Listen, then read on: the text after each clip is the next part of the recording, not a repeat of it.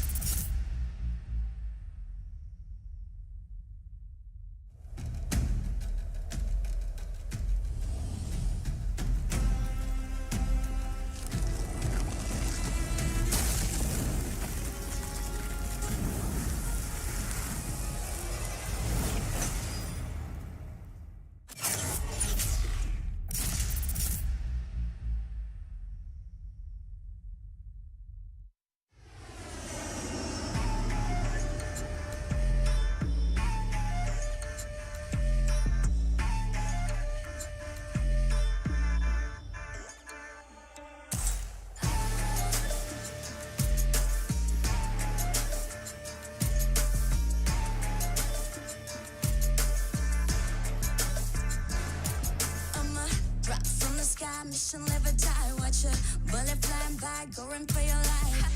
Enemies are running left, right, press fight. I'm gonna show you how it's in, you better sit tight.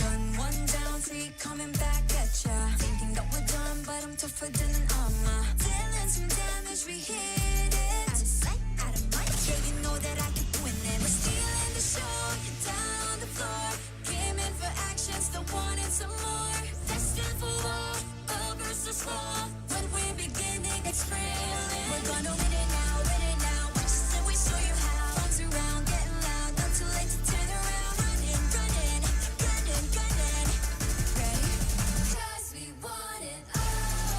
No fear in our eyes. We will win it all. Glory is the prize. We are in the zone. Bullets to the bone. We want it all.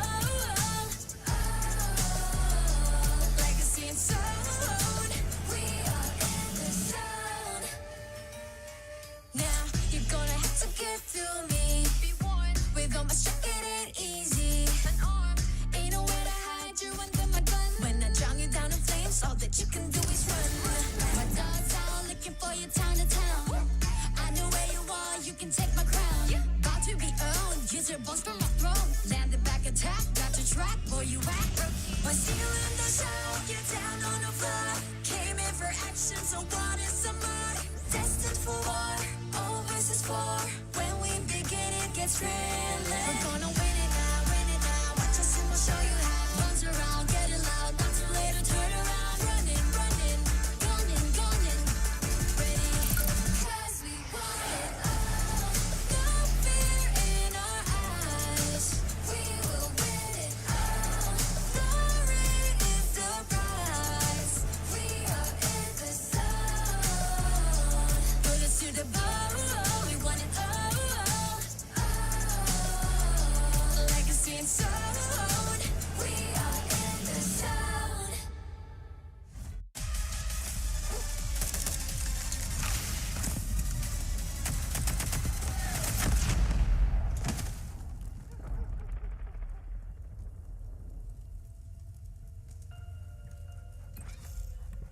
Molly, thank you for the follow. Appreciate it.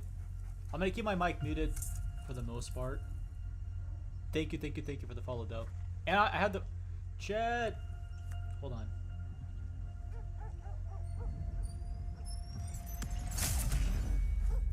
Guys, I'm right here, ladies and gentlemen. Day 3. This is gonna be insane. Here we go.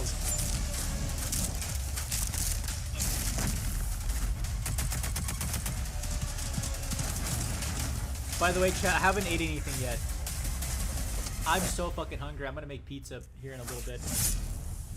My manager got me some pizza today at work. Enjoy, guys. If you guys are new to TikTok, hit the follow button. Molly X. I don't know how to say that name. Molly, but welcome to the live. Here we go. Treachery, betrayal. It's disgraceful. But to blindly follow, that's a recipe for true evil.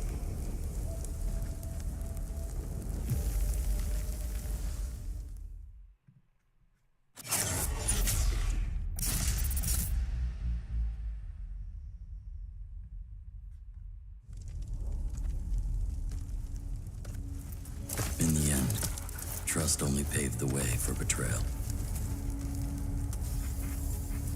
Blood can only be repaid in blood.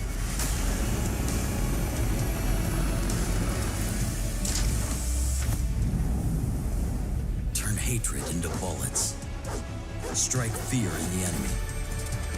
Become death.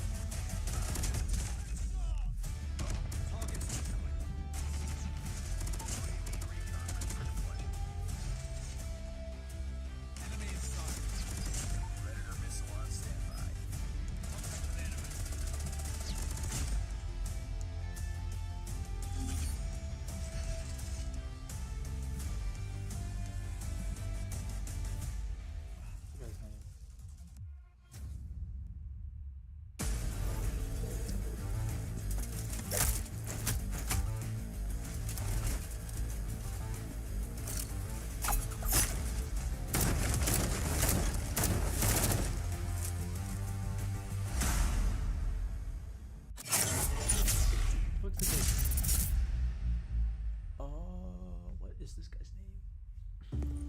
Chat. Tally. Okay, cool. Good fucking chat. Alright. Time you my mic, chat, because I'll be eating spicy! It works. Hello, y'all.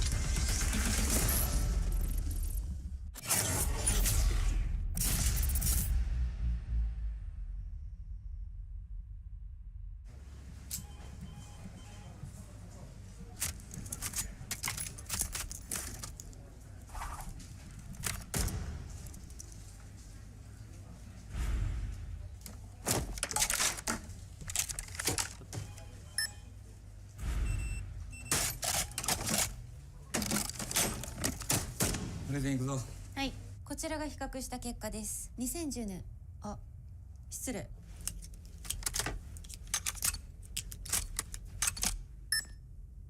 かっけー。癖になる戦い。コールオブデューティーモバイル。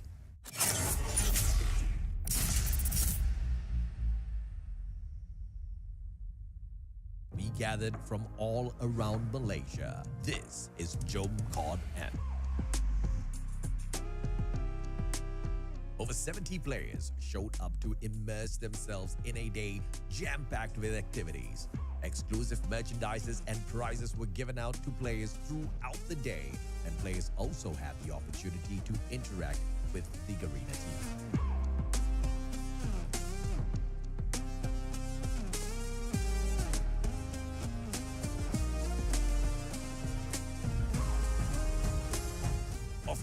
we had to give everyone a chance to show off their 6 skills and battle it out for some COD points too.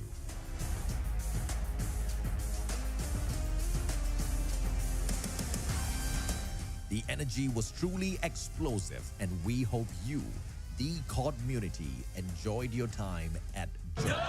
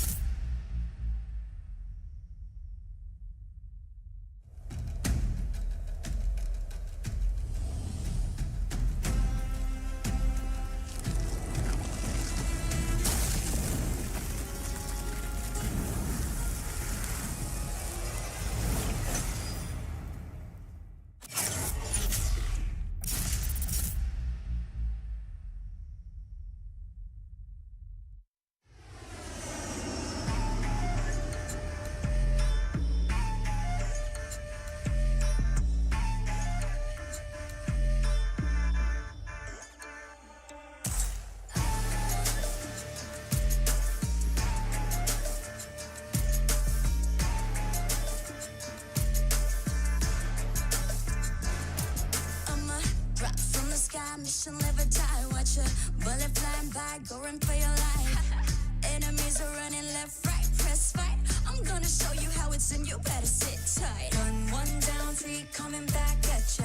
Thinking that we're done, but I'm tougher than an armor. Dealing some damage, we hit it. Out of sight, out of mind, yeah, you know that I keep winning. We're stealing the show, you're down on the floor. Came in for action, still wanted some more. Destined for war, all versus fall. When we're beginning, it's thrilling. We're gonna win it now, win it now. Watch us and we show you how. Arms around, getting loud, not too late to turn around. Running, running, gunning, gunning. Ready? 'Cause we want it all. No fear in our eyes.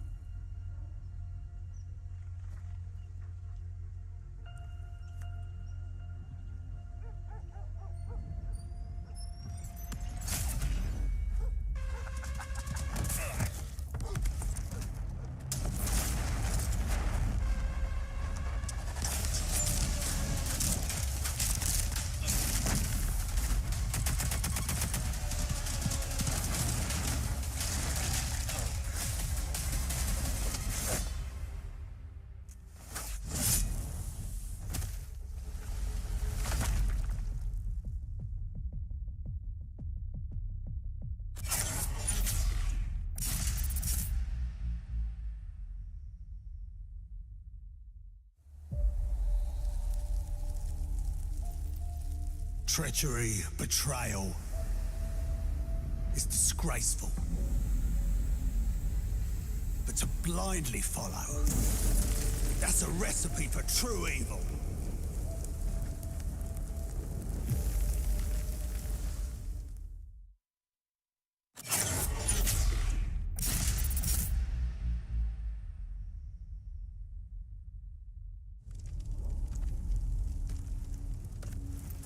In the end, trust only paved the way for betrayal.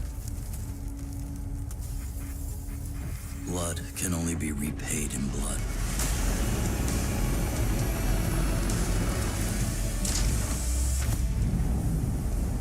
Turn hatred into bullets. Strike fear in the enemy. Become death.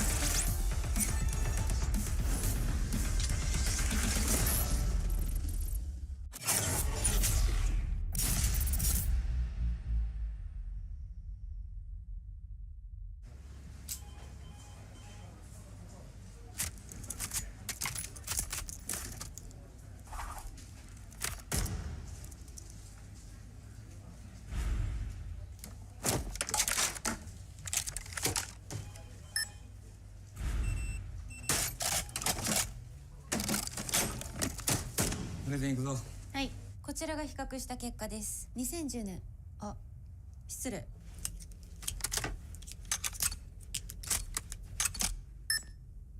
かっけー。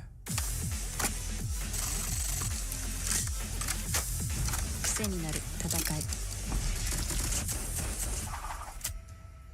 コールオブデューティーモバイル。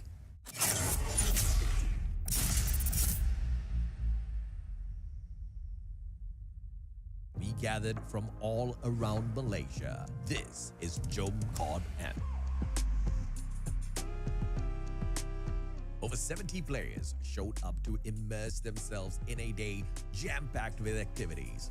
Exclusive merchandises and prizes were given out to players throughout the day, and players also had the opportunity to interact with the Garena team.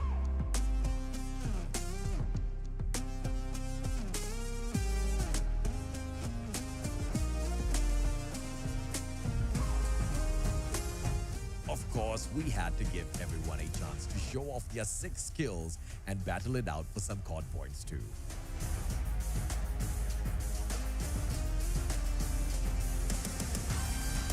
The energy was truly explosive, and we hope you, the COD community, enjoyed your time at COD.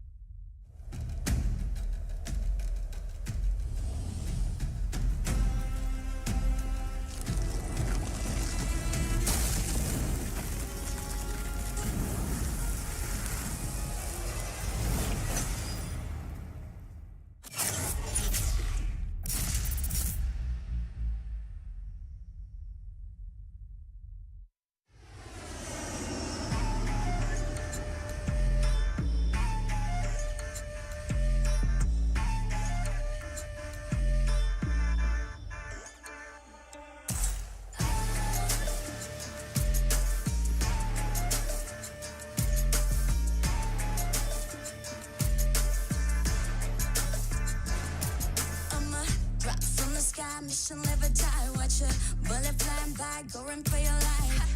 Enemies are running left, right, press fight. I'm gonna show you how it's in, you better sit tight. One down, three coming back at ya. Thinking that we're done, but I'm tougher than an armor. Dealing some damage, we hit it. Out of sight, out of mind. Yeah, you know that I can win it. We're stealing the show, you're down on the floor.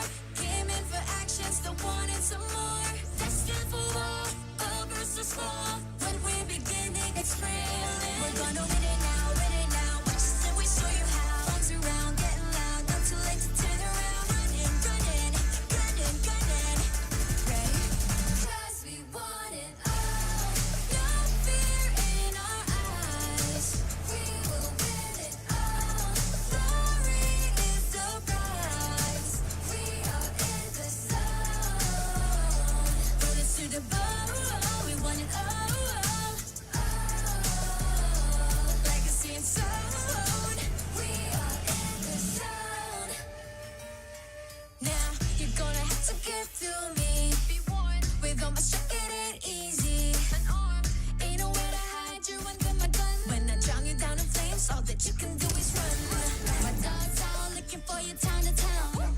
I know where you are, you can take my crown. About to be owned, use your bones from my throne. Landed back attack, got your track, boy you act. We're stealing the show, you're down on the floor. Came in for action, so wanted some more. Destined for war, all versus four. When we begin, it gets thrilling. We're gonna win it now, win it now. Watch us and we'll show you how. Runs around, getting loud, not too late to turn around. Running, running, gunning, gunning. Ready? 'Cause we want it all. No fear in our eyes. We will win it all. Glory is the prize. We are in the zone. Bullets to the bone. We want it all. Legacy and soul. We are in the zone.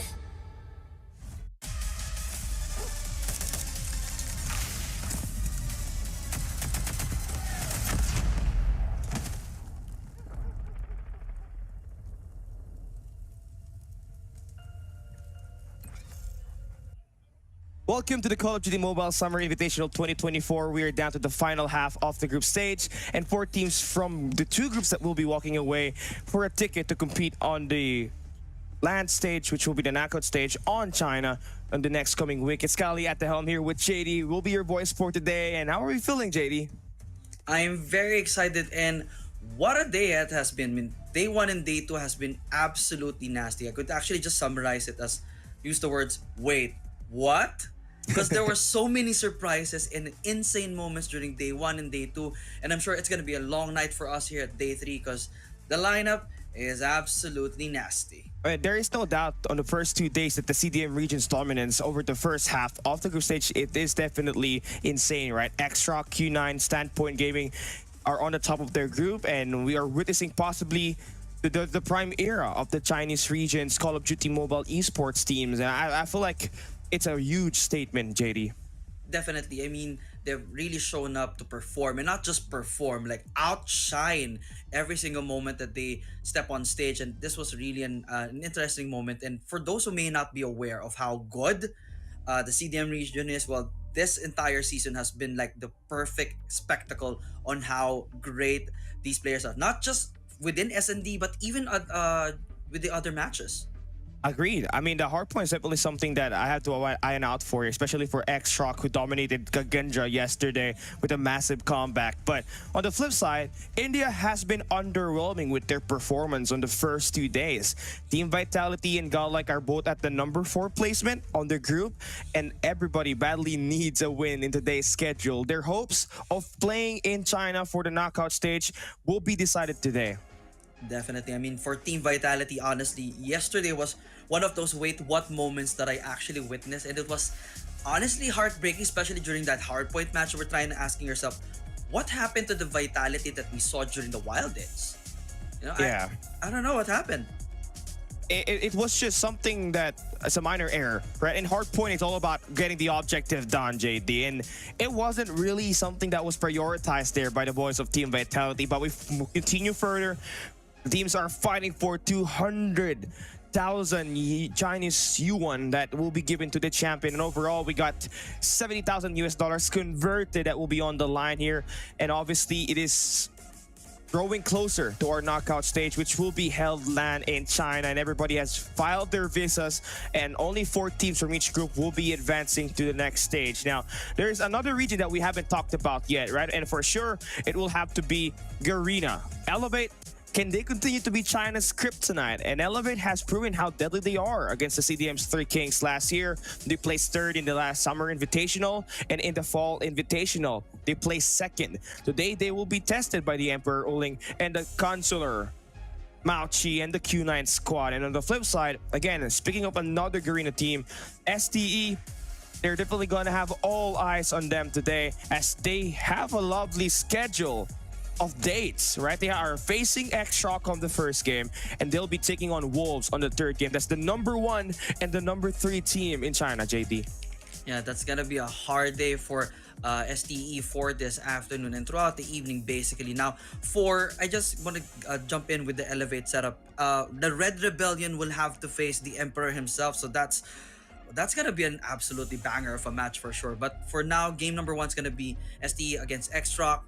They definitely have their work cut out for them since their last matches went down the wire. So whatever adjustments that they need to make, hopefully they were able to put up something good for this afternoon, because if not, it's gonna be a bad situation for them. But you know, they're still number 3. It's still gonna be a good setup, but hopefully they don't drop the ball today, because it's still gonna be a very important match for ST, and of course even for X-Rock and the Wolves themselves. Looking at our standings here, X-Rock, Q9, SPG, and Wolves will be standing at the top, right? The top 4 teams from the CDM region.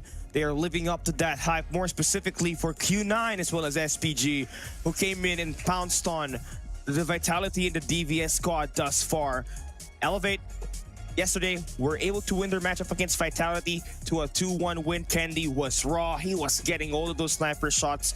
Definitely doing a lot better than Marvel and that SND, as well as that Control, where he was able to ice the game with the win through capture.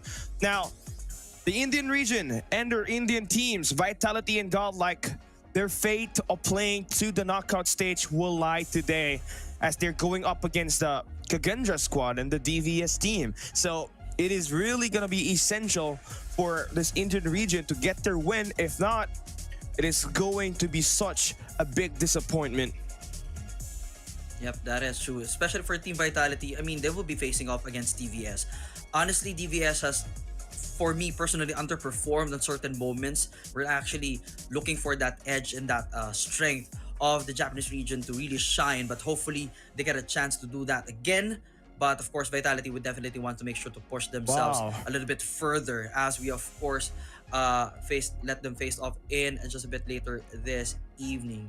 Meanwhile, on the side of Godlike, same thing as well. I mean, Kagendra is not an easy work for sure, but you know, Kagendra have had their own struggles here and then, especially during the Wild Ends, and hopefully they are able to find a kryptonite or at least an antidote against Godlike and make them bleed like humans. Oh man, I feel like for Godlike, they're not gonna have an easy time, because Kagendra was able to steal a map up against X-Rock yesterday, and for it not, they almost won that standoff hardpoint, if not for their grievous mistake at the late game, where they lost because of the 4 operators dump at that hardpoint P2. And again, for Godlike, you know, everything is gonna be all lying here. Same thing can be said for Kagendra. If they do want to advance as the 4th best team in their own respective group, then they're gonna have to do or die just to be able to make it to the next stage of this competition. Our first match for today, if you just guys are tuning in, it's Stalwart Esports up against X-Rock. And Stalwart, they have a strong roster. They got Clove as their R9 user. They have Scared as their AR. And they obviously have Shut Up, which was one of the best snipers in Garena itself. And they're going up against the #1 team in X-Rock. This is not going to be an easy fight. You're going to have a great matchup as we have another best of 3 for you guys here for today. For sure. And actually expect, especially for SND, to basically push this to, I'm not calling it out, but probably we'll end up seeing a 12-10 run for either of these teams, because they're very stacked. They know how to play this game very well, and it's going to end up almost down to the wire for this one. Basically, what happened within their initial setup, for ST and X-Rock facing different opponents earlier, it was not an easy task for either of them. So now, as they face each other off for today, I'm sure it's gonna be an absolutely insane banger. I'm sure we'll probably see a 240, 250 right at the hard point when we start off game number 1. And Stalwart Esports, right? You love to see the slaying power on this team. And how well are they going to be pairing up? Because AG is going to be one of the wonder boys on this roster right here. That AR is going to be a great matchup to have. Now we take a look at our map bans and picks for X-Rock. What are they going to be banning? STE is able to get that Hacienda out of the way. AR's not going to have a great time here at the moment, as that Hackling Yard is going to be banned as well. You're looking at the stand-up map pick here. APOC should be banned by X-Rock. Oh, never mind. So APOC is going to be our first map on that hard point. Now we go to the S&D, and X-Rock will be banning Kurhana Metropolis. Now, of course, we're just waiting for the rest of the ban. Firing range will also be banned. So that's an interesting pick right there. Of course, how nasty these things are. Express will also be out of the situation. So I guess which ones are left for our S&D here would be Tunisia. They banned Tunisia out, so that means they just banned Tunisia. Yeah, they just banned Tunisia. So we'll be playing a different map. And I feel like that's what you really love if you're a Stalwart Esports, is get out to Tunisia in the firing range map, because that is such a very rep map by X-Rock. So we're going to be seeing takeoff on that search and destroy. And if you guys saw what happened yesterday, it was X-Rock that fell in the hands of Kagenja on the same exact map it is. And they'll be coming here with only 3 repetitions on it in the 2 seasons that they played in CDM, right? So that's going to be a nice matchup right here. I'm looking at a 2-1, but obviously it is going to be mattering a lot on what's going to be the performance looking like on this first map, JD. For sure. I mean, we do not expect a blowout for either of these teams, because they're both very competitive. And at the same time, when it comes to their mechanical skills, particularly for hardpoint, these two teams are really a match for themselves. They're able to pull out come from behind victories, take over controls, and basically, manage to engage gunfights very well, particularly when they want to set up themselves during the hill takeovers. Yeah, for sure. Now, this hard point, APOC, we saw it multiple times yesterday. We had a 98-point club. It was a 100-point club that was served by Q9 up against SPG. Same thing was given by Elevate to Team Vitality. And there's really a specific pattern on when you try to play a map like APOC hardpoint. It is going to be one-sided. Every hard point except that P1, you're going to need to get that early rotation, and you need to back yourself up with that enough gunfights. Overall, you're going to have to play the rotation game very well. If not, you're going to get the pain of losing out on much points and just getting trailed behind.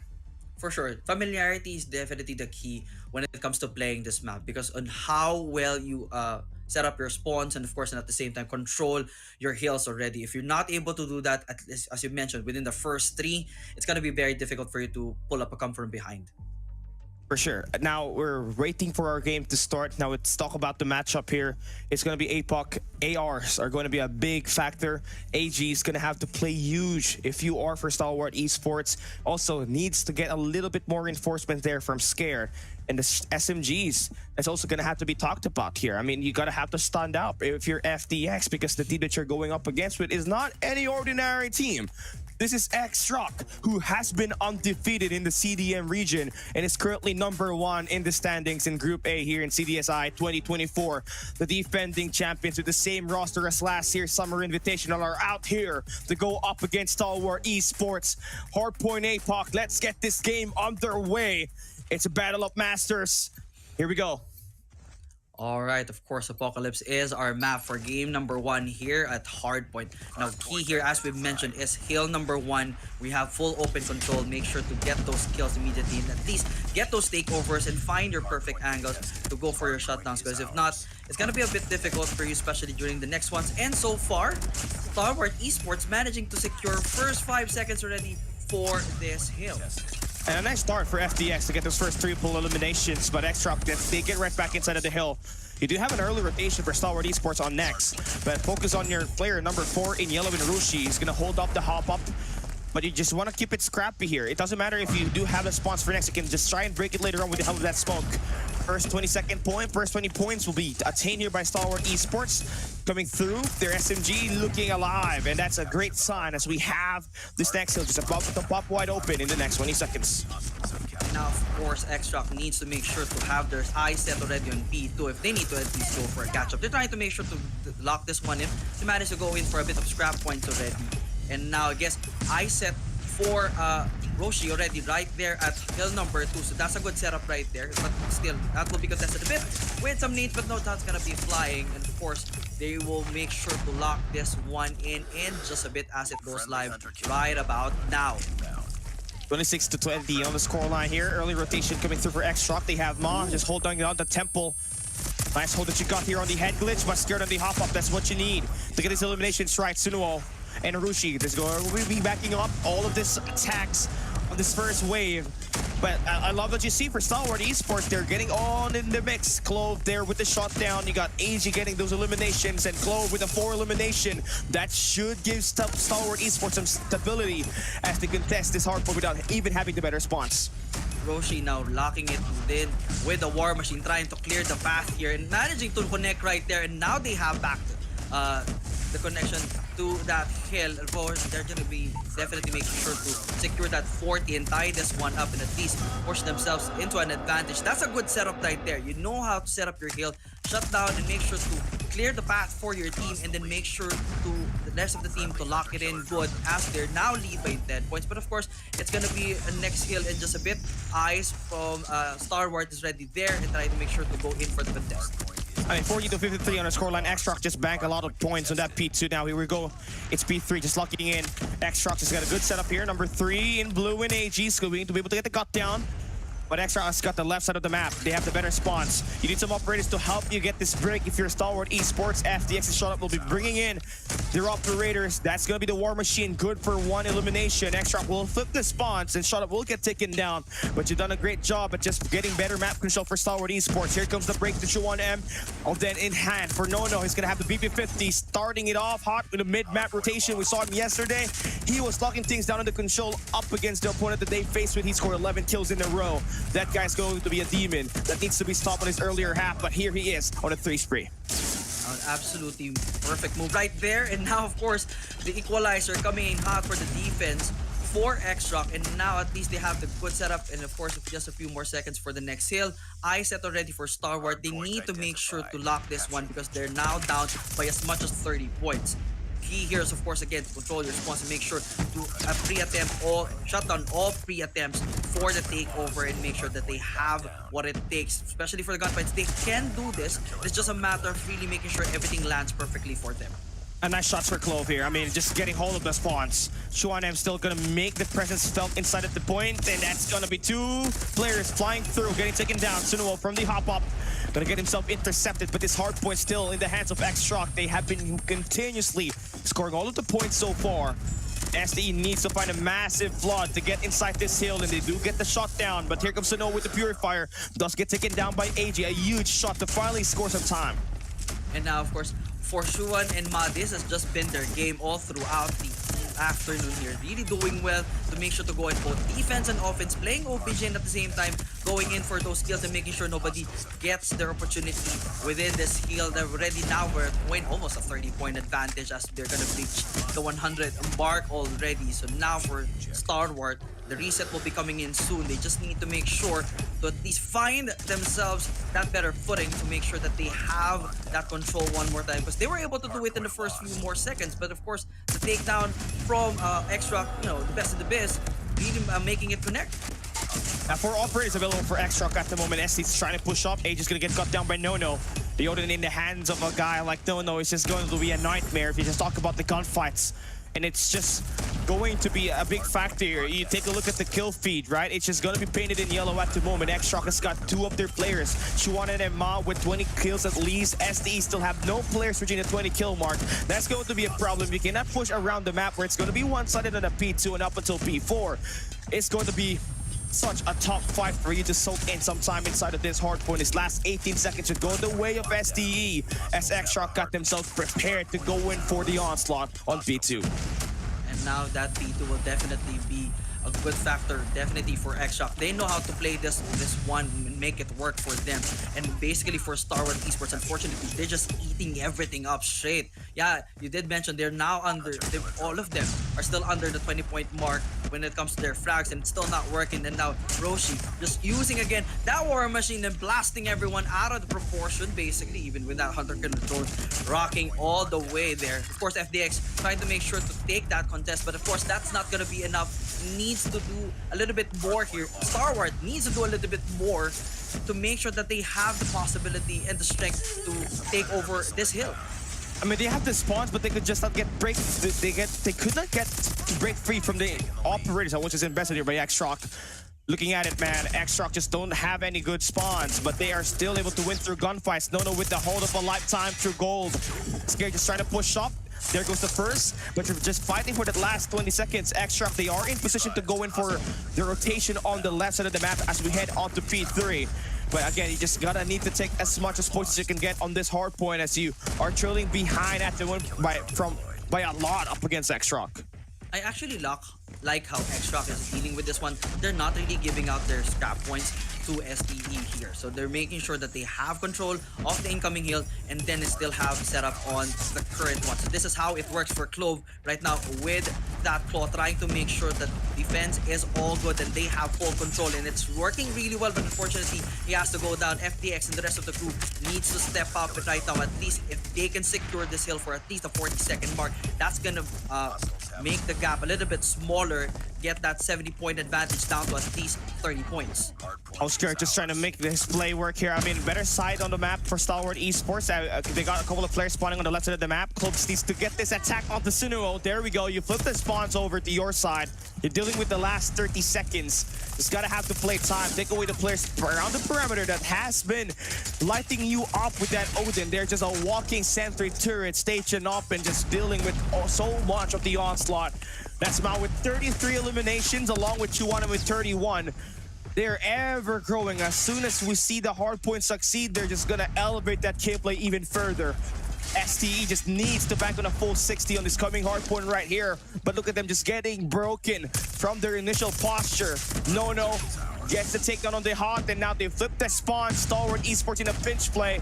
X-Shock just about to get inside the hill before the hardpoint opens up. No brings out the equalizer. Good for 2 eliminations, and they will be able to claim the first 20 seconds on this hill. Now, this hill has always been the bane of existence for Star Wars Esports throughout this game. We've actually seen them really struggle here. They want to make sure they go in, but they were only able to do like 5-10 seconds here, and then the rest of X-Shock just make sure that they have full control. They're just welcoming STE here with wide open operator skills and mechanical skills all over the place. They're not able to do anything at this point, which is really sad. This is a critical point for Star Wars Esports. If they cannot pull this one off, this is going to be over soon. Yeah, I agree with you on that. X-Shock just has so much map control. The dominance is there. You got the operator investments just finding so much value. Every time they bring it up, there's always going to be 2 or 3 kills on the feed. And that's just going to be the difference maker between these two squads at the moment. This B1 is just about to go for a reset. X-Shock is fighting for the next hardpoint spawn. Even though we're just in that P1. AJ gets the shutdown. That's a moment that you need. But still, what you just need to worry about is getting inside of that hardpoint at the moment, which has been impossible for like the last 2 sets. So just gotta work through here bit by bit, take away that lead on this P1. But even that is gonna be a rough stretch. X-Shock is just out there frying. Definitely, they're cooking, they're flying, and it's all doing so well.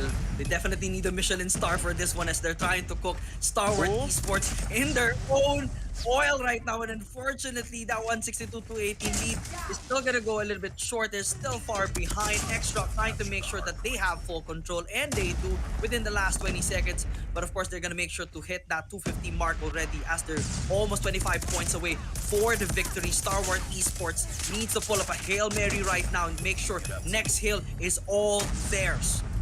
4 go down for Star Wars Esports on this kill feed right here. Look at where they spawn. It's through Narnia. This is a punish right here. Extra can win this matchup. 3 operators available. Rushi will be dropping in the War Machine. Hardpoint just about to pop wide open. STE, where are they going to try to make that break work? They're going through Temple with the help of their operators, but they all get shut down. Extra with the hold. They're going to be able to take down the guys spawning through Turtle, and no, sprays it down. 7 more points for Extra to win this matchup. Skirt doing whatever it takes to win this matchup, but still, no. Going ballistic. The Ham is there. You're buying some time.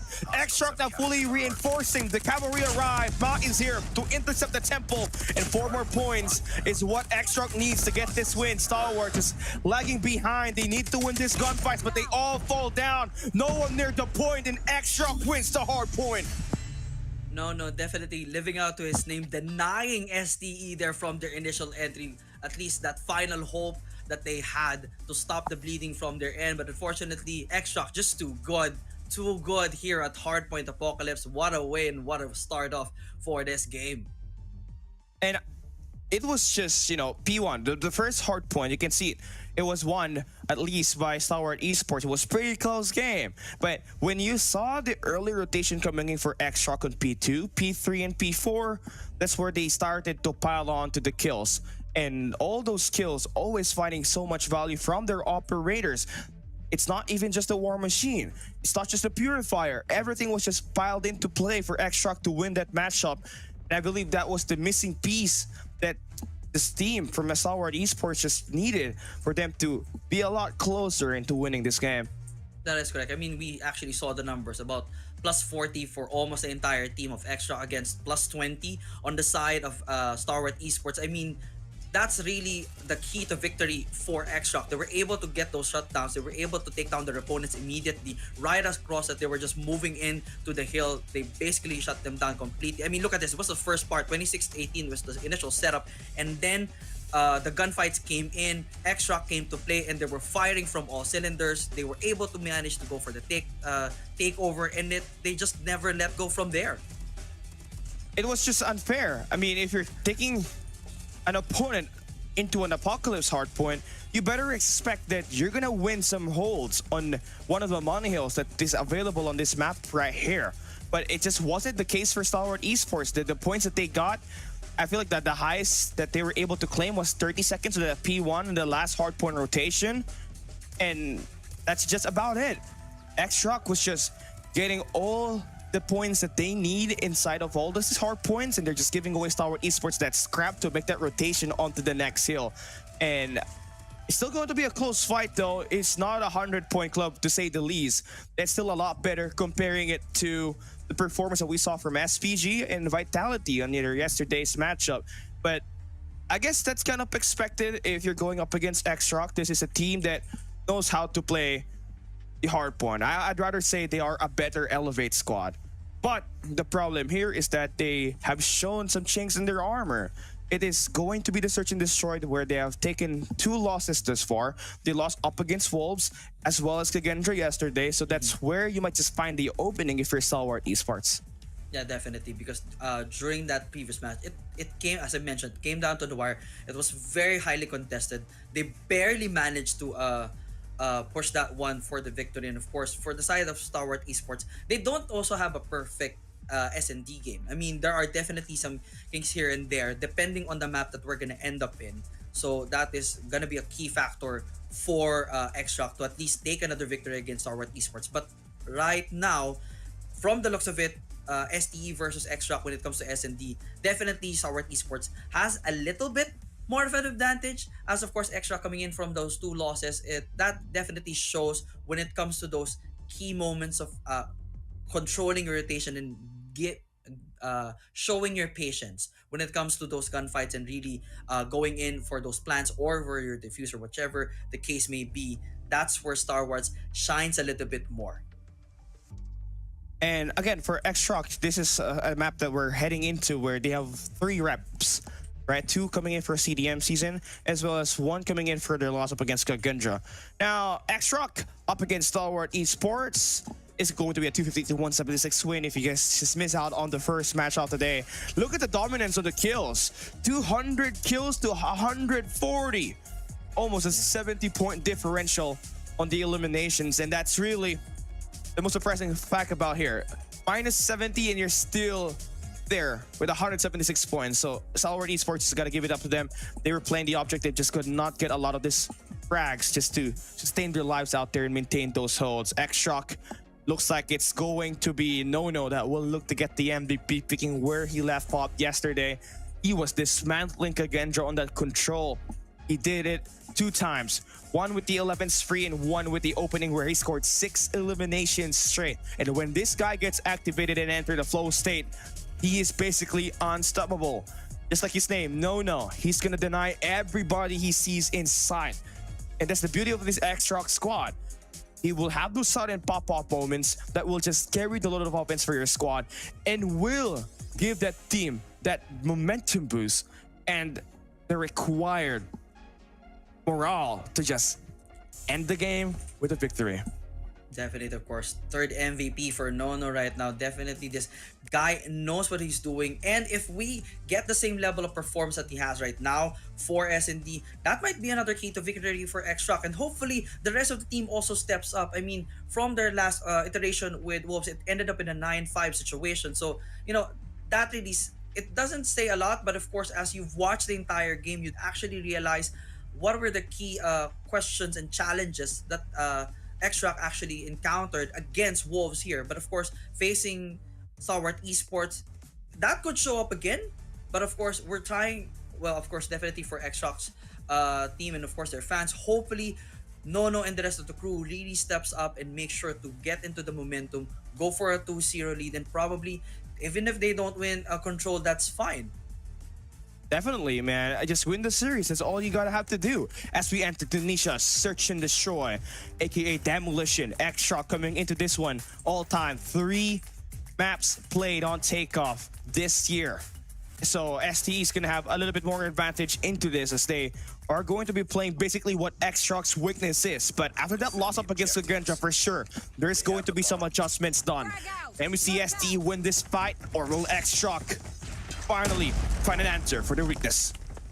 Hopefully they do find that answer to their weakness, as of course the rest already kind of locking this one in as Chuan drops out already. Now it's a 2v4 situation. Stalwart Esports probably realizing that, yeah, this is still not their map. Unfortunately, it's just Suno here. Curd with the plant already. As the eye set on that one, and first blood goes in for Stalwart Esports. Not a good start for X-Shock. They're still kind of struggling with this map for sure. There's a little bit more of a shock factor there, honestly, in that round number 1. STE did not really hesitate to just get that bomb to carry over towards that A site. They had some scaffolding control. The snipers did pretty well. And the shotgun for Clove, which was missing with a hardpoint APOC, basically lit things up. FDX, another first blood, will favor STE. Now they're going to be able to push up at the A site once again. And the sniper takes down Ma. And that's how you want to win your Search and Destroys up against X-Shock. Just shut down those best players and plant that bomb. Keep that pressure up. And just like that, it's all down to Rushi on a 1v5. Rushi needs to pull up a 1v5 situation. Probably will get this one down. And try to go for the double. Managed to put this in a 1v3 situation, but the backstab from Clove right there. Shock and awe is the setup for Stalwart Esports. This is basically what I'm seeing right now against X-Shock. And unfortunately, X-Shock would not handle that play style if Stalwart Esports just pushes run and gun, go for the easy plant, take down some of the key players from X-Shock. It's just gonna be over soon for them. First bloods again, super important, and shot up again with the takedown. 3 eliminations for him on his first 3 rounds. Here comes the push up for Roshi, just being the route man, playing that kill, trading the fights, but FDX not gonna have that information, trying to exchange hands in the gunfight. He's gonna get punished for it. So the 3v3 situation, sound is gonna be heard. Rushi is compromised. He's got his information relayed, and here comes Globe with the slide in child. Smooth like butter, now it's a 3v2. And now again, it's just Chuan against Suno here. So basically, Chuan was able to do something earlier, but unfortunately that shot from Suno not landing just yet. They have now the opportunity to turn things around. Ooh! Should have taken that shot a bit, but now he's trying to go for the setup and managed to do one. And now it's of course a 2v2 situation. Better situation now for X-Shock, and hopefully they get this one. A little bit more slower pace for Stalwart Esports. I like it. You don't gotta play fast, knowing that there's one sniper that might just get that information up against you. Now the A side is completely wide open for you to rotate around. But Clo again getting that kill. That should open things up for them to at least rotate around the A side. Chuanim is the last guy standing. He's got an MG42. Should be able to rotate around. Maybe get a cut off on the guy holding down the bomb side. But seems like it's gonna be late there. But he's still got a nasty shot. But the trigger discipline might just cost him this round right here. MG42 definitely gonna have a lot of bullets. But all it takes is one bullet from the sniper from Clove and it's going to be over. 1v2 with 28 seconds left. There goes the first shot to confirm for Clove is going to be successful. 3-0 off the get-go for Stalwart. A nice attacking round. That trigger discipline setup right there was just painful. I mean, they definitely not have a clear shot for that one. That should, Chuan should have not taken that shot at all. They just basically gave his position all the way, and the rest of the team just had to be patient, take that shot, and basically take that 3-0 lead already from their end. And now, of course, Stalwart Esports again punishing X-Rock, and now they drop one here, make that 2. Now it's a 5v3 situation with Skirt ready for the quick plant right now, and this might end up one more time in the 4-0 advantage for Stalwart Esports. Now Mai's in a very tight spot. That's 2 players just right around her corner. No should be able to make this play right here, but Shut Up gets the information. The punish is there.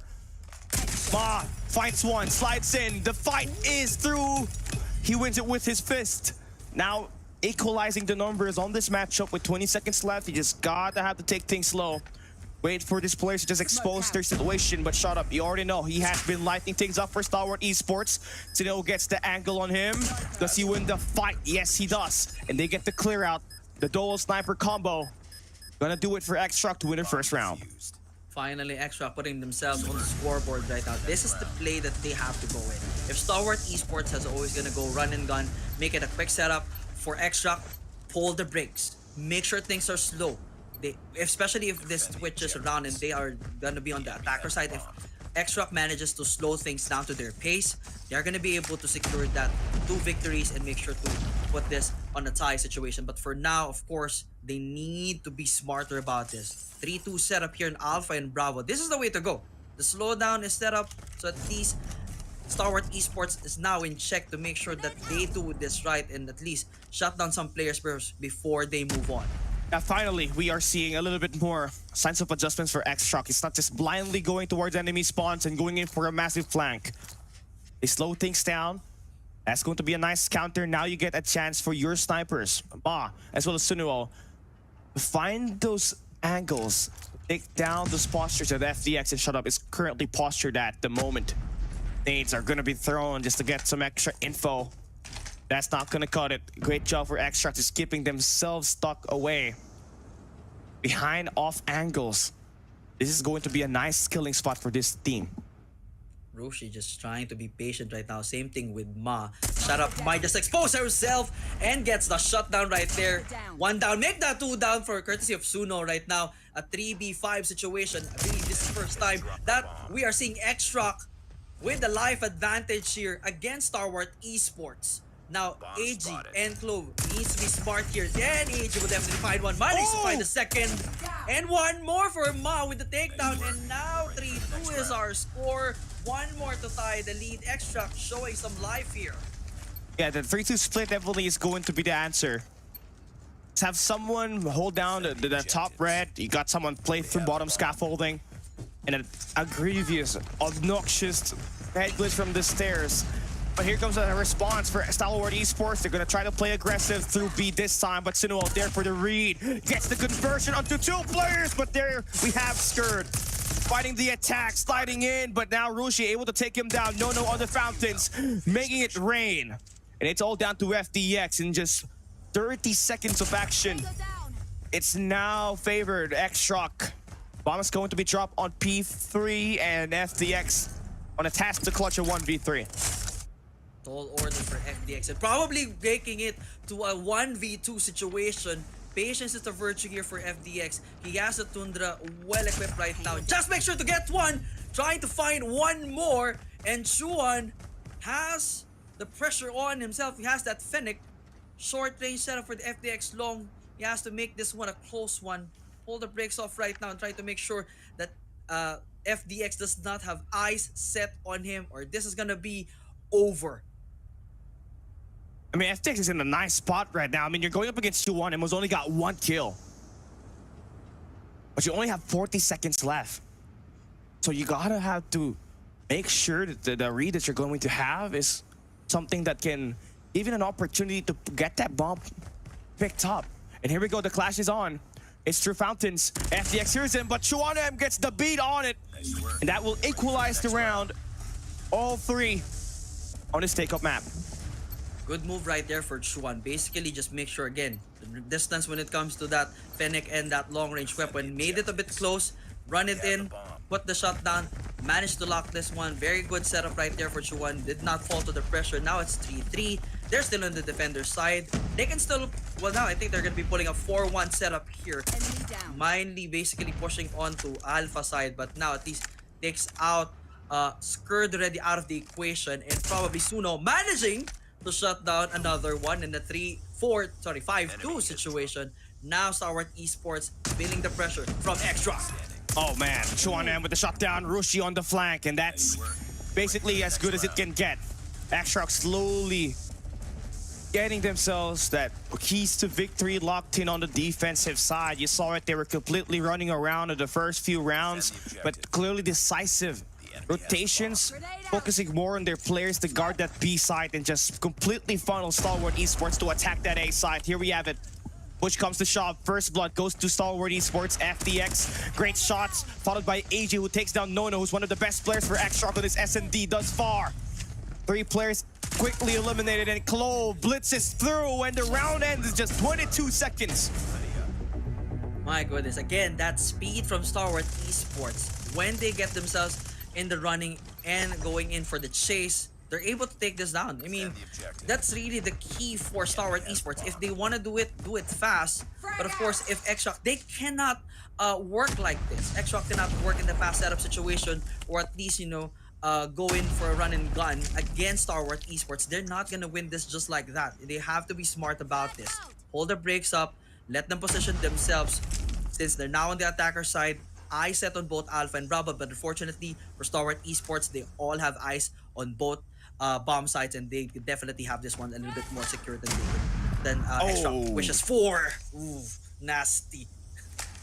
A lot more pressure coming through P2. I feel like that's how you want to play it up against this X-Shock squad that loves to hold it out on the first minute on the clock on the attack side, and that's been the way for them to at least win some rounds up against Kagenja. But now if you're exposing yourself in his open, in his angles, and you can win your gunfights, it's not going to be a problem. And now it's going to be a 3v5 situation. 58 seconds left here. Stalwart Esports is going to have a full strong A lineup. Now, this is a perfect moment for Extract to maybe take care of the B players.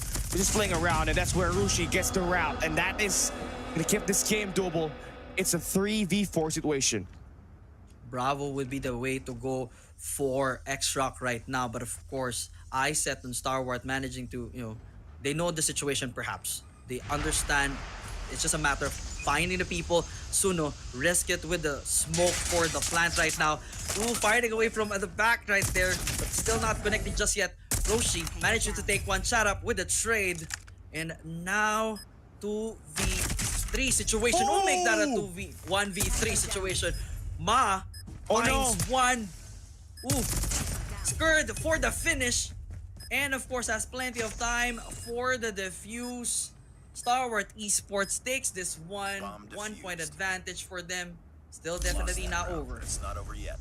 And man, I almost had a heart attack there because Ma was the last guy standing. You can definitely see that he's got what it takes. He's got 7 eliminations on this one right here. Defend the objective. But a little bit better on the numbers game there for Stalwart Esports. Better advantage, getting the high ground. That's how they get this win right there. And here we have it, a minute and 50 seconds on this one, all right? You're going to see a bit more of a aggression for Stalwart Esports off the rip. And Rushi's gonna make the read, finds the double, takes down AG and FDX. Now it's a 3v5 situation. The problem here is that X-Rock slowly attacking the A side. You're left with Scared to make a play, and he does find the kill onto Chuanem. Quickly getting out, that's how you want it. 4v3 situation. Again, Extra pulling the brakes in the first minute, letting them position themselves, and now Stalwart Esports needs to be patient with this matter. If they're not this is what happened basically during the first few seconds. The first 2 kills, that was not patience right there. So no, you have to be smart about this one. Skurd may have a read. Roshi, whoa, ooh, barely. That was barely there. Skurd spots one already, but could not finish just yet. And now, of course, Combs is definitely coming in. Back there, Skurd going in for the finish. 3v2 situation with Roshi. Unfortunately, the only one left side here for X-Rock, but he still has the opportunity to at least pull off a come from behind victory here. High ground advantage is with him. It's just a matter of finding those people right off the bat. But of course, Combs are right here. Backstab is good, courtesy of Shut Up. Not a good move right there with that jump. Now a 2-point advantage for Stalwart Esports. I love that they are just basically waiting for X-Rock to make a move there, but also on that last round, it was kind of a different route, right? They made sure that they were the ones on the aggression. They lost those 2 players from Rushi, but still ended up on top. That's how you truly want to get yourself locked in here. This is your best chance at winning a search and destroy. Now, looking at it, the defense is a 1-2-2 split. That one guy named AG just holding down the generators with number 4 in yellow and Shut Up, just aggressively positioning himself on the fountains where he's gonna have a great eye on those players coming through the stairs. They just, ooh, I thought I was gonna miss this one, but Shut Up managing to go in for that takedown. 4v5 situation, still a winnable for X-Rock here. Definitely X-Rock has all the pressure, but again, they're doing the same thing. Pull down, make it relax, chill, let Stalwart Esports be impatient and run around and then take them down. That's basically the play here. But Chuan trying to go in for the push here. Rushi definitely has the opportunity for the trade, just in case things go in a different direction, and Shut Up right there, shutting it down in a 5v3 situation. And now Roshi trying to go for the backstab. The long range takedown is good. And then Chuan take down another. And unfortunately, Skurd finds one right there. And it's all down to Ma. As you mentioned earlier, Ma has an opportunity to go in for the clutch win here. 1v2. Ma, can you actually do it? Clove may have eyes already on the other side. That's going to be a nasty situation there. Ma, just don't need to overextend just yet. Find that opportunity and do it right. Let's see. Close is gonna get that read. He's hearing all the sound cues. 12 seconds left though. You gotta plant that bomb or you can win a 1v2, but Clove denies that. A 3-round lead advantage for Stalwart Esports, and there's clearly a chink in the armor for X-Rock.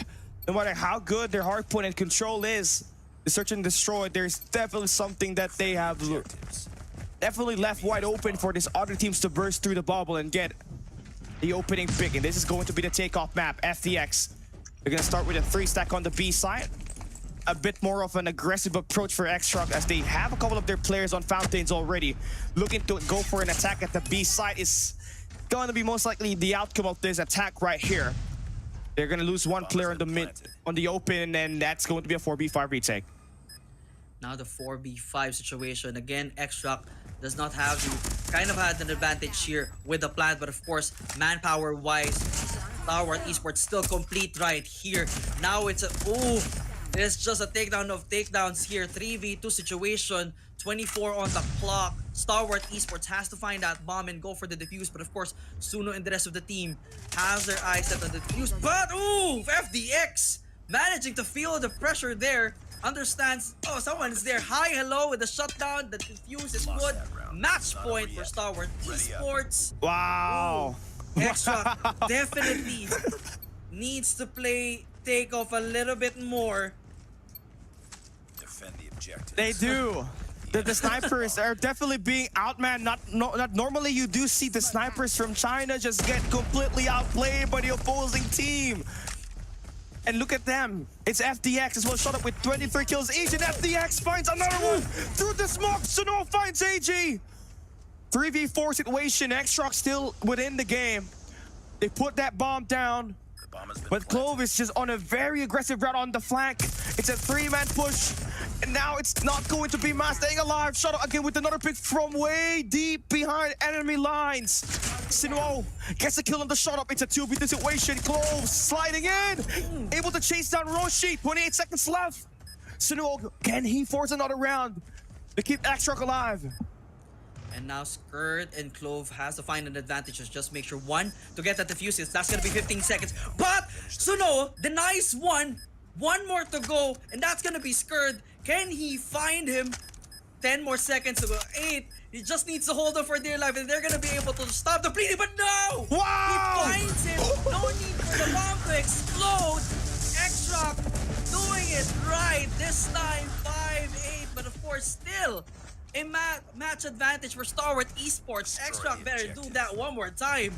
We were just calling out X-Rock Sniper for not doing very well. Then what's the response? Suno! Enma now fully awakened. Now this is not the X-Rock you want to go up against with, because now they're fully in it to win it. 2v4 situation in just instants. 20 seconds on the clock, and it's already a 4v2. 3 players down for Stalwart, and they need to find someone to make the flank work, get this trade done. And making things a little bit more difficult is that plant for FDX and Clove. Clove definitely finding one right there. The backstab is good, but of course needs to worry about the rest of the team still. They have the time advantage here as FDX trying to go in for the backside, and who misses that, but it still gets that second try there. 2v2 situation. Roshi smiles away and welcomes it with open arms. Ma again with the sniper may find Clove here from the distance. Ooh, but Clove finds it first, but barely hits there. But of course Roshi with the trade. 6-8 in our score. X-Rock definitely awake this time, and they want to push a little bit further.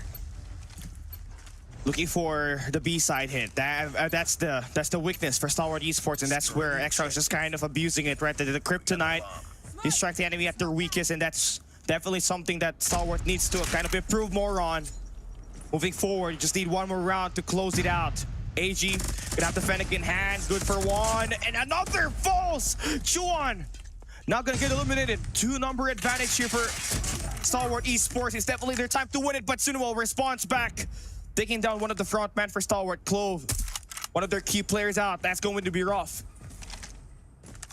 B definitely is a kind of the kryptonite for Stalwart Esports here, and definitely X-Rock managing to take that advantage, is now pushing this on a 3v2 situation. Ba will welcome it, but unfortunately shut up. Taking it out already, and of course now 2v1 situation. No, can he deny the win for Stalwart Esports here? That's gonna be the big question. Of course, no, they have the advantage to C1. Woo! Misses by a mile, but of course the follow-up is good. And now it's all down to shut up with the sniper. But it's gonna be a backstab. Not sure if that's gonna be the case, but no. It's gonna sniper be a sniper here. Oh no! Who sees one first? Oh, that's one is like at least shut up is basically downstairs. No is upstairs here. Who moves first is gonna be a big question, but of course 24 seconds to the clock here. Definitely the advantage is gonna be on the Stalwart if No does not do anything just yet. I mean, does Shut Up have the bomb location? Is he aware where it's located at the moment? Because that's where Nono is just about to get that rotation on and just put that bomb down quick. Now he does have the angle on this one. Should be able to get that pick. But the bomb is gonna get picked up. Nono has Bomb acquired. himself 11 seconds left to play around here. Does he get the clutch? Plant as well as the 1v1. Shut Up has got the beat on him, and Stalwart Esports Shut Up with the read.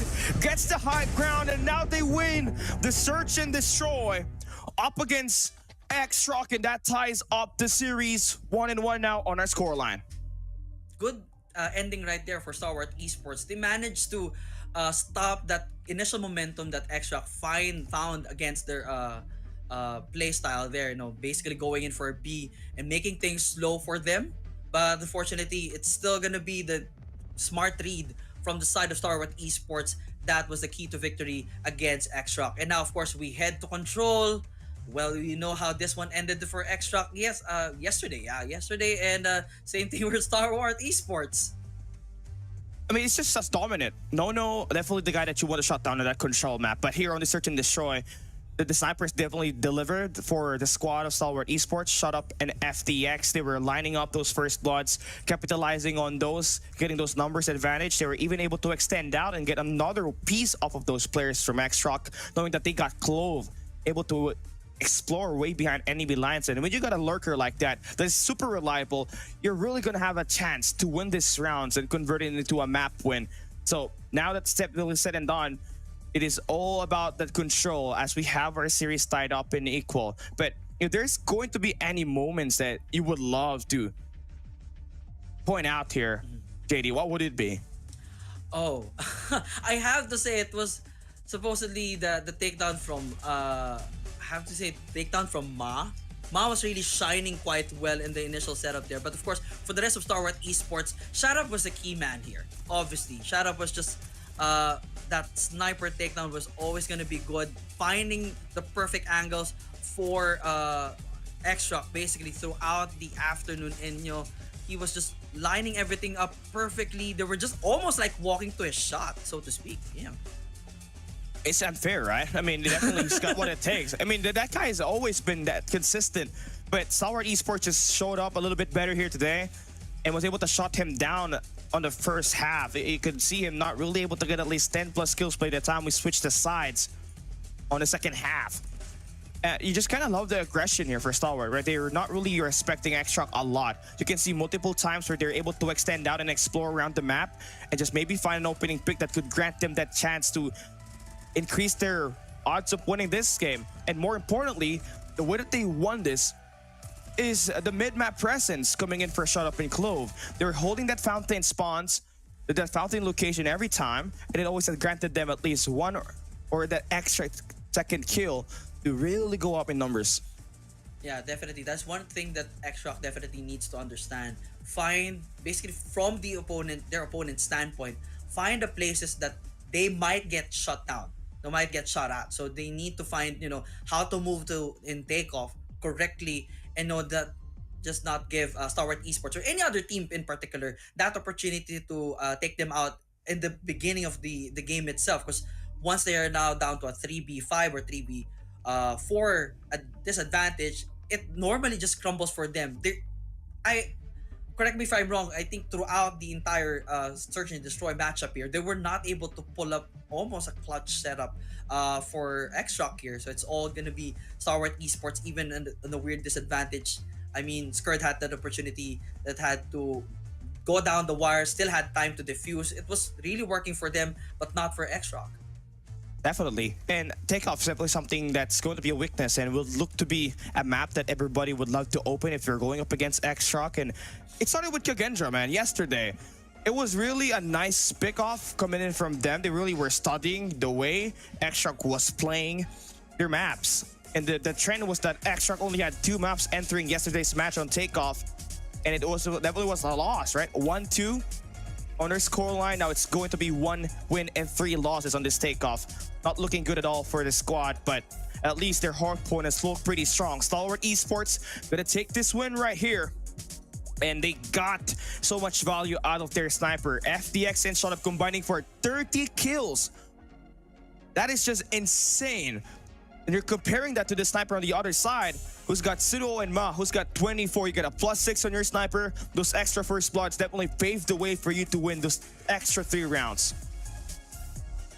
A great job for FDX and Shut Up here. And you can definitely see how smart the gameplay, particularly for Shut Up here. And obviously, gonna be the MVP 3 times already for this series. And how well this man behaves when it comes to that sniper. This is definitely his playground when it comes to S&D, especially bringing this matchup to a takeoff. He knows those angles pretty well. And basically, as we mentioned, X-Rock is just walking in to his shots almost all the time. He does. And I love the pickup from him. The reaction time's definitely a lot better comparing him to the last time I saw him play with that sniper. So far, he has just been the it factor for this Stalwart Esports squad. You would think that it had to be AG, knowing that he's got that AR and up against the likes of Nono, you should be able to get that gang up on him, but it's like an equal cancel, and it's still going to be the sniper that will pave the way for this squad. And you like that, knowing that Shut Up has been ever consistent for this squad ever since He was part of DVT back in 2020 days. You know, he's just one of the true Hall of Famers, and the Hall of Fame does not disappoint on this matchup right here. So now that the game is equalized, we're going to be heading into a control, and this will decide whoever is going to take this matchup right here. X-Shock, they face against Kagendra, who's a pretty strong control team, but this team right here for Stalwart, definitely a lot better than that. So this is going to be a match of a lifetime right here. Map 7, I'm expecting it. Should be the case, knowing that this team is equally talented on this game mode. For sure. And of course, bringing this one to Seaside, well, that's going to be a little bit of a story there. I mean, how much these teams understand this map quite well. I mean, it's not really that much of a popular map when it comes to control. We've normally seen this played out on Arsenal, and you know, we kind of know, I'm sure Kali here definitely knows the history when it comes to X-Shock and Stalwart Esports when it comes to doing it in Arsenal versus doing it on Seaside. I guess who has that better advantage? I mean, when it comes to that understanding the control, and especially when it boils down to creating those spawn traps for control. If you're playing Seaside, obviously it's going to have to look messy. Right? Spawn traps, as you mentioned, is going to be inevitable here for a team like Stalwart or X-Shock. They would do whatever it takes to get that map stabilization and find better map control and just erase the deficit on eliminations. But looking at the player's perspective, you need your shotguns to be the playmaker. So Clove needs to step up here. He did kind of underperform with that hardpoint APOC with that R9. But he's going up against Meng Chuan in the same territory. Close range gunfights. This is going to be the make or break for these squads, and also the operator skills, which was lacking for Stalwart Esports on that hardpoint APOC. And if there's anything really a positive thing, it almost seemed like this X-Shock squad is a robot at the way that they're able to time their operators, because they have always find a lot of eliminations with it, clearing out the point, finding the full wave to favor their way. And the same thing, the same mechanic will still apply on the Seaside. If you get those players, those 5 players knocked down, they're going to be reset back at spawns. That would be easy capture for you or easy spawn trap. That is correct. I mean, these X-Shock has actually shown that level of smart play, and you know, that knowledge in the game on when to actually put it out. That's actually one of the key things that was definitely lacking on the side of Stalwart Esports. You know, when it comes to X-Shock, they're able to time this perfectly right, put it out at the perfect moment, and just use it within the zone. You know, as we've seen earlier in Hardpoint, the rest of the team were just firing away right at the entrances. We're not pulling it out too early, basically, when it comes to using their operator skills. But when it comes here to Seaside, same thing's gonna be the situation. So if you're gonna play this a la Hardpoint and basically secure the zones here for X-Shock, they definitely have the advantage. Now, for Stalwart Esports, they have to play a little bit smarter and aggressive here. You know, use that shock and awe factor that you've always had against X-Shock to go for the win. But unfortunately, Chuan trying to go in already right there. 28-27 is our initial lineup. I set already on Alpha with Stalwart Esports ready for the control. Okay, first 5 kill metric. It's going to be won by X-Shock.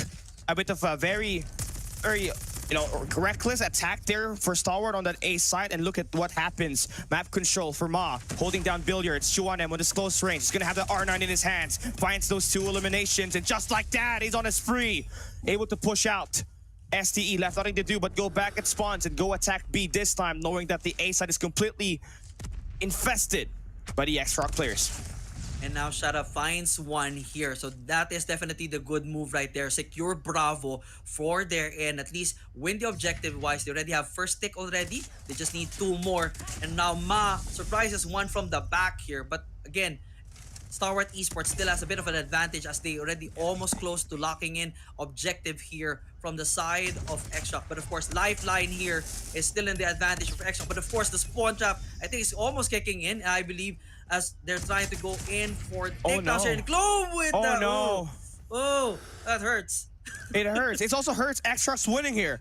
Because if Stalwart Esports thinks, hey, let's just get inside of the objective, they might just be able to win through capture here. Chuanem needs to stay and win this gunfights inside. Clove shuts him down. It's a 3-stack. First segment is going to be captured fast. No needs to flag faster, but no. AG gets the shot down. Stalwart Esports able to punish X-Shock with that attack on the spawns. Just winning through objective, but here comes Ma, denying the push. Shut up. Gets the reinforcements inside for Stalwart on the attack, but X-Shock is a little bit better on the trades. It's just going to be back and forth scrappy. But finally, we see the stabilization coming through for X-Rock as Sunuo. Let's find these eliminations, and ST is back at spawns. And now, of course, 14-6 is our live check here as Star Wars Esports not in a good situation. They were able to try to go in for Alpha immediately, but again, the takeover from X-Rock is good, so that's gonna deny them that opportunity anymore. So it's just gonna be a matter of fighting for their lives, and no. unfortunately, Star Wars Esports getting one out of their own life side, courtesy of AG's frag right there, and now it's a 5-13. Not a good situation definitely for Star Wars Esports. Ooh, as Nono with the R9, landing everything right there. Chuan again with the takedown, and one goes to X-Rock. Star Wars Esports need to get themselves checked right now. That's rough right there. I mean, they almost had it.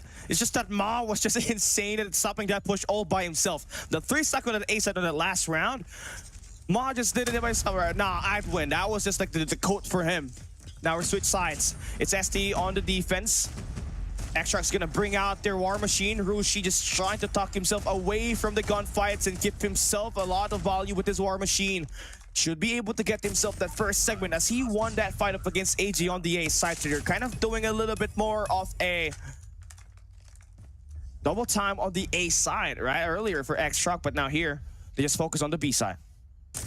Basically, in the initial setup, B side and the side of X-Rock. Ooh, managing to secure at least first stick already from the side. There was an attempt on the side of Star Wars Esports to secure Alpha, but it not really pushed through anymore. So it almost advantage-wise on the objective, it's gonna be on the side of X-Rock as Nono lands one right there. And now 22-21 is our live check. Bravo most likely landing in the hands of X-Rock is gonna put them in a good advantage, at least objective-wise. What will be the position like if you're Stalwart now that the bomb, I mean the capture is going to be done here on this B side? You need a full strong A defense while also making sure that your mid-map is going to have some defense because that's where the strike will be coming from. X-Rock. Clove is going to have the R9 in his hands. Good for one. No, getting pieced off. It's going to be back at spawns. AG going to bring out the War Machine. The pressure is there for X-Rock. They got some information. Shut Up will be there with that tiny angle to take that guy down through entrance through courtyard, and they'll be able to make the clean for the moment. And now 18-21 is our setup here. Advantage on the live side for Star Wars Esports. They can definitely tie this one up as they're still trying to go in for Alpha takeover. But of course, the rest of the crew just managing to find their perfect spots to take down X-Rock right now in FTX. Just holding this one and managing to take that one already. Trying to go for the double but could not connect immediately. Still has eye set on the Alpha. The Annihilator kicks in. Managing to land one and a double right there. 19-14 is the go. Ooh, but tried to go in for that there, but of course could not handle it anymore. Still, the advantage on the live is still with Star Wars Esports that they can basically make this one a 1-1 situation. Oh no. It's the no show. One kill goes through for X-Rock on that A side. Nono's gonna bring out that equalizer, and there we go. The fight's going to be going strong here. 40 seconds for Star Wars to hold it down. Nice shots for Clove as well as Kurt to bring out their operators and just stop the push for the first wave. And that leaves Nono to make the flank instead of just going in for this spawn trap. But there goes the first kill right there. Nono now has himself busy with gunfights, but your teammates are just running out of lives. They're just falling down. And the only way for you to win this now is just gonna have to win through capture, but you all get taken down. And you're back at spawns, and a bit better in terms of playing the defensive side if you're a Star Wars Esports as you completely shut down X-Rock through elimination. It's all down to Rushi.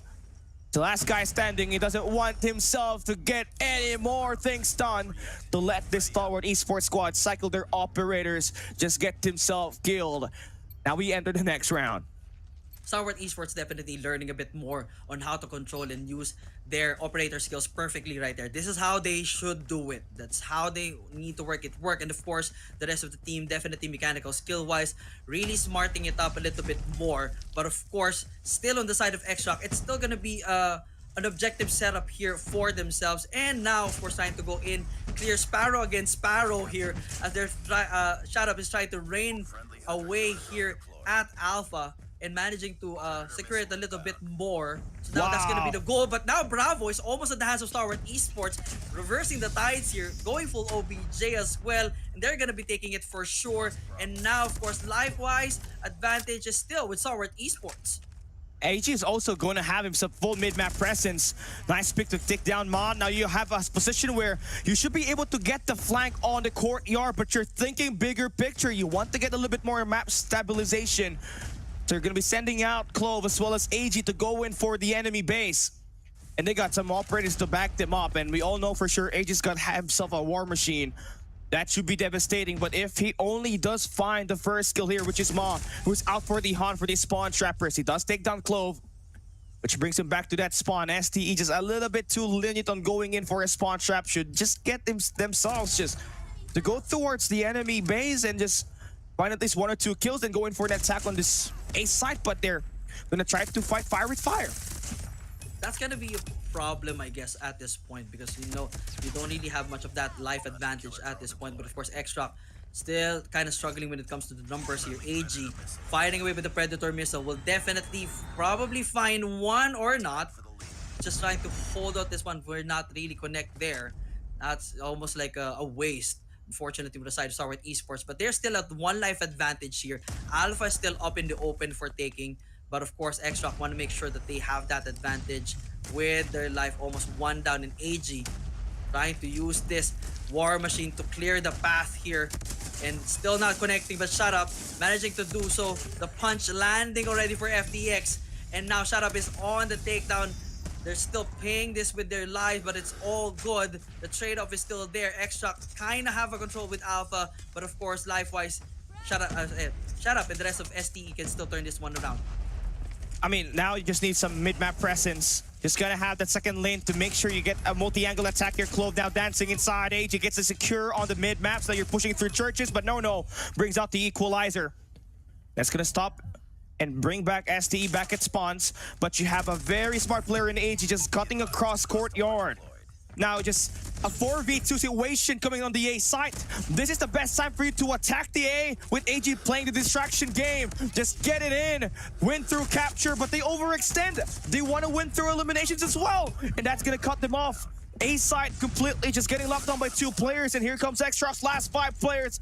Can they make it in time, or will Star Wars Esports continue to mess up that rhythm, get themselves this round win? FTX brings back the Annihilator. That's going to be good for 1 elimination. Here comes Ma.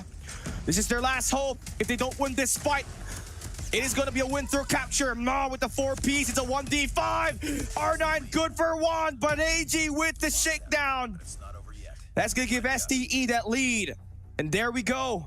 Win through elimination, but also could have been a capture there, JD. Really a smart setup there for Star Wars Esports. They basically understood the assignment there.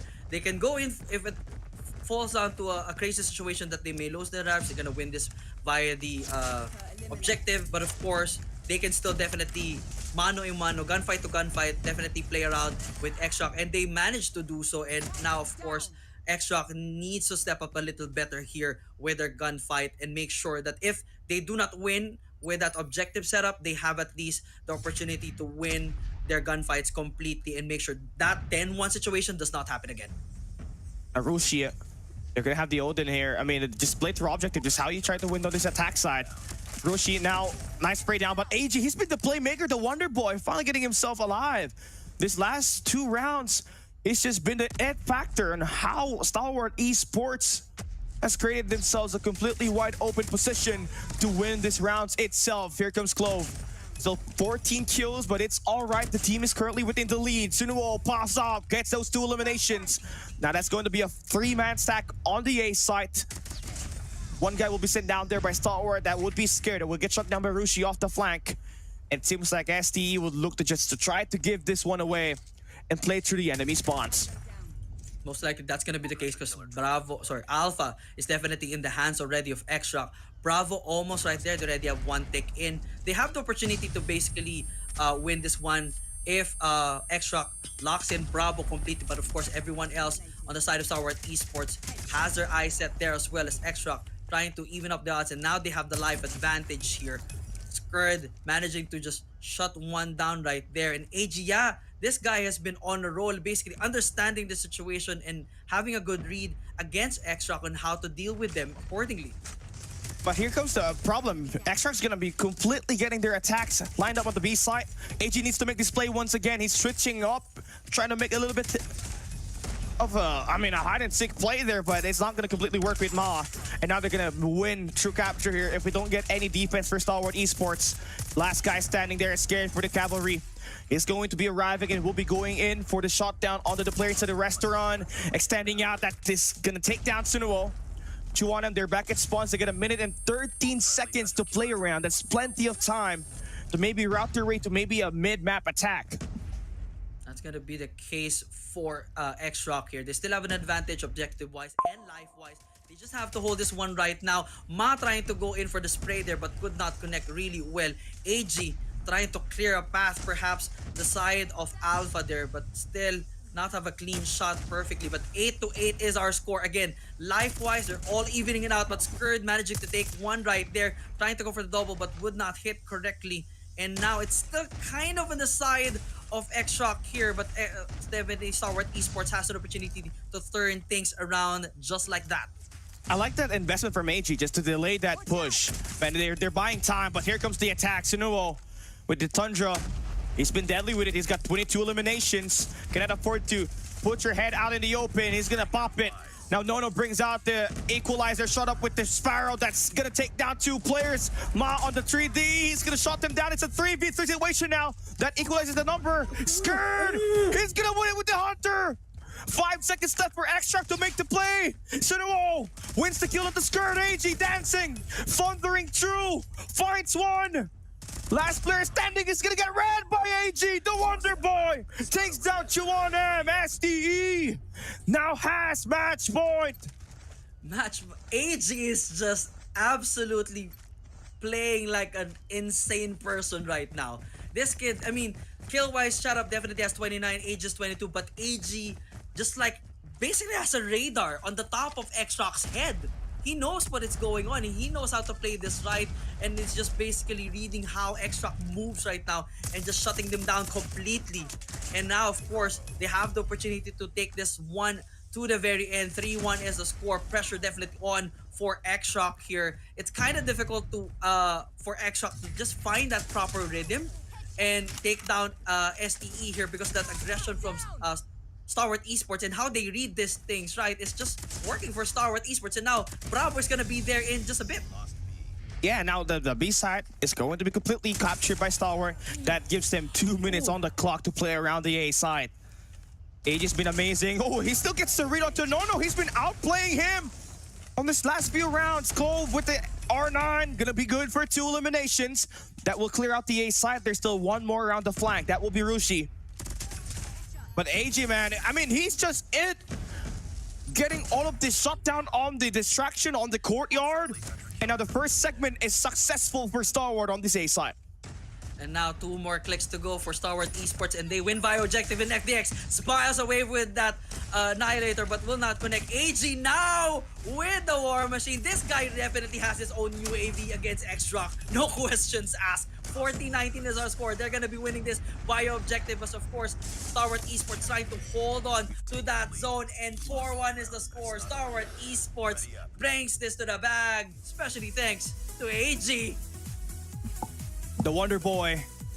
He is the it factor, and there's a reason why he was bought out of contract on Smart Omega and was acquired to play for Stalwart Esports. It is to make those plays. This guy's intangibles, it is on top of the level if he's really on the flow state, and it definitely showed there. You saw him just advancing through courtyard, just getting all the shutdowns that the team needed to get all those extra segments inside of the A capture point. It did that on every attack side, by the way, which is all the more impressive. And now we get to see the #1 team in China fall down to the second best team in Stalwart Esports. What's more gonna happen if X-Rock goes and play up against Elevate, which is the reigning kings of Garena? That's going to be a topic that we'll have running through on the knockout stage. For sure. I mean, as I mentioned during the start of the game, I initially started game day 1 and day 2 with the phrase, wait, what? Now we can use it again. I mean, wait, what? X-Shock fell against STE? What? How? Definitely, yeah. I mean, it's a crazy, but of course, definitely when you mentioned about AG being acquired from Sparta Vega, definitely money well spent. AG definitely getting to that flow state. I mean, I mentioned this earlier. This guy has its own UAV hovering around X-Shock and just knowing where they're gonna land, where they're gonna sit, and they're just landing shot after shot. Even for the blind War Machine takedown, it was landing perfectly for the kid. Amazing performance, definitely taking full control of control game and basically leading them for that W for this one. So well, good job right there for AG. Shout out and the rest of the team, definitely against the best, which is X-Rock. The best. There goes the final boss. The best. The best. Oh my gosh. There goes the We- final boss. It is really the nickname. I like the nickname there because X-Shock definitely is a final boss. If they are out here just dominating their CDM region, have won every championship, every first place, then something's really up with this squad, right? But there's definitely a lot more weaknesses that we saw for X-Shock in these 2 days of group stage thus far, since playing up against Gagendra, comparing it to like the competition that they had in CDM. Now you see what kind of weaknesses this team struggles on. Now for Hardpoint, it was exposed by Gagendra. It is the standoff Hardpoint. And the Search and Destroy, STE needs to take Gagendra here, man. They exposed that takeoff map with that win right there. That truly gave an opening for Stalwart Esports to capitalize on that map weakness that X-Rock has. And now we see it. Seaside seems to be a problem here for X-Rock when it comes to playing. So that's that. That's how you like to play it. This is going to be just the first game. I wonder how many more upsets are we going to be having as this day continue. It's really mind-boggling. This is the highest level of competition that you can get before the world stage. This is the CDSI 2024.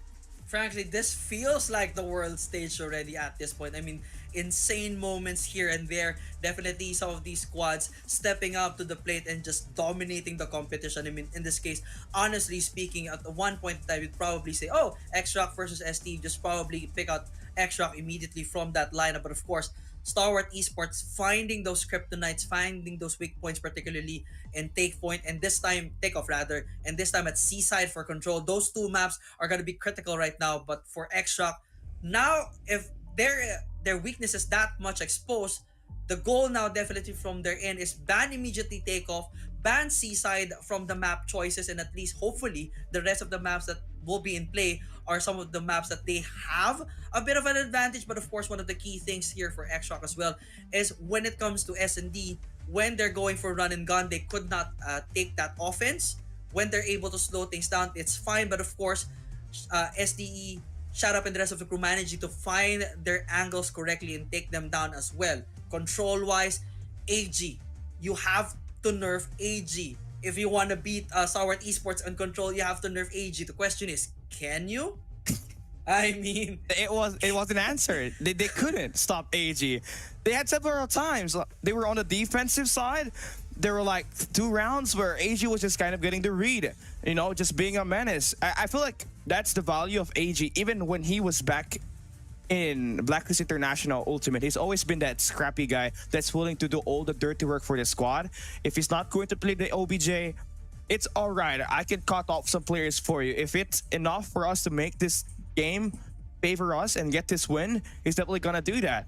And you have to highlight Incendio here as well, which is the coach of this team. All right, Stalwart Esports will not be able to get that map bans and picks correctly if Incendio did not get the study up against X-Rock. So the brain plus the execution, that's a deadly duo right there. That's enough for us to see a shocking of a game on this map number 3, and also for this series number 1 for today's schedule. I mean, definitely for Wolves, if they're watching the game right now, they have to take note of Reddy on how X-Shock fell into the hands of Stalwart Esports here. Find AG, find Shut Up, probably get their maps picks correctly, because if you're not, you're in for a big trouble, especially when it comes to Search and Destroy and Control right now. You may be able to do something at Hardpoint, but again, you know, Stalwart Esports has something to do at Hardpoint as well. They're able to give you a run for their money. They were not able to do it with X-Shock this time, but it's still gonna be the case as we of course look at the results right now. 4-1 is our score. Of course, STE leading that one right there with the win. And of course, when it comes to the stats, the man definitely delivered. AG with 28, shut up with 32, 1.75, 1.5 KD ratio right there. And of course, at the side of X-Shock, well, it's basically definitely Suno, or rather Ma and Suno leading that one in, but unfortunately it was not enough to handle the pressure from AG and shut up with his 4th MVP. I like it. The consistency for Shut Up himself. He's one of the knights of Arena MSP region, and he's up there, definitely performing to his best of capabilities to lead this team, right? Talk about it. He's the IGL on this team. He's leading by example. That's enough for them to mess up the rankings of X-Shock. And what this team wants is not just this victory right here, JD. They want to get the top 2 spot in the group because that automatically grants them that extra life advantage when they play on the knockout stage, where you're playing on the upper bracket. Even if you lose, you're still going to get dropped down at the lower bracket, where you got a second chance to earn your way back to the grand finals. And no matter what, we're going to see Stalwart Esports prove themselves in the knockout stage, because we all know for sure that they are online warriors, right? They've always been in the best teams online, but when it comes to playing the Stalwart Esports teams, when it comes to seeing Stalwart Esports go up against the best teams at a local stage, it seems like they kind of crumble apart. But hey, that's an answer that we're going to be waiting for in a couple of weeks. But a great job for our first match of the day. Stalwart Esports taking the win up against the best team arguably in the world in X-Shock in a 2-1 manner. Coming right up next, it's the battle between Team Vitality and DVS. We'll be right back. Wow. All right.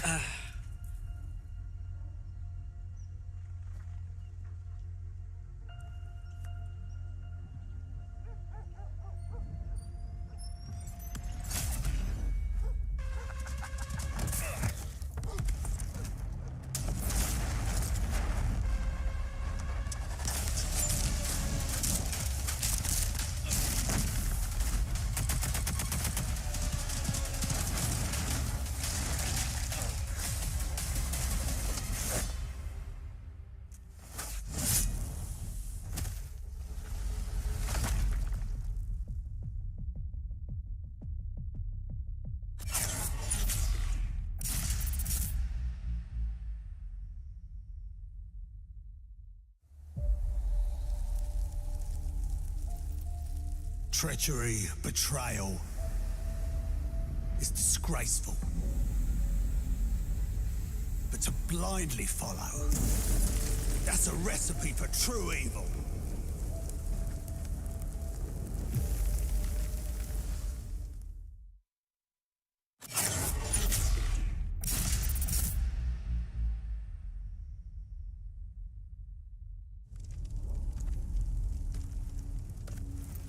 In the end, trust only paved the way for betrayal. Blood can only be repaid in blood.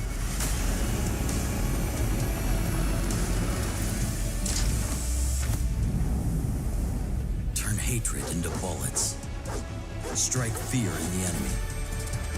Become death.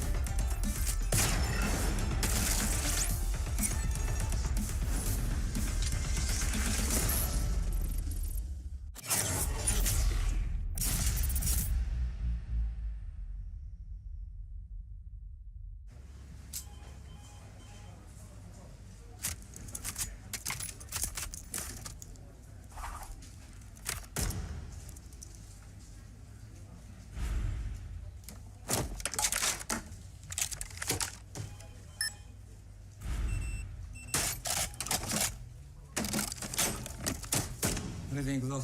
はい、こちらが比較した結果です。2010年、あ、失礼。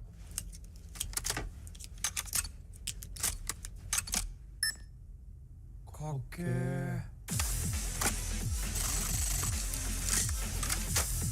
癖になる戦い。コールオブデューティーモバイル。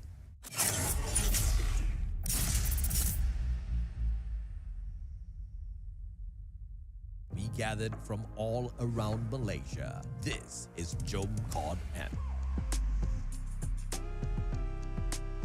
Over 70 players showed up to immerse themselves in a day jam-packed with activities.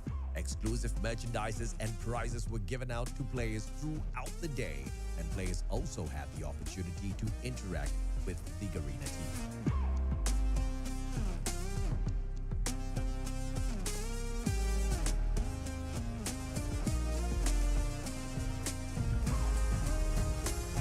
Of course, we had to give everyone a chance to show off their sick skills and battle it out for some COD points too.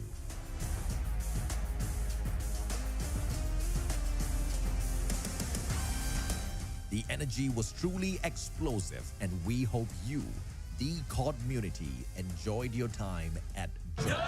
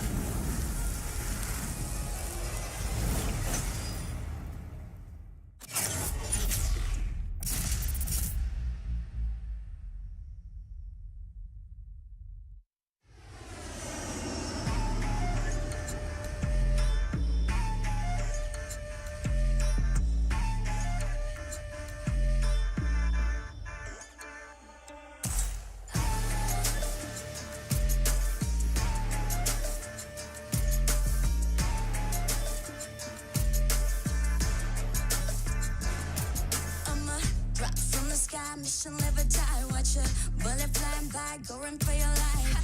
Enemies are running left, right, press fight. I'm gonna show you how it's in, you better sit tight. One down, three coming back at ya. Thinking that we're done, but I'm tougher than an armor. Dealing some damage, we hit it. Out of sight, out of mind, yeah, you know that I keep winning. We're stealing the show, you're down on the floor. Came in for action, still wanting some more. Destined for war, a burst of small. When we're beginning, it's thrilling. We're gonna win it now, win it now. Watch us and we show you how. Arms around, getting loud, not too late to turn around. Running, running, gunning, gunning. Ready? 'Cause we want it all.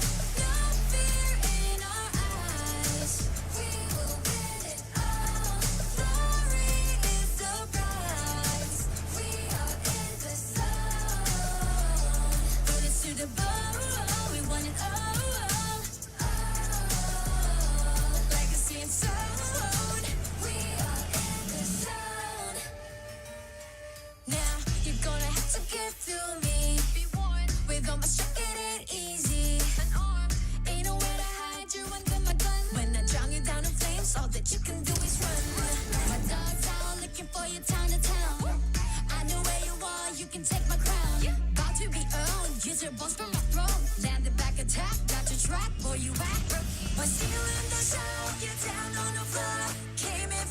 patience, so God is summer.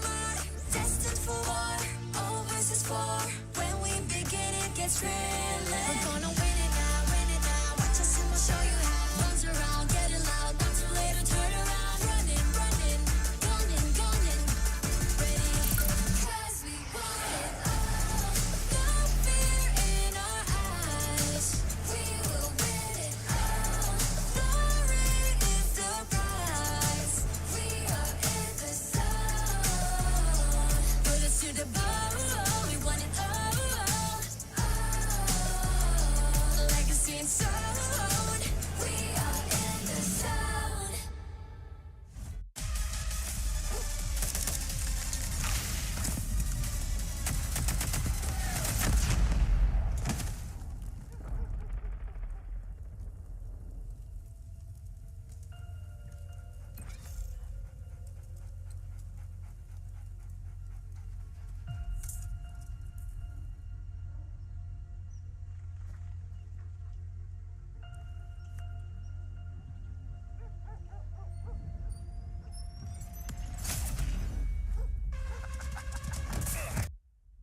Shocking moments here and there. You're gonna be seeing more of that today. Welcome, of course, to the group stage. Day 3 here at the Call of Duty Mobile Summer Invitational 2024. You still have me, JD, to caster that together with Kali here. And what a shocker earlier for game number 1. The number 1, we now have to put air quotes on that one. Number 1 team Extract falling into the hands of Star Wars Esports in an insane fashion, basically exposing all their weak points at S&D and Control.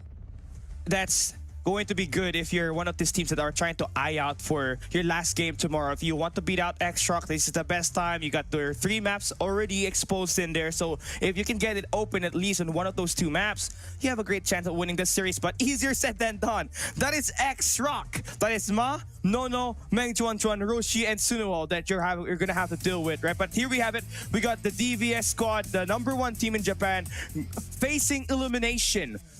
Unlucky, Ichan, Kansei, Baby, and Dolaki. They definitely brought the bag up against their matchup against SPG yesterday. They won the hardpoint Hacienda, but their S&D and their control was just kind of lacking. They need to fix that here today if they do want to qualify to fly to the knockout stage.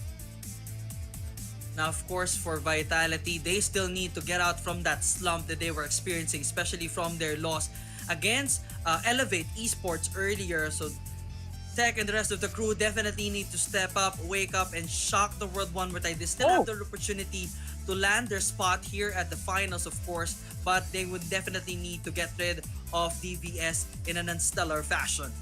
Viper is going to be playing today, so that's going to completely change things up. But we go to our map bans and picks, and let me see if I can predict this right.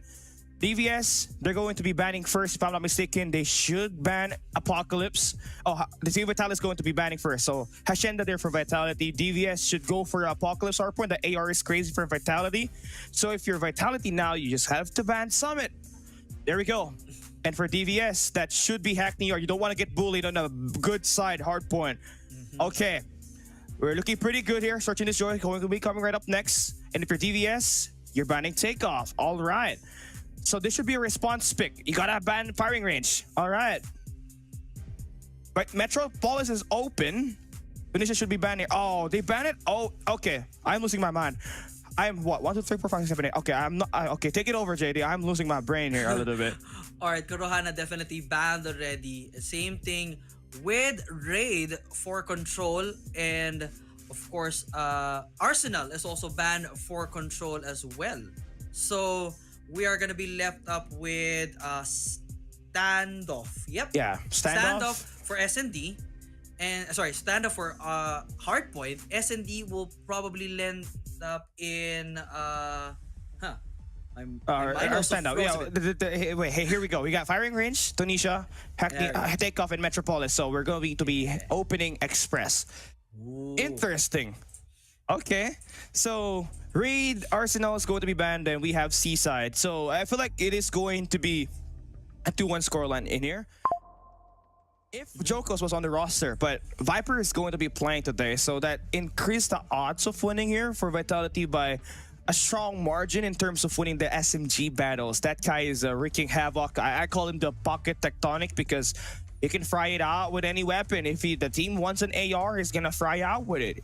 You want an SMG? Okay, I'll drop a 40 bomb. That's how good he definitely is. But DVS, obviously, he's got their own set of strategies right here. Yesterday, baby, he pulled up with one of the best performance in Ascenda Hardpoint. He needs to step up here today should they want to counter Vitality, who's the #1 team in India. And one thing here that also was kind of very obvious on the side of DVS here, Ichan needs to wake up. It was basically such a weak point in the sense for the team yesterday. So hopefully he was able to shake off the cobwebs from himself and finally get his back in the game. Unlucky and Dolaki, of course, two of the best players here for DVS. Hopefully they're able to land the shots here as well, as we of course start off with Vitality taking a 10-point advantage here at the first hill. Nice shots. I mean, you got a double R9 setup. Solo and Sam's is going to have that wreaking havoc on those close range engages. DVS. So trying to break through. They have a couple of good power positions here and there. But nothing beats this top ground on P1. When you have the grannies as well as this angle where Tectonic is just kind of folding at the moment, you're just going to be able to fry out. Though lucky, so far so good. 4 eliminations, but Tech with the dismantle. And now 29-1 is our score. Definitely seeing here a bit of a lack here on the side of DVS to take over the setup. Even with the scrap points, the Vitality is still not giving this one up. They already have eyes set on hill number 2. Player number Solo and the rest of the crew already landing there already. Even for Viper, welcoming arms towards DVS here, and they will be eating up alive. Tectonic landing one there perfectly, and now they're just going to be making sure that they create a huge amount of lead against DVS. Nice shots, man. 9 and 42. Great for Viper. He already built up to a Predator missile. Look, he's on an 8 spree.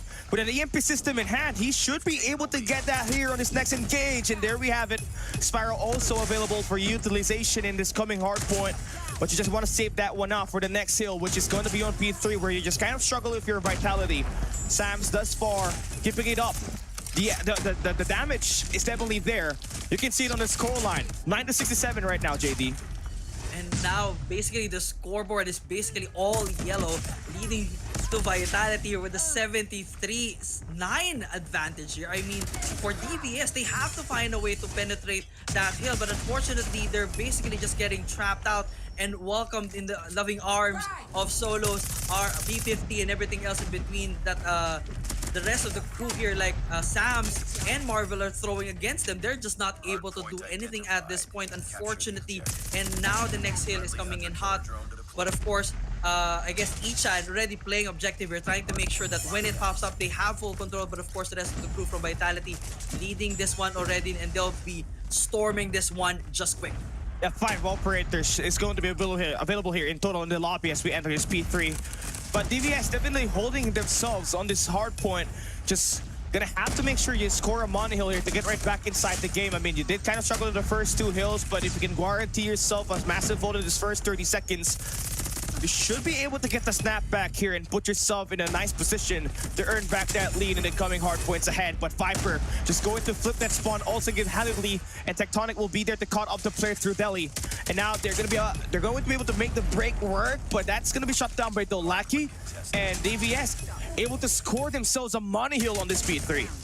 Definitely a money hill for DVS, finally showing some life here. At least they have that, at most likely, the 60-95 setup here. But unfortunately, the rest of Vitality already has their eyes set here on Bakery. They want to make sure that they have this full control and basically expand the lead one more time. But DVS already found the fine formula. They just know how to need to storm this one in.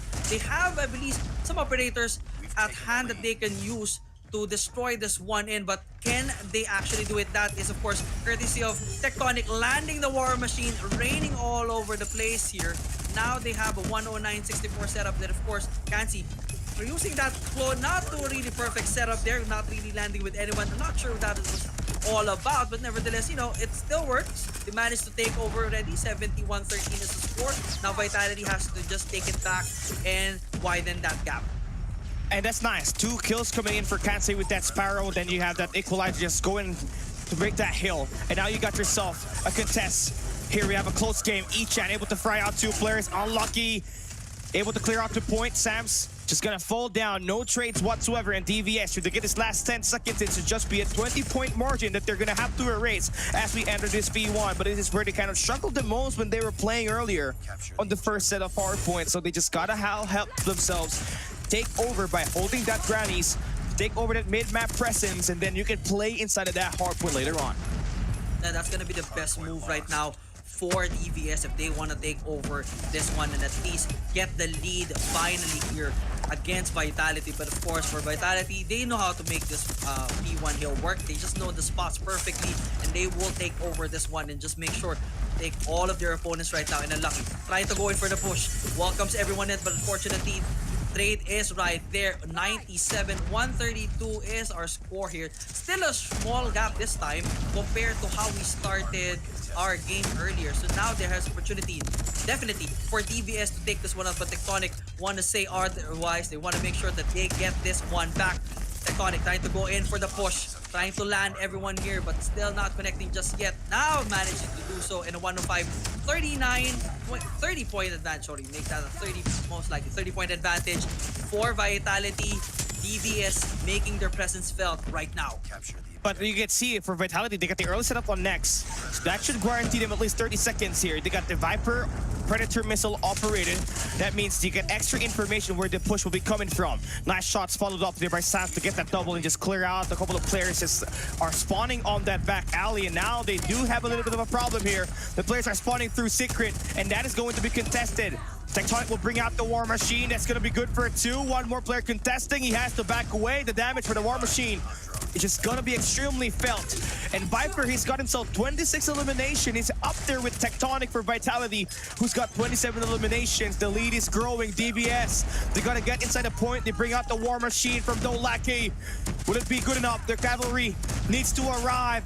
Echan finds the double. That should be enough for you to fight for the scrap time. And now the scrap time most likely still not going to DVS. Vitality still has this in full control, and now of course DVS now has the eyes, need to have their eyes set on the next hill, much like how they did it in their money hill earlier at the Blue House.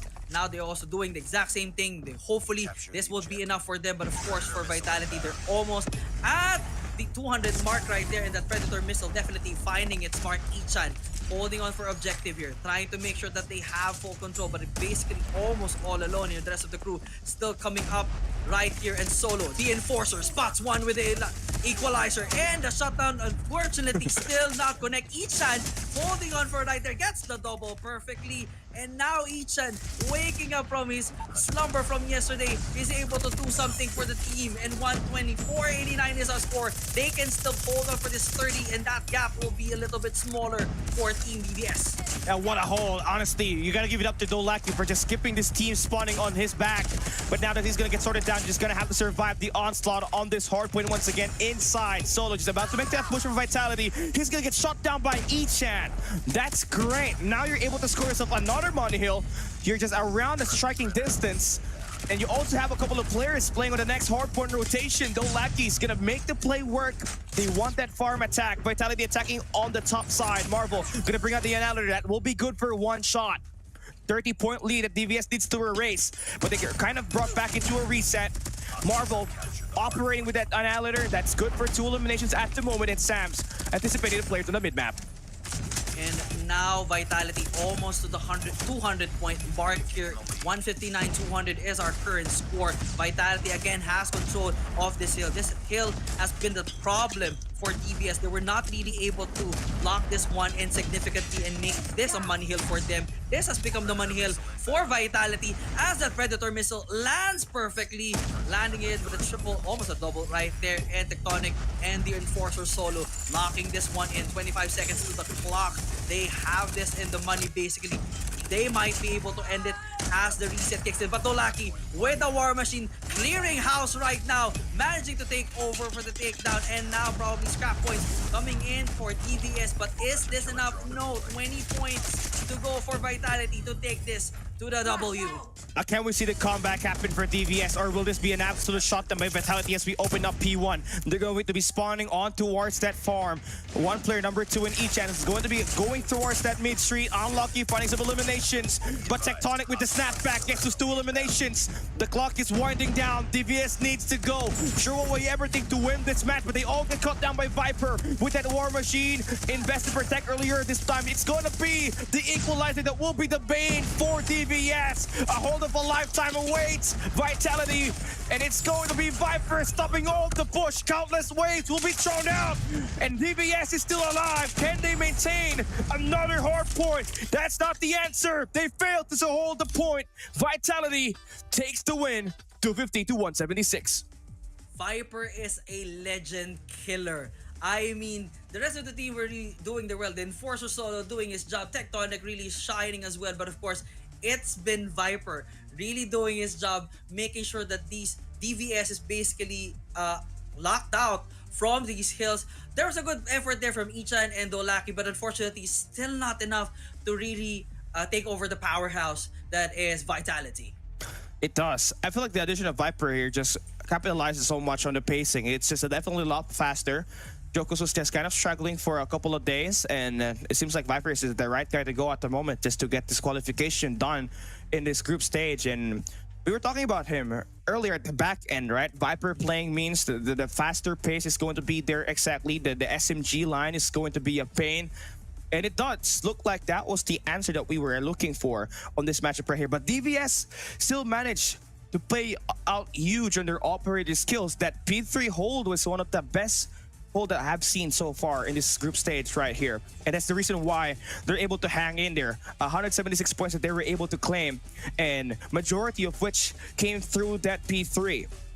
Definitely, that P3 became the sweet spot, especially for DBS. And of course, Ichan definitely holding the ground there for the rest of the team, particularly in P3. But again, it was still not enough. Once we switched to P4, it again was falling down the crumbles, and P1 was definitely their weakest point. They were not able to really lock this one in perfectly throughout the entire game. They were just struggling right there. There was a bit of contention with P2. There was definitely a good solid start, but not an okay finish, or at least a bad start, okay finish, or good start, bad finish, or whatever. You know, it was just really struggle a bit for DVS right there to lock this one in. But for Vitality, it was a whole different story.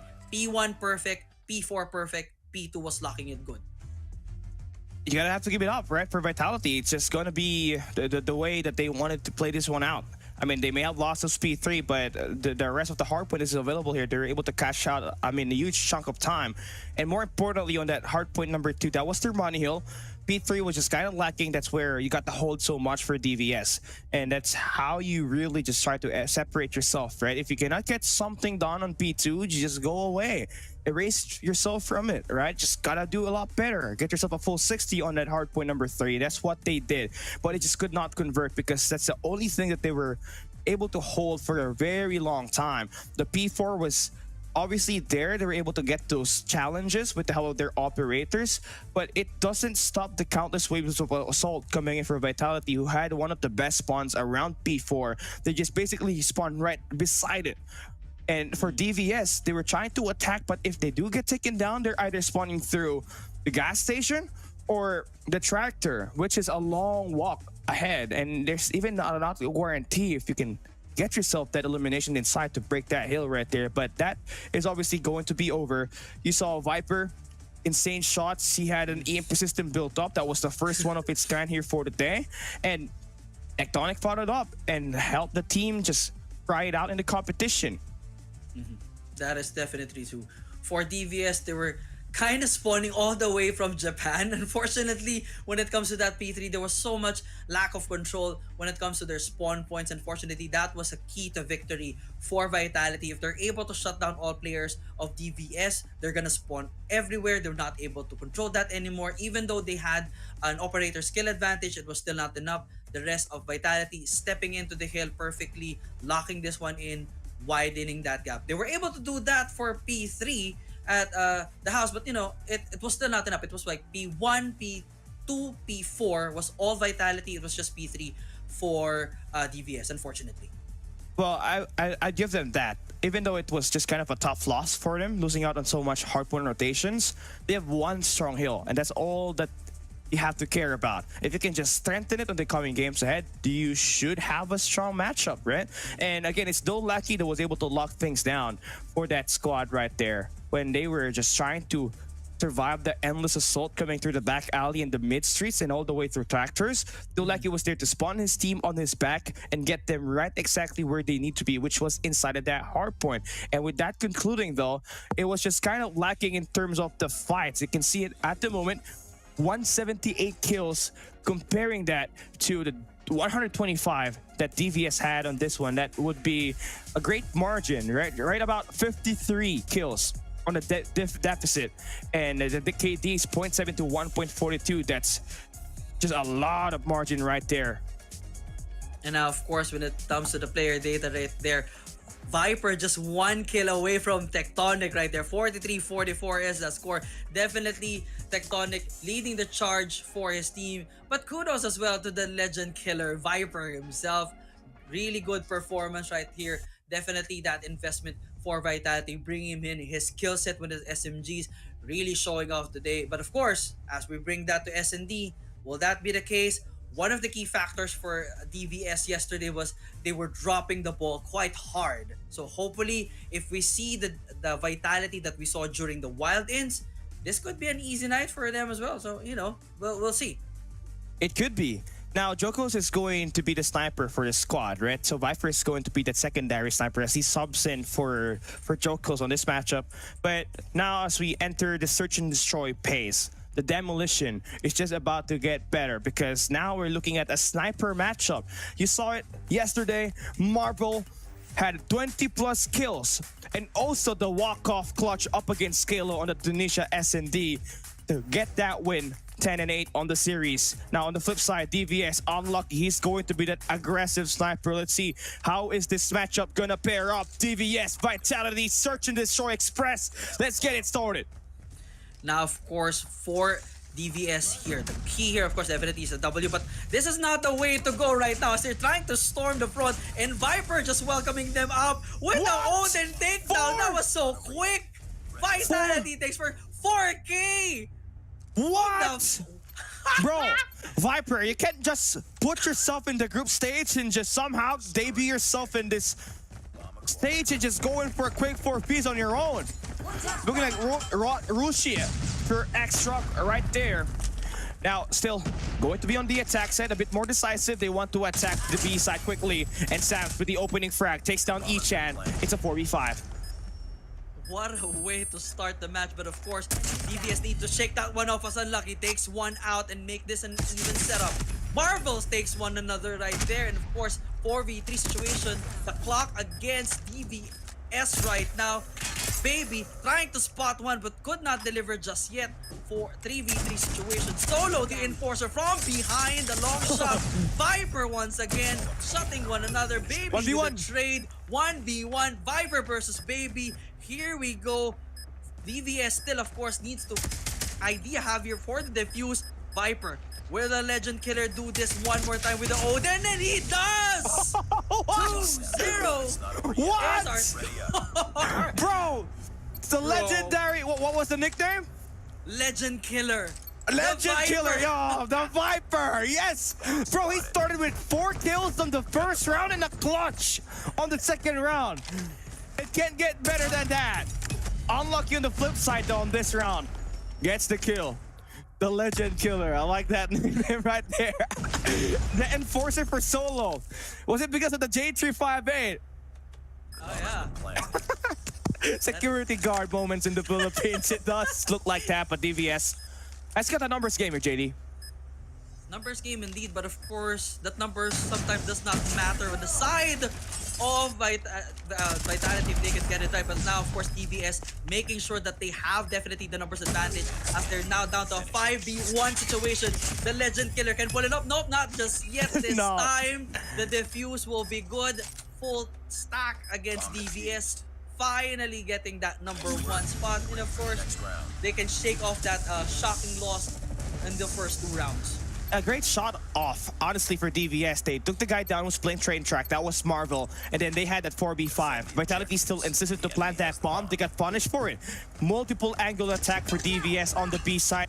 Player just came through towards the rivals as well as the ticketing booth, and it was over in an instant, and they get the defusal now. As we switch sides once again, we're looking at the B side still. DVS looking to play that A side, but technically that's not where the attack would go through. So now you're playing a retake here. Retake will definitely be the play here. Ooh, but Viper landing one on Baby with a frag right there. But unfortunately now for DVS, they're a 2v5 situation. All the options stacked against them. Ooh! Marvel finds one in Kansi and just needs to find Ichan here. Ichan, basically both ends of the table getting nailed right there. 3-1 is the score. A good momentum initially for DVS, but it just got dropped right there by Vitality. I feel like that nade kill was just really bad for DVS. It ruined their odds of winning because they needed an extra pressure coming through with their sniper or their Odin. There was just kind of a surround shot for Vitality there on the train track, and it was over now. Here we have an offensive, aggressive approach on the A side. Solo going to be the first man in. The Enforcer, aka King Solomon, is going to hear all of the sound cues. Ichan, they know what's up. The postures on the A side. DVS now moving forward. Solo now making the push work. Finds one. Gets the second with the R9. That's now a 4v3. And Tech going for the plant right now, pushing this clock to 44 seconds. DVS now has the pressure and Unlucky. Shots one from behind. Wow! Baby finds one as well. And it's now down to Tectonic and Viper against Baby and Unlucky. Tech waiting here for the patience. They need to be patient here. Vitality needs to be smart this time. They can DVS definitely has to go for the defuse, and that would be the opportunity to go for the takedown. Oh no, he fell down. Unlucky. Tectonic now gets the kill up to Baby. It's 15 seconds. You're dealing with a high ground disadvantage if you're unlucky. You just gotta have to stick that plant and the defusal, but Viper is there. The swing by for Tectonic to play the trade. And Vitality will win that round. 4-1 on the scoreline. I mean, I don't think that is definitely something that was planned there for Unlucky. He was just walking through train tracks. He had the better angle on Viper there. He just kind of fell down the train. Yeah, definitely not a good situation. But you know, you try to do your best, I guess. But unfortunately, the pinch was just there. Tectonic was just going to land that trade off, and you know, you just have to shake that one off. And now it's a 4-1 situation. All teams are still all in the kick. For DVS, they need to slow things down. I set perhaps definitely on Alpha here. No one on the Bravo side, and the plant will be good. On the Bravo, Ichan spots one. And now Sam's gonna welcome Kansi and the rest of the crew with that Fennec perhaps, as the rest of DVS smartly drives away. And there you go, Sam's. Patience is a virtue, locking that one in, evening up the kill count. Now, that's a great skill there for Sam to even it up. Tectonic now able to slay it on their rivals. 3 kills for him. He just got to back away. Marvel trying to hit some shots. Viper takes down Unlucky. It's just Ichan left standing. It's a 1v2 situation. It's still doable, but Marvel gets the shot down. That will be another round win for Vitality. We're approaching our last round before we switch the sides. And for DVS, you need an extra round win here. 6-2 is the score split that you want to have before we switch. Yeah, if they're hoping to just turn the tides when they go for the attacker mode, that's not going to be the case. Vitality still definitely has the momentum, and they have the firepower and the smart tactics on how to deal with the situation against DVS.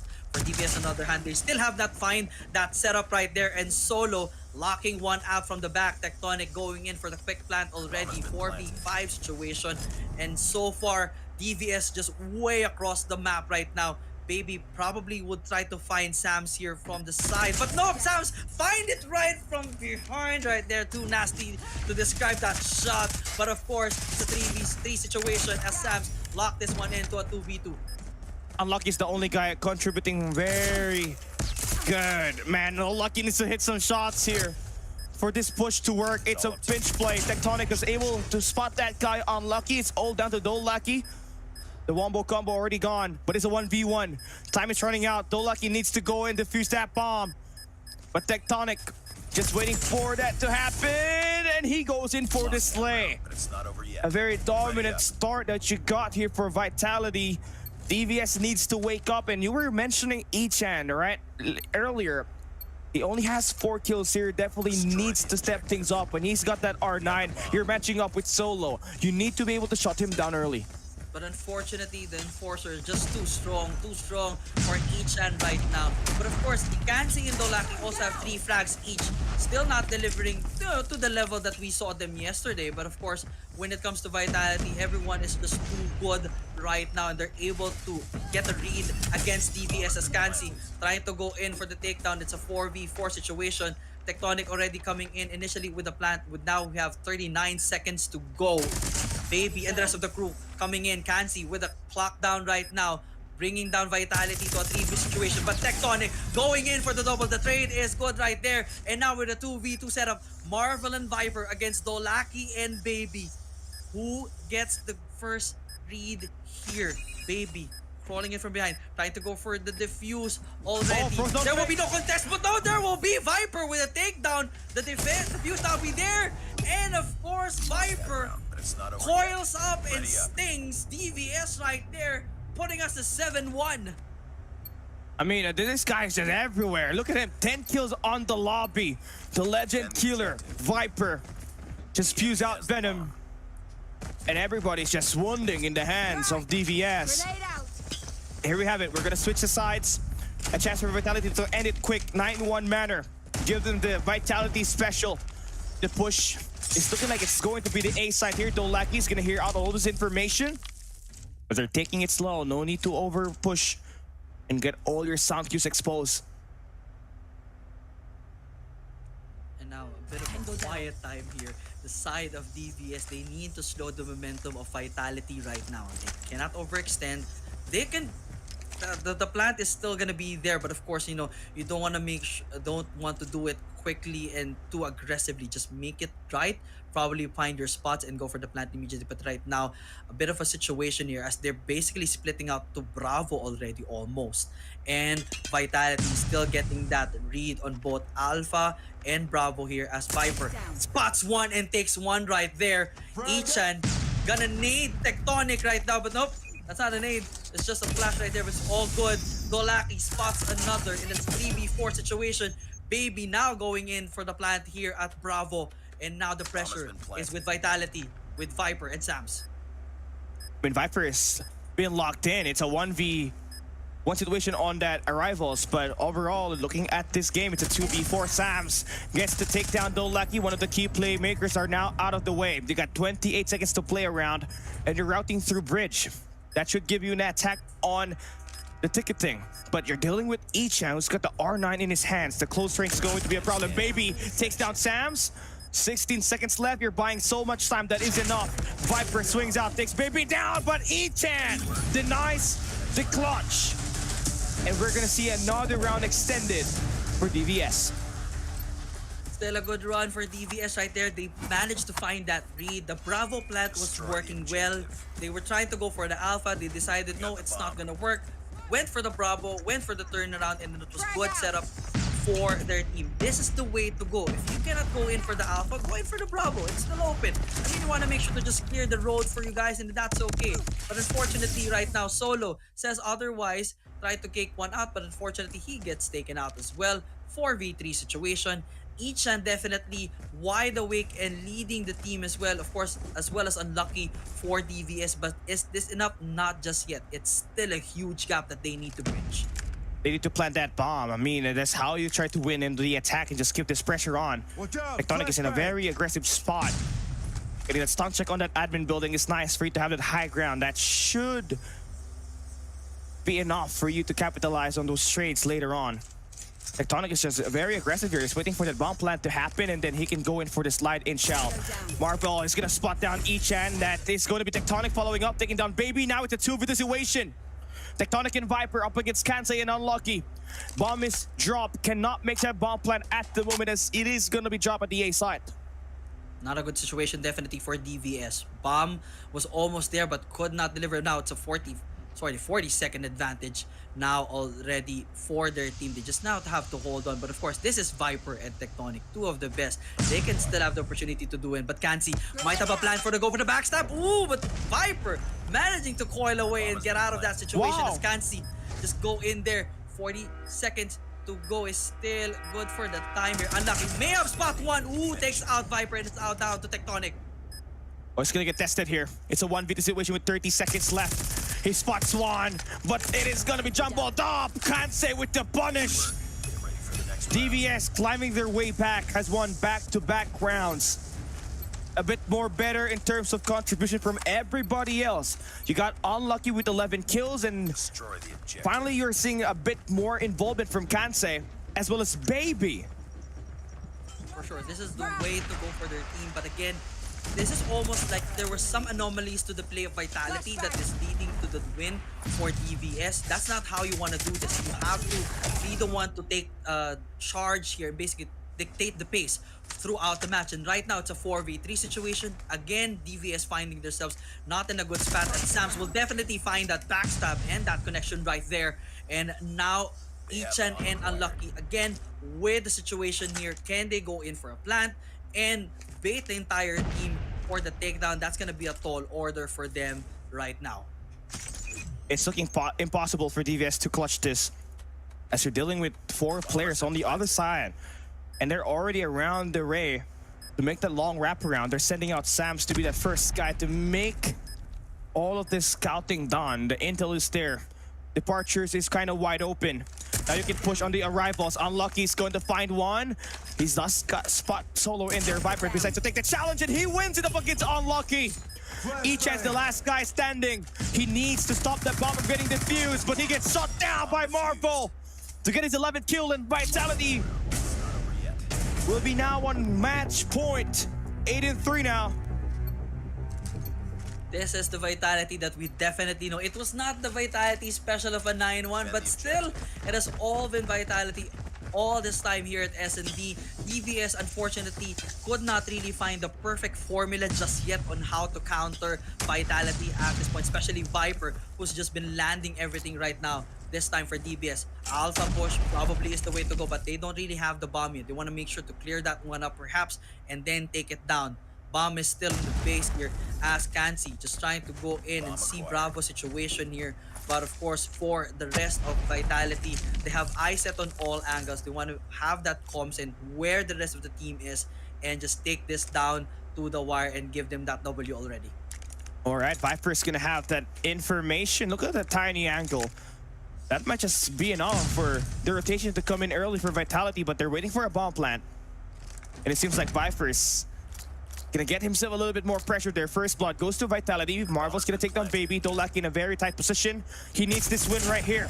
Viper's gonna get shot down. The swing! Is it good enough? Yes, he does take down Solo! Ichan finds Sams. Now it's a 2v4 situation. It is a long wrap, and Dolaki able to shut down Tectonic. Marvel gonna get pistoled by Unlucky. What a total shutdown on all 3 lanes. Despite losing the first blood, Dolaki, clutch factor, dropped 3 players in the last round.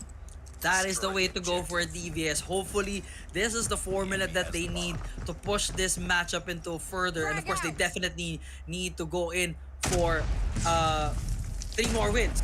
4 more wins, rather. 4 more wins to push this to overtime. But that's a tall order definitely for DBS. But nevertheless, they kind of have found the formula. They just need to read this right and read the movement of Vitality, get those backstabs, win their gunfights in close range, which is really working for them, and get those Ws. So right now, they still have the advantage for the bomb site.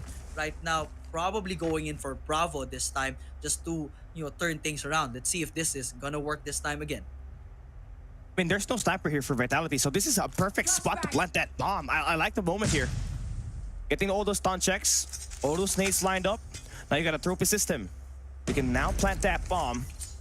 But you can see Vitality is trying to check it if there's going to be any extra player there. And they do get that information, that intel, that hey, there's going to be some players on that B side. We should be prepared for that retake. And now for the retake, it's still not happening. It's still almost a stalemate for all teams here. DVS still not locking this one in. 45 on the clock, and the plant will definitely be a go, courtesy of the Lackey. 5v5 situation. Everyone's still alive and kicking here.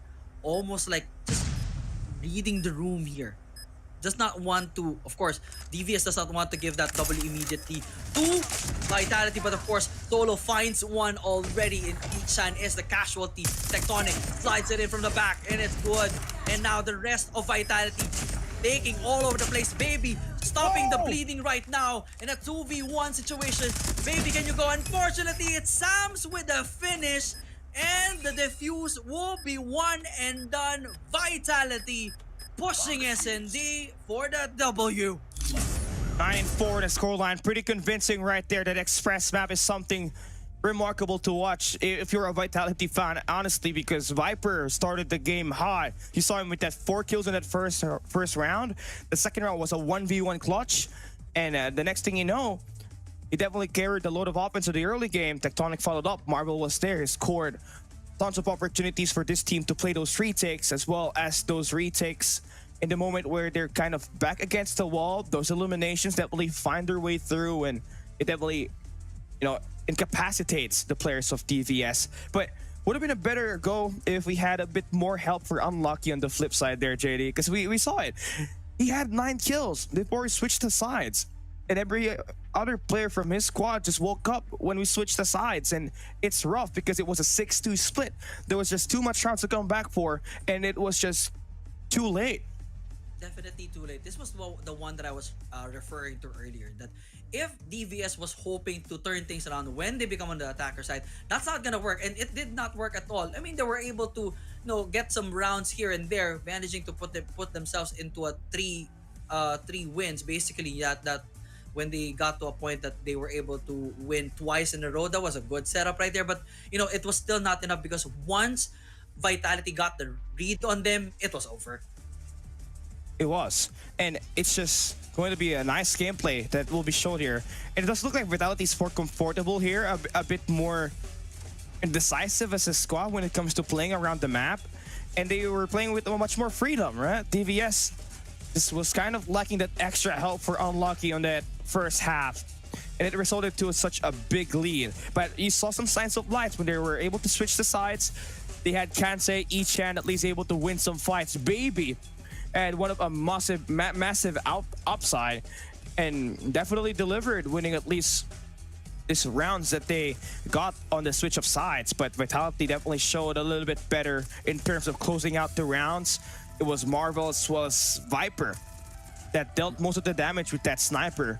Then all that Solo, Tectonic, and Sams has to do is just have to play through whatever was the opening pick that was given to them by their marksman.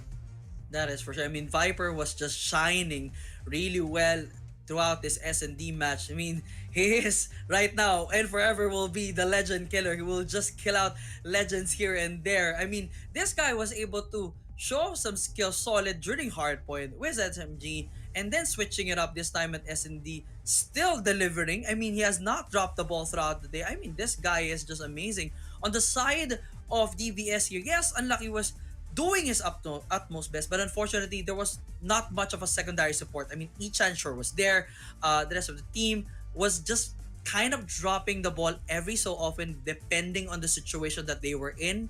It was not as solid as it was probably during their previous matchup, that everyone was really contributing that well. It was almost like Unlucky was almost, to a certain degree, certain times, just on his own, dealing with the onslaught of whatever was in face of him. But for the rest of the situation, definitely it was all Vitality all day, every day. As we look at the score, 53-45 is our kill count right there.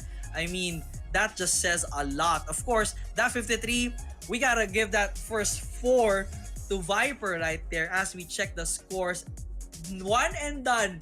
Definitely giving probably Viper that MVP with that 14-8 right there, 1.75. But of course, Marvel with a 1.86, really doing utmost well. But on the side of DVS, as you can see, it was Baby and Unlucky, basically this one. And it was not really that good for Kansi. There were some moments, sure, but that 10 deaths each for Ichan, it's not really good.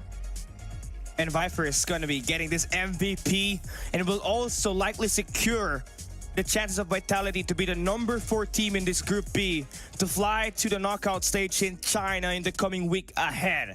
And that's going to be great preparations for the LAN event right there. And more importantly, the snipers were able to combine 51% of the kills for Team Vitality on that matchup. And that's just going to be an insane statistics right there. You would think that it's only going to be around 30 to 40%, but it was 51. The legend killer himself, I like the name, suits Viper very well. He spews poisons and just, incapacitates his opponents. But job not yet over though. You would want to get yourself as much as maps as possible. And if you're DVS, your chances of advancing to the LAN stage is far from over. You can still win a map right here and win your next game tomorrow. There, you can really talk about your chances of going into China, right? But for the moment, you said it was going to be control C-side. There was a bit of a problem that we saw for the squad. They were kind of playing a bit more elimination-centric in terms of playing the objective. SPG was able to win a 2v10 up against them without any elimination. And it is going to be rough if we see the same thing replicated here today. That's gonna be a very interesting setup. If they commit that same mistake again, I mean, we need to talk. We need to understand what was going on back then, and if that happens one more time, of course that's not gonna be a good way to start off your day for tomorrow. But of course, for Vitality, they've always been able to find their perfect harmony, whether they're going for objective or going in for the kills here. This is always gonna be a thing that they shine very well, particularly in this case for Solo in the team. But of course, objective-wise, Baby leading the charge straight up here at Bravo, as Marvel and the rest of the team here trying to even up the odds on the numbers. But Alpha still wide open for anyone, as the rest of DVS here trying to take out the advantage that Vitality has on them. Easy attacks for DVS. They're most likely going to get this B side in favor, as we got Baby locking things down 3 in a row. They'll be able to extend the clock to an extra minute. Vitality are going to be forced back at spawns. A potential spawn trap could happen here for DVS, or they might just play objective oriented and just hurry up, get those players to push back at the A side. Vitality now able to stabilize for a moment, able to shut down 2 players coming from Solo who find the double. And now, of course, 24-25 is our initial score. Alpha is still wide open. Marvel spots 1 right there. But of course, Sams just welcomes them up from behind. And of course, now Vitality getting that rhythm again when it comes to finding their opponents and taking those kills. This is the way to go. But of course, you still have a wide open access to Alpha. Why not take the objective already? I mean, you have that option. It's rough, because knowing the setup here for Vitality, they have Sams as well as Tectonic just kind of postured up in a very tight position where a kill is guaranteed. And a trade is only the way for you to advance. So you need an extra angle to win this and turn some heads. Dolaki there finds a kill onto Tectonic. You got Unlucky as well as Ichan finding their way to Courtyard. That should be enough for you to attack in multi-angle. But they want to play and go for a spawn trap. Not sure what the idea is here. You do got enough time, but you just want to get this one nice and over with quickly. For sure, 1 and over if possible, but of course, DVS not taking their chances right now, as Kansi spots 1 and basically push this to a 19-18 lifespan. Lucky spots another right there. 45 on the clock right now. Again, advantage on the side of DVS as they managed to score Bravo earlier. And now Unlucky just trying to move his pace here as Tectonic trying to take it out on them. The lineup is still good. Trade-off is still there. Back and forth we go. But of course, that number might still change as Ichan holding on here at Alpha and giving them possible advantage. But now Tectonic just landing those War Machines right on the button. There goes the Tectonic Slam, the classic War Machine play. He's one of the best War Machine users out there in the world at the moment, but Viper could have to fall down. Kansei and Kruna trying to break through from the front. No extra angle to work around. And they're gonna kill themselves. No lucky, that's not good. Baby now brings out the Sparrow. Who's gonna fall down? 9 seconds left. You gotta get inside and pause the clock, but you get taken down. Not looking good. Tectonic building up for a streak. Sams sliding, dancing, channeling. And that's gonna waste the opportunity for DVS to attack in this first round. Vitality wins through defense. Good defensive play right there for Vitality. They were not able to secure Bravo, that's fine. At least they won their gunfights. They have full control in that setup. They basically use the building as their defensive strategy. They were not able to DVS was not able to push at all and basically just hold on to their lead and shut down any attempts for the takeover. And now they could do that same one more time, or perhaps going a little bit more aggressive here. Perhaps play both OPJ and just take down their opponents from those cheeky angles that they know and really memorize here at this map. It's the same thing that Vitality's doing here that DVS did on that first round. Going in at the B side, free-stacking and getting the early capture. But this time a bit better for Vitality as they do have a double capture done at the moment. Marvel will be bringing out the Annihilator that will be dropping one player. Baby's gonna get caught off. We see the swing by work for Unlucky. He does find the clear out. And that's gonna spawn back Vitality back at spawns. And that is Viper at your screen at the moment looking to try to play for a spawn trap. They want to stabilize the map in favor their way. That's the only way for you to be able to have an opportunity to push towards the A side. A side definitely not an option initially right now for Vitality as they're trying to just go in for the spawn traps. Viper just coiling away, just pulling that Sparrow wide open and just waiting for anyone to just wake up and right there. But Dolaki, taking it out right now with Sam's also within that area, trying to go in for this one. 22-17 is our life check here. Again, a bit of an advantage for Vitality here, both life and objective, as Baby's just trying to spot one right there. Predator missile coming in hot and lands perfectly there, taking out Kansi, and now it's a 22-16. Definitely all the advantage for Vitality. Viper has been the info giver there with that Predator missile just invested. They know where the players will be at. The posture is there. Viper gets a shot down, but still trades will be won by the DVS squad. Vitality solo will be back at spawns with the enemy base. And he's got an equalizer to play around. Eachen's not going to have a good time. That's a two-man attack. You just gotta have to stall. Someone has to help you get this attack worked through, but Solo swings! Gets the double and Unlucky now joins the fray. They are in a mixer. The blender is on. Tectonic finally gets sorted down. And a nice defense there for DVS, but at the cost of your life. You're able to waste the clock. Just have to defend for the next 35 seconds. Viper and Vitality now about to make the push on the A side. Two players there for DVS holding. Kansei with the Annihilator. Popping one player off. There's a Tectonic Slam. That's the War Machine, but Dolaki able to bring his own. And that's gonna really capitalize on the moment here. They're stopping the frontal push for Vitality. It's War Machine against War Machine here, but of course it's a 10-2 advantage on the side of Vitality. They just need to find Baby right there, and the finish is good. 2-0 is our score. Again, Vitality just owning DBS here at control with all sides from both spawn traps, gunfights, and just going even now with objective gameplay.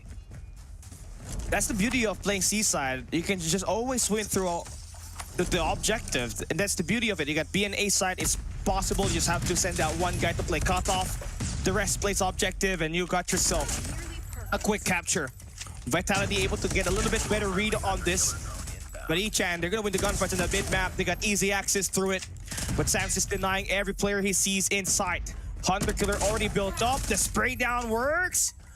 He's gonna have that info that the guy just extended out through churches. But Vitality should be able to get the communication, and DVS needs to get themselves a little bit more tighter on communication right here. They need to play objective at the moment. For sure, objective is the key right now as they're down to 5 live here advantage on the side of Vitality. 26-21 is our life count right now, and Unlucky just trying to find one, and Solo finding this one, just their shots landing perfectly here. But now again, objective-wise, definitely DVS has to land it. But unfortunately, where? Can you land it in Alpha? That's probably your best option right now. But of course, you know, Bravo is definitely out of the question. But I guess Bravo is gonna be the way to go for now for DVS here as they're trying to go in. But of course, Marvel has ideas of his own, trying to just penetrate this one and take that objective right on the money. But Dolaki spotted, but the trade is there, good as well. 2016 is our score. 2 clicks almost done on the side of Bravo here, and that's gonna put DVS in a bit of a good spot objective-wise, but life count, they still need to be very, very careful. Just keeping the pressure on if you're Marvel. There you're able to stop the push for the moment, but you're gonna get traded out. That means the B side is just completely in the hands of DVS, but they're back in the enemy spawns, and they're gonna get trapped. Sam's is gonna get disgusting right here. He's got a claw in his hands, but he falls down. Nice bait and switch coming in for DVS. The help is there, but not enough to take down Solo. He's got an equalizer to play around. If he stabilizes, he might just be able to bring it out and keep that pressure on.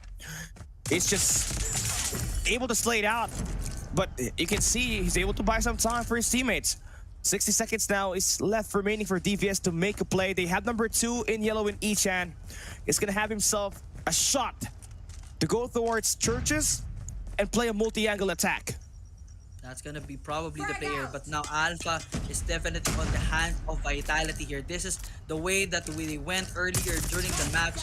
Lock this one in with the objective, use this as a fortress, and just force DVS to fight their way through, but that's definitely not gonna work for DVS. And now 15-9 is our score, 27 on the clock. They definitely have eyes set on this one. The Sams just go in for a triple, trying to go in for a triple, but not yet. Viper again landing with Oh my those arrows, gosh. and it's just absolutely insane.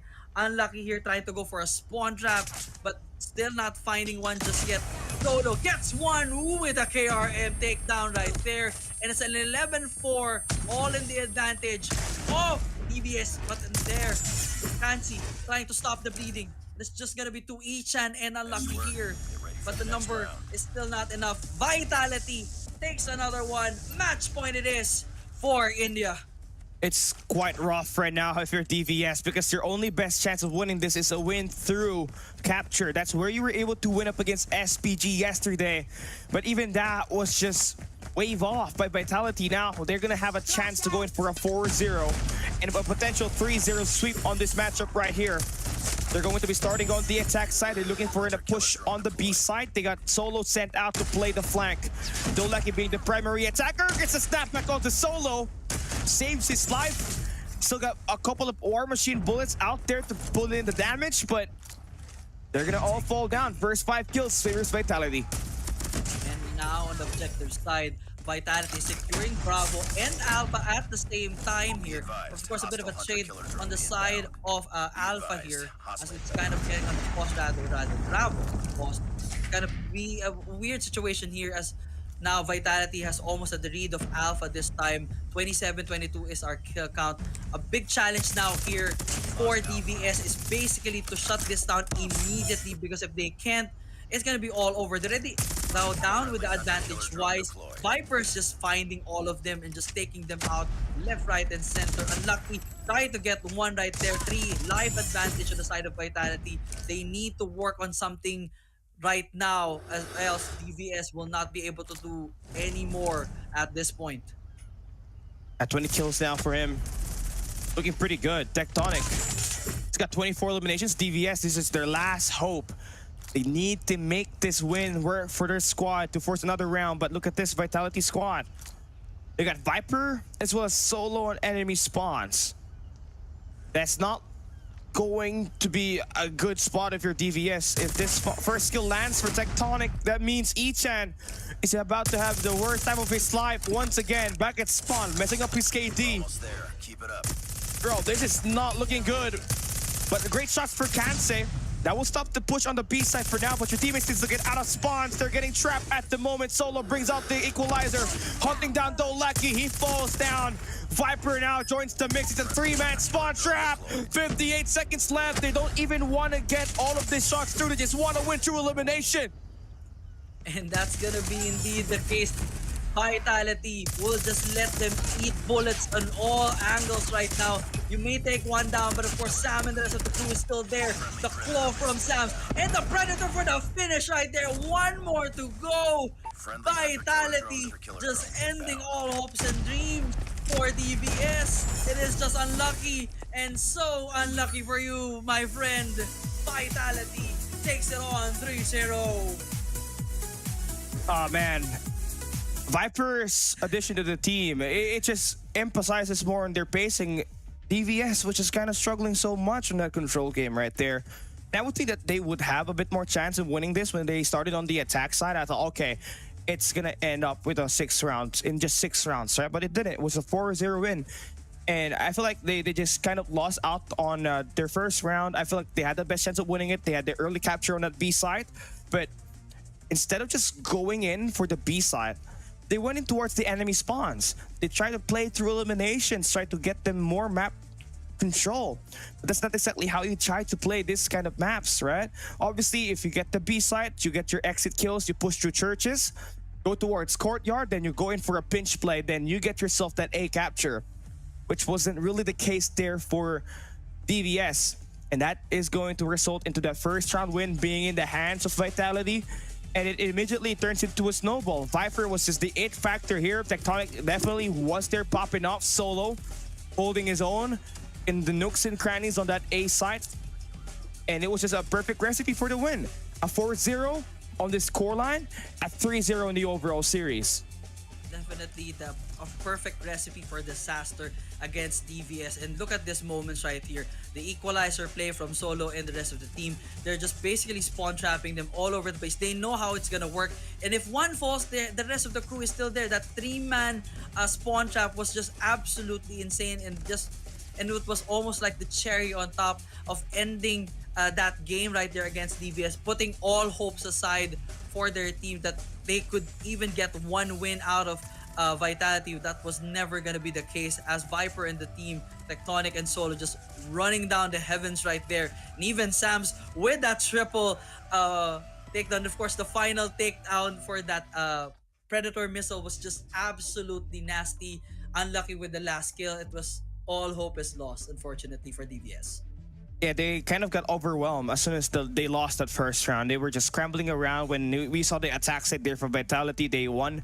The B side early was a 3-stack. They tried to stabilize once again by going to the enemy spawns, but it did not exactly pan out the way it wanted it to be, and therefore that ended up in the loss. And it's rough for DVS because I wanted the Japanese team to enter the LAN stage, because I know for sure that the Japanese squads that has entered at least the international stage has always performed well when it comes to playing offline. You saw it when they went up against Q9 in 2022 in the World Champs. They were able to deny Q9 that playoff spot. Scars was able to win the series.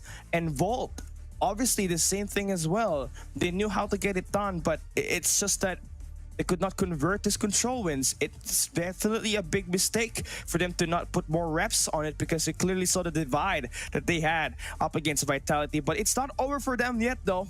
If they do want to qualify, they still have a match tomorrow. They will be going up against Elevate, who we know is going to score a lot of massacres in this group stage for sure. So they're gonna have to give 120% effort to stun Elevate and make sure that they force a tiebreaker. Then they might have a chance to advance to China. For sure. It's not just even 120%. They have to go all in 200% for this one, because they're fighting Elevate.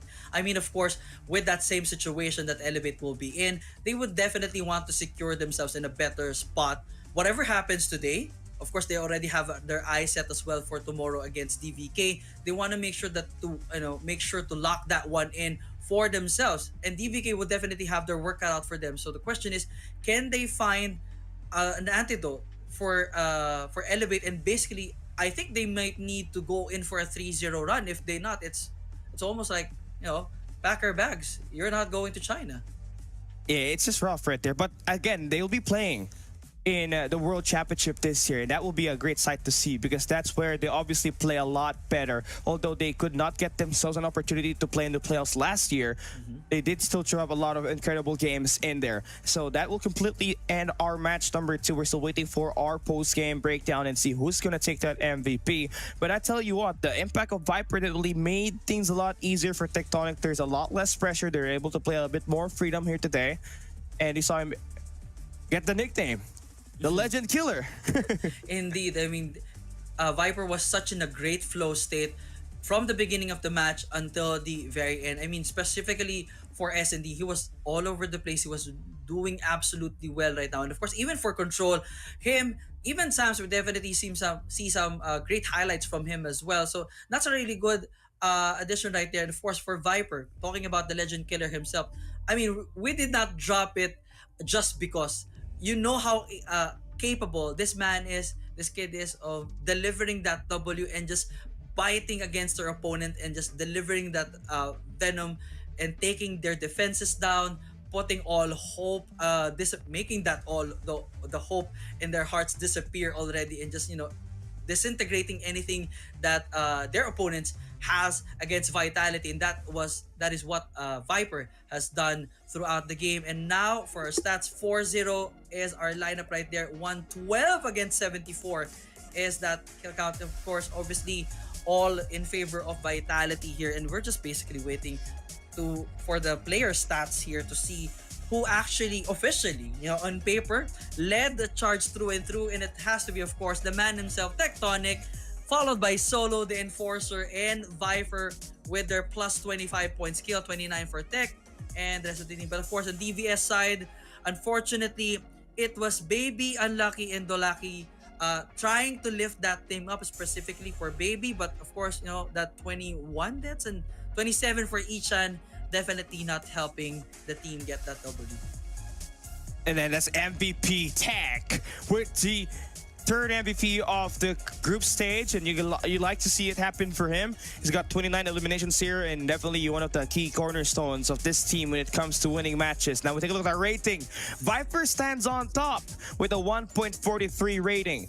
Tectonic is down there with 1.32, and that's the wombo combo that you want to have here. Now on the flip side for DVS, Ichan definitely did not wake up here today. He is still in his deep slumber, JD, with a 0.62 rating. That did not help this team exactly at all in winning any of these maps.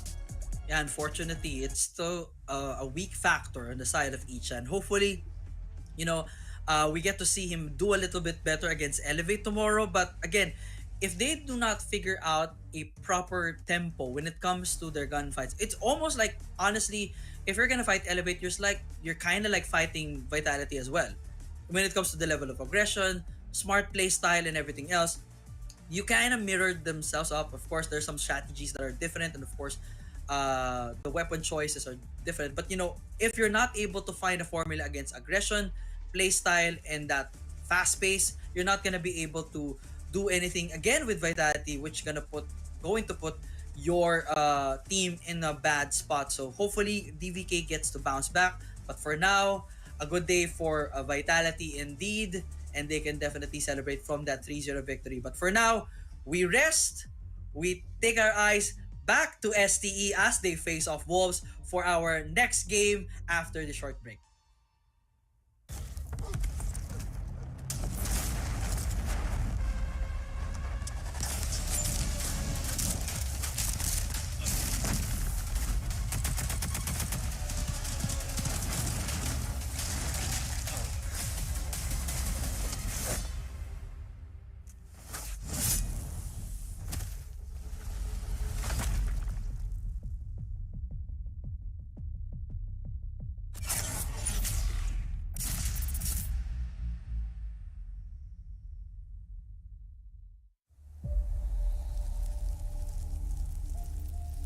Treachery, betrayal is disgraceful. But to blindly follow, that's a recipe for true evil.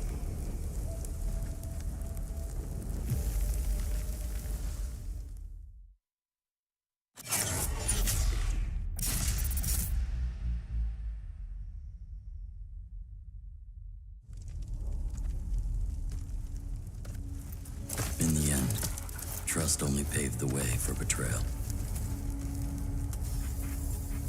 Blood can only be repaid in blood.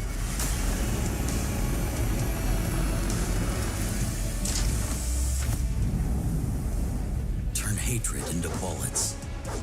Strike fear in the enemy. Become death.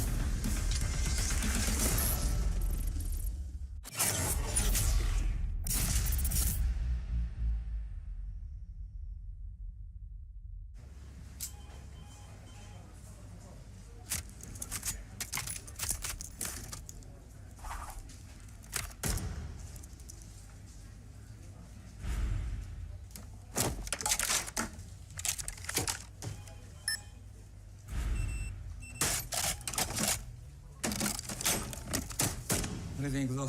はい、こちらが比較した結果です。2010年、あ、失礼。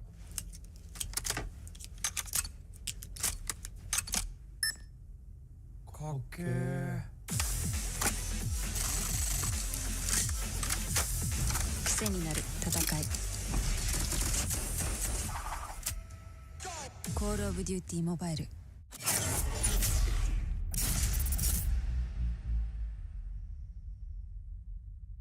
We gathered from all around Malaysia. This is Jom Cod N. Over 70 players showed up to immerse themselves in a day jam-packed with activities. Exclusive merchandises and prizes were given out to players throughout the day, and players also had the opportunity to interact with the Garena team.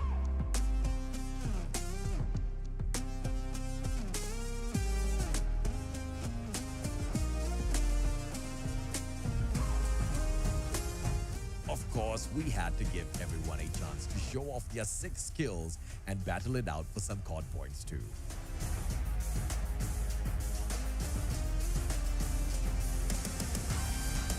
The energy was truly explosive, and we hope you, the COD community, enjoyed your time at Jom COD.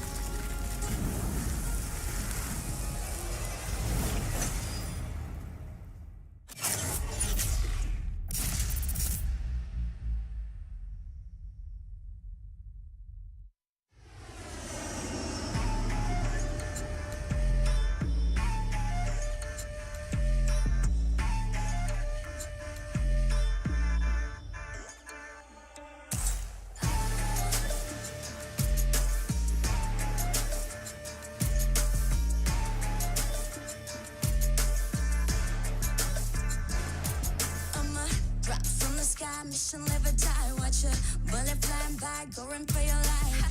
Enemies are running left, right, press fight. I'm gonna show you how it's in, you better sit tight. One down, 3 coming back at ya. Thinking that we're done, but I'm tougher than an armor. Dealing some damage, we hit it. Out of sight, out of mind, yeah, you know that I keep winning. We're stealing the show, you're down on the floor. Gaming for action, still wanting some more. Destined for war, a burst of small. When we're beginning, it's thrilling. We're gonna win it now, win it now. Watch us and we show you how. Arms around, getting loud, not too late to turn around. Running, running, gunning, gunning. Ready? 'Cause we want it all. No fear in our eyes. We will win it all. Glory is the prize. We are in the zone. Bullets to the bone. We want it all.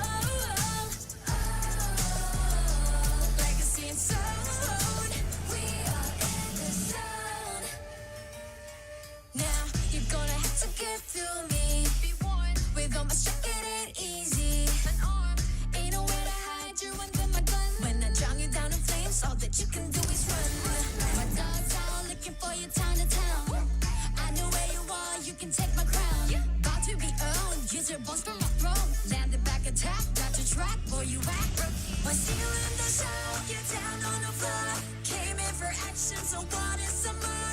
Destined for war, all versus four. When we begin, it gets thrilling. We're gonna win it now, watch us and we'll show you how. Runs around, getting loud, not too late to turn around. Running, gunning, ready. 'Cause we want it all. No fear in our eyes. We will win it all. Glory is the prize. We are in the zone. Put us to the bone. We want it all. We just saw the boys of STE just get the beat onto X-Shock on that first game of the day. Now they're ready to face the players of Wolves, who's the number 3 team in China. Will they be able to go up 2-0 in this group and maybe able to take that number 1 spot at the end of the day? It's definitely possible. Joining you for this show, it's going to be Callie down here with JD. Man, what are your thoughts on this matchup right here? This is gonna be insane, and as I mentioned during the break, this could be a long match for us, especially as you mentioned, SD Search and Destroy might go down the wire because this is Wolves against STE. STE did a good performance earlier during the afternoon, and now they're facing Wolves again. We were doing some rankings between these three, and right now the number 1 has fallen to the hands of STE. So pressure is definitely on against Wolves to not only cement their legacy a little bit better as the number 2, but of course really take down STE in a stellar fashion to quell any doubts against their squad, and of course in the CDN in general against Star Esports. But of course for STE, the momentum is there. They can definitely deliver the W if the situation calls for it. Shut has been on the roll, AG as well, leading the charge for their team. So it's gonna be an interesting afternoon for us as we push Wolves versus STE for today. And it's gonna be a matter of which maps are they gonna choose to ban and which ones to pick. Yeah, let's see what's going to happen here, right? There's 3 maps of action. You gotta ban 2 hard points and 2 search and destroys, and Stalwart will just go and ban away Hacienda, which is one of the most rep maps in CDM. Stand Up will be banned there by Wolves. We're looking at a summit ban for Stalwart Esports, but they're choosing to ban out Hackney Yard. They might want to play Summit here, and it seems like Wolves is gonna get that APOC there. STE now looking like they want to play Summit. That looks pretty solid right there.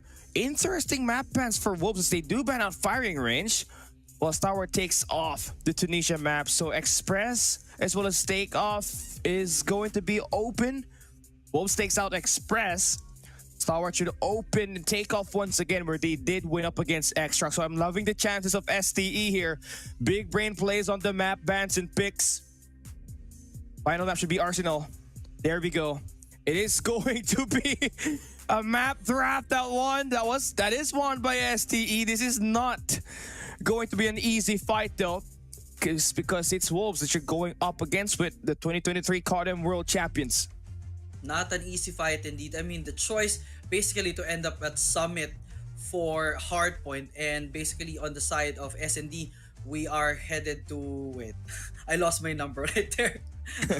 Where are we headed for SND? Most likely Takeoff. We're going to Takeoff. Takeoff. Yeah. Oh, Takeoff. So we've seen how they perform earlier in Takeoff. So that's on the advantage for STE. So when it comes to Summit, we have seen them before, and Wolves has done quite well for themselves as well.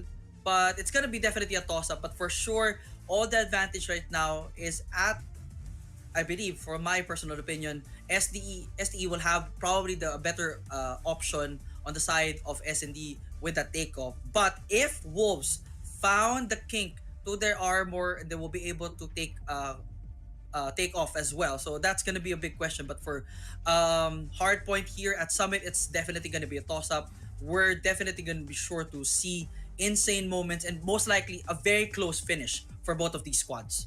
I'm looking at that Zai versus Clove matchup right here. Close range gunfight is going to be the factor that you're going to have to consider as we enter this matchup. Do mention Wolves played a Summit Hardpoint up against X-Rock where they lost 244 to 250.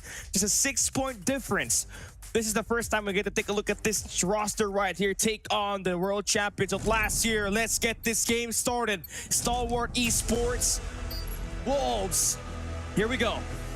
And now, of course, for Wolves right now, main goal here is basically learn from their mistakes yesterday since they were not able to secure this right. I mean, they were able to at least get that 240, 250, but you don't want to have that happening again. And now, kind of have a control here at the first kill, but of course, contention is still gonna be with Stalwart Esports. Peggy just trying to lock this one in for their team and manages to do so. But again, lets it go quickly, but the rest of the team come back and running. And Stalwart Esports now has the opportunity to basically take this one over. The contention is still there. Peggy just punishing everyone for right now. And for now, the lead is with the Wolves. A nice control over towards that mid-map. But a better presence that you got here on the top side for now for Stalwart Esports. Is scared, finds a double. Shotguns are definitely a big factor here, and Beck has just been amazing with the KRM popping off 7 eliminations just on the first hard point, and he has just been a menace. Looking like PJ at the moment has been unstoppable. Wolves continues to go in with the dominance while Stalwart continues to try to earn their way back in. Clovis got himself 5 kills, but Beck definitely is doing a little bit better in terms of winning the gunfights and getting all the time on this matchup. And now their eyes set probably on the next hill. But of course, Stalwart Esports realizing the situation already with a 36-9 score initially. They need to lock this one in, and that is what they're trying to do right now. As of course, the rest of Wolves now has access again to the hill, and of course the contention is gonna be there.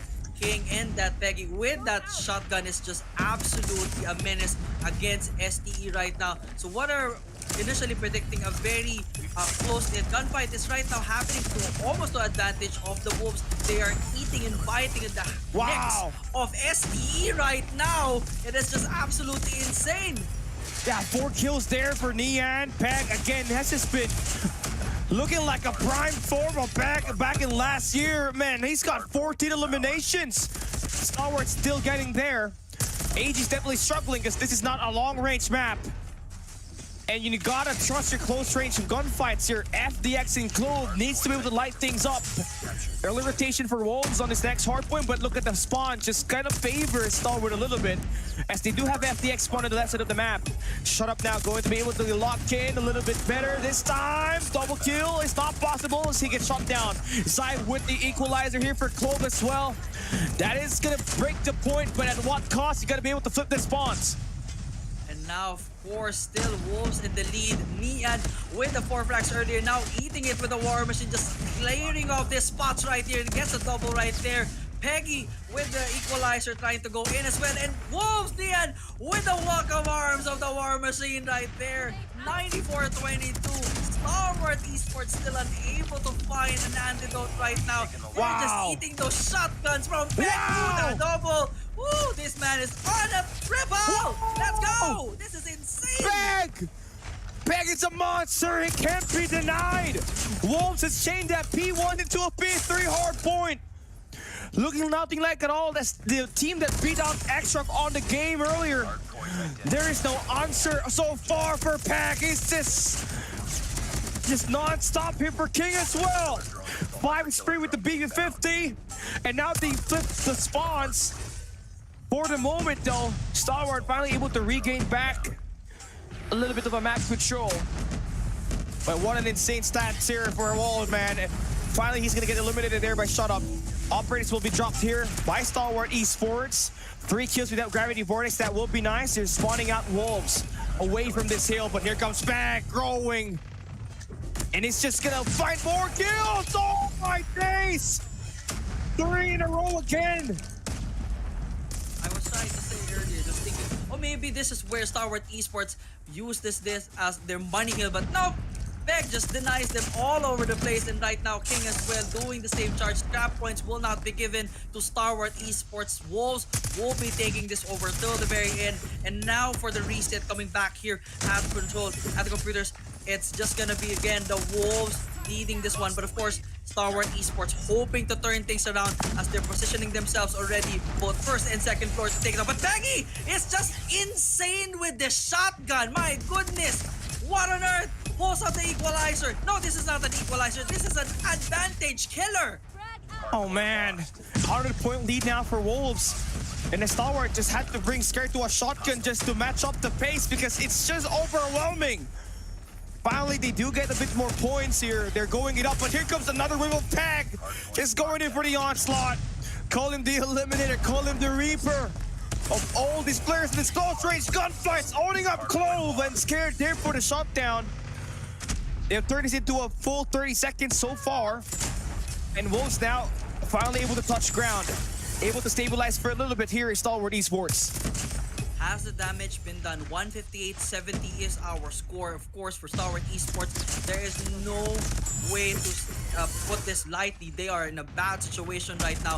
If this is the level of aggression Peggy has on its side, with Zai raining down with that claw, of course, this is not gonna look good. And now, of course, as we almost flip the situation here, back in here at P2, again the eye set of Wolves locking this one in. Nian finding one right there. Ooh, with a beautiful takedown. And Sharap trying to answer with a War Machine. Managing to land some things, but still not enough to take over that hill. They need to step in there, and they manages to do so. But at what cost? 160-80. 80-point advantage. Still with. Ooh, what happened was that? Yo, that is not Peg right there. That is PJ. That's Yopi. That guy is just moving like them. And oh boy, I have not seen someone just move a little bit better than PJ. Not until I saw Peg here today. As he woke up and shows violence, even going better up against Clove. Single-handedly holding down the point. He's got 40 eliminations. About to reach 50. And Stalwart gonna lose out on the early rotation on P3. FDX trying to wrap around, getting the kill so far, gets those huge 2 kills to flip this spawns over. Signs of life here if you're Stalwart. Shut up, gets the clear out, and Wolves gonna be on the right side of the map.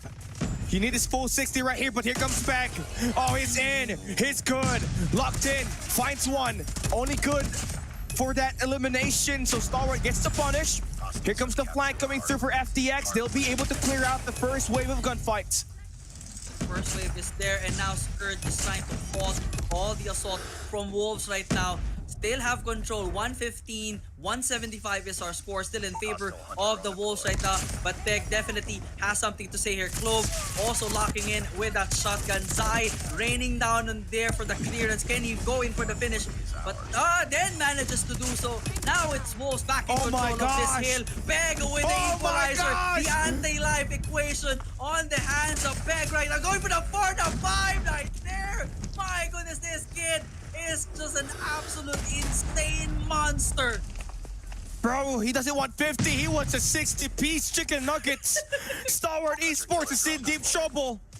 This guy is just roaming around the map. Finally, Chloe able to sort one out. But side there for the trade.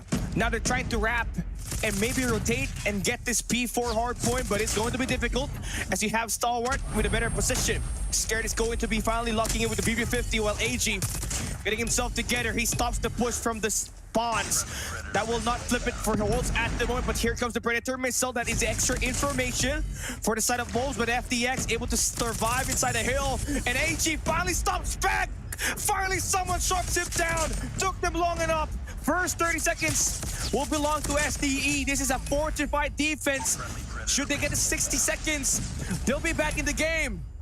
Definitely, this is now the chance for Stalwart Esports to push this one, make this your money hill, lock in those final 20, and at least get that 40-point gap taken out slowly. Now, of course, Zai says otherwise, but AG trying to clear this one back. No, this is ours. This is our money hill right now.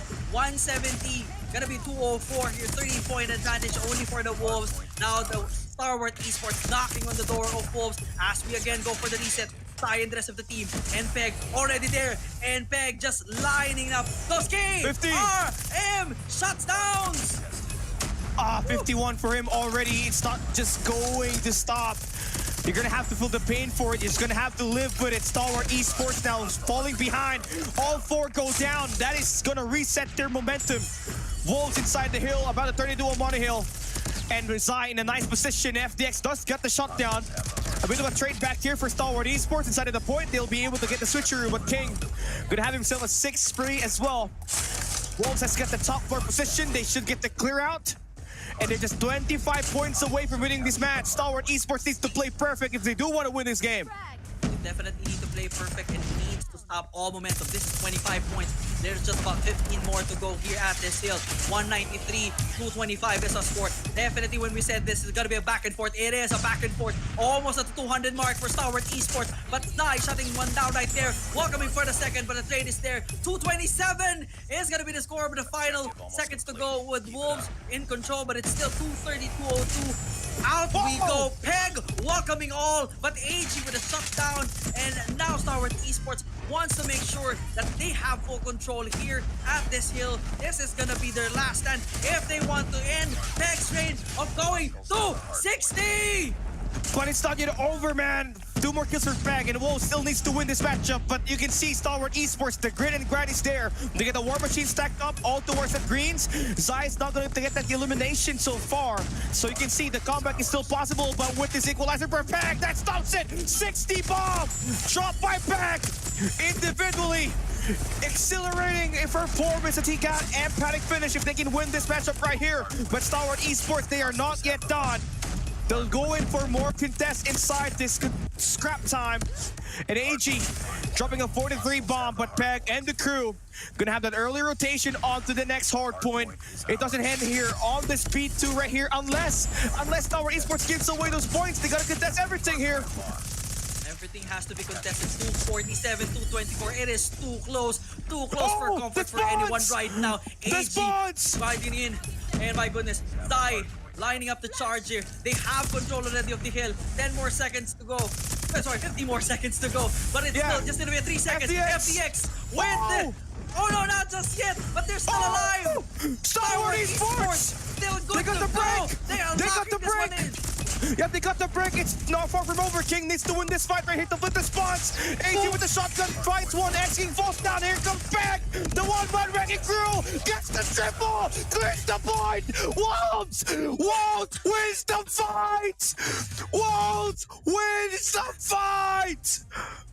Oh! It was a repeat of the grand finals of GTF 5. Oh, man.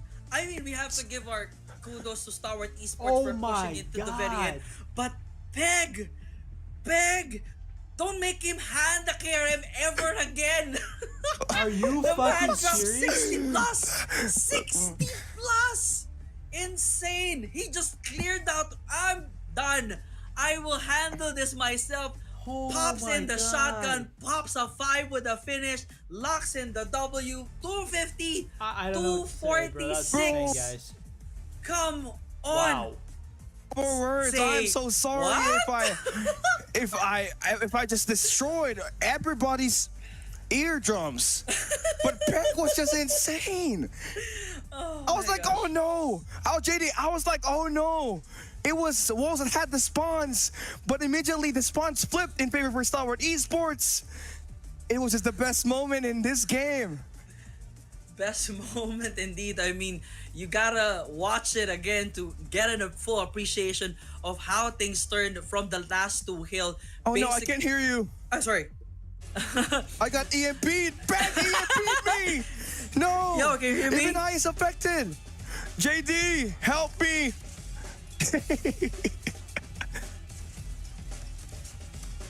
But hey, I cannot hear JD anymore. I got EMP'd, man. Peg was just him. He was Himothy.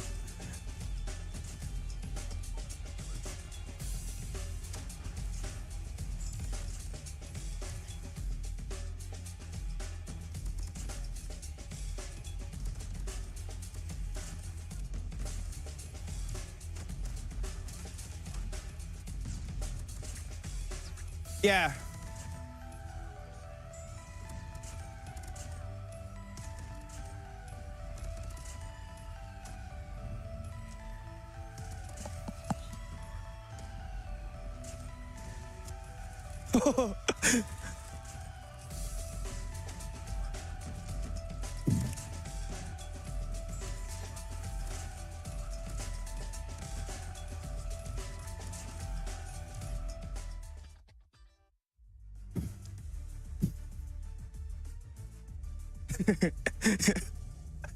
Yeah, we're good now. I got, bro. I was nervous in that gameplay right there. It was just, I don't know. I'm still lost for words. I mean, I thought it was STE with the clutch play because they flipped the spawns, and then I saw Peg's POV. Oh no, he's here. The one-man wrecking crew, the 1v1 machine. It kind of looked like he was PJ right there, JD. I was questioning if it was Peg that was playing that match because you don't see him play like that.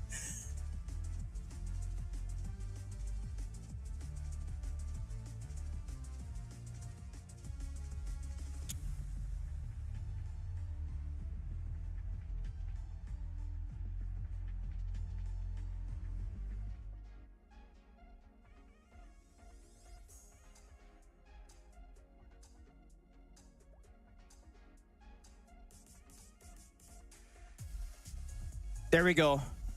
Yeah, I feel like Coach JD doesn't have any of their audios, but here we go. We're trying to get him through it. And yeah, the EMP was insane. It did not just affect STE, it affected both of us here on the caster desk. Great fights. Definitely one of the ages. Peg definitely invaded Star Wars Esports in their own territory, right? 66 kills. Would you take a look at that? 39 deaths, 10 assists, 1.69 KD, and a different level of matchup that we just saw here for Wolves. But you gotta give it up for STE, man. Although they were getting fried in the gunfights, they did show up and play the objective, play total team play. The chemistry was there, but nothing beats Peg, the one-man wrecking crew. Every time we saw him, he was scoring frags after frags after frags. And this is the highest hardpoint eliminations that we got here so far in the group stage.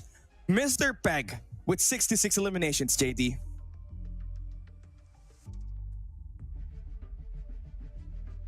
And this seems like we don't have. Yeah, we can hear you now, JD. We're back. Finally, you're back. And it seems like we're still waiting for it, right? We're still waiting for JD to connect. But yeah, that game, it was mic breaking, mind breaking. It is audio breaking as well. And it was definitely a top fight that we got to see there, honestly, for STE, because we thought that they're going to win that. It was a clutch play for the side of FTX. You saw the Gravity Vortex. It was a 1v3 matchup, and he did win the front and the back of the attacks, right? And apart from that, it's just King who find the break at the back. It also allowed STE to spawn back on the left side of the map. Then Peg just had to quickly attack through the front, blitzes through, gets those last 4 players there, JD. Yeah, this time, can you hear me now, guys? Am I back or am I still gone? Yeah, you're back. Okay, you're good. back, man. Right in time. That was a mic-breaking game. Mind-breaking game indeed. I mean, I'm not sure which one of my equipments is actually working right now, so I'm gonna be using everything that I have right now for today, as we of course now going here at takeoff for the search and destroy here, as Clove and the rest of the crew trying to go for a takedown and shutting down Wolves right now for the advantage. Okay, a nice start for Star Wars Esports. I mean, it seems like Takeoff's their best map here, taking advantage of their defensive performance. Hits King back against the wall. Is he mighty enough to be able to clutch this 1v4? And Visitor Center is going to be visited by FDX. He said, hello, goodbye, see you on the next round. See you on the next round indeed, as we start off with the first win for Star Wars Esports. So that was a good setup right there for them, you know, trying to get back from that initial loss, shake up the cobwebs and the nerves and whatever that was from that initial game that we've had earlier. So now the goal here is from their side, I think, heavy defense on both Bravo and Alpha, with a bit of less defense rather on the side of Alphas. Most of them are stacked on the other side, and Wolves Esports is trying to slow things down for their favor. Peg. I mean, now he switched back to a Fennec here. I like that. You're just playing for a pick. And you can see the staggering attack here for Star Wars Esports. You saw it earlier, they were trying to overextend in multiple lanes, but this time it's just right through mid, where they have Clove as well as Sker. Is in the right position to attack. either through the fountains as well as the scaffolding. And there we got the first blood exchange as Nian finds the kill on Clove. And now in a 4v4 situation, evening of both odds, still very quiet and peaceful from both ends. So now, from the side of Wolves, they kind of have the advantage, and they do now have when it comes to the life count here. So now they have a man advantage from their side. They just need to really be aggressive here. They might have the opportunity to go in for the plant for Alpha and take this to a 44-second advantage. But shut up, might spot one through the smoke, but not just yet, and he does when it clears out. And now it's a 2v3 situation still in the favor of Wolves. Oh, nice shot spraying from Fag, spraying it down.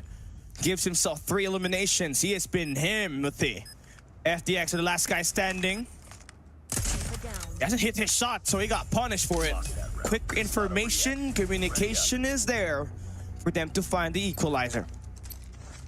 Now, of course, 1-1 is our score, equalized on the side. So this is the way to go for Wolves. You know, at least whenever certain situations like that, if we're able to go for the plant, make sure to have someone right there ready for the takedown, at least if any trade comes in. So that's going to be the great setup for them. But of course, from how we're seeing things, both Starward and Esports know how to slow things down here at takeoff. You know, they're not rushing into crazy situations immediately. They're just taking their time, making sure that they have all the information that they need when it comes to the positioning of their opponents, and then make their moves when the time is right. A pretty default defense again for Stalwart. The same thing as they did in that last round where they still have one extra guy to hold down that fountains, but this time it's shut up, who plays an aggressive pickoff. Not sending Clove here is insanely smart because he just kind of want him to be at the back lines, knowing that there are a bit more overwhelming pushes that might be thrown by Wolves once they pick up that bomb. Definitely. So now, at least from their situation, everything is still on almost a stalemate. You know, the defense is still very solid on the side of Star with Esports.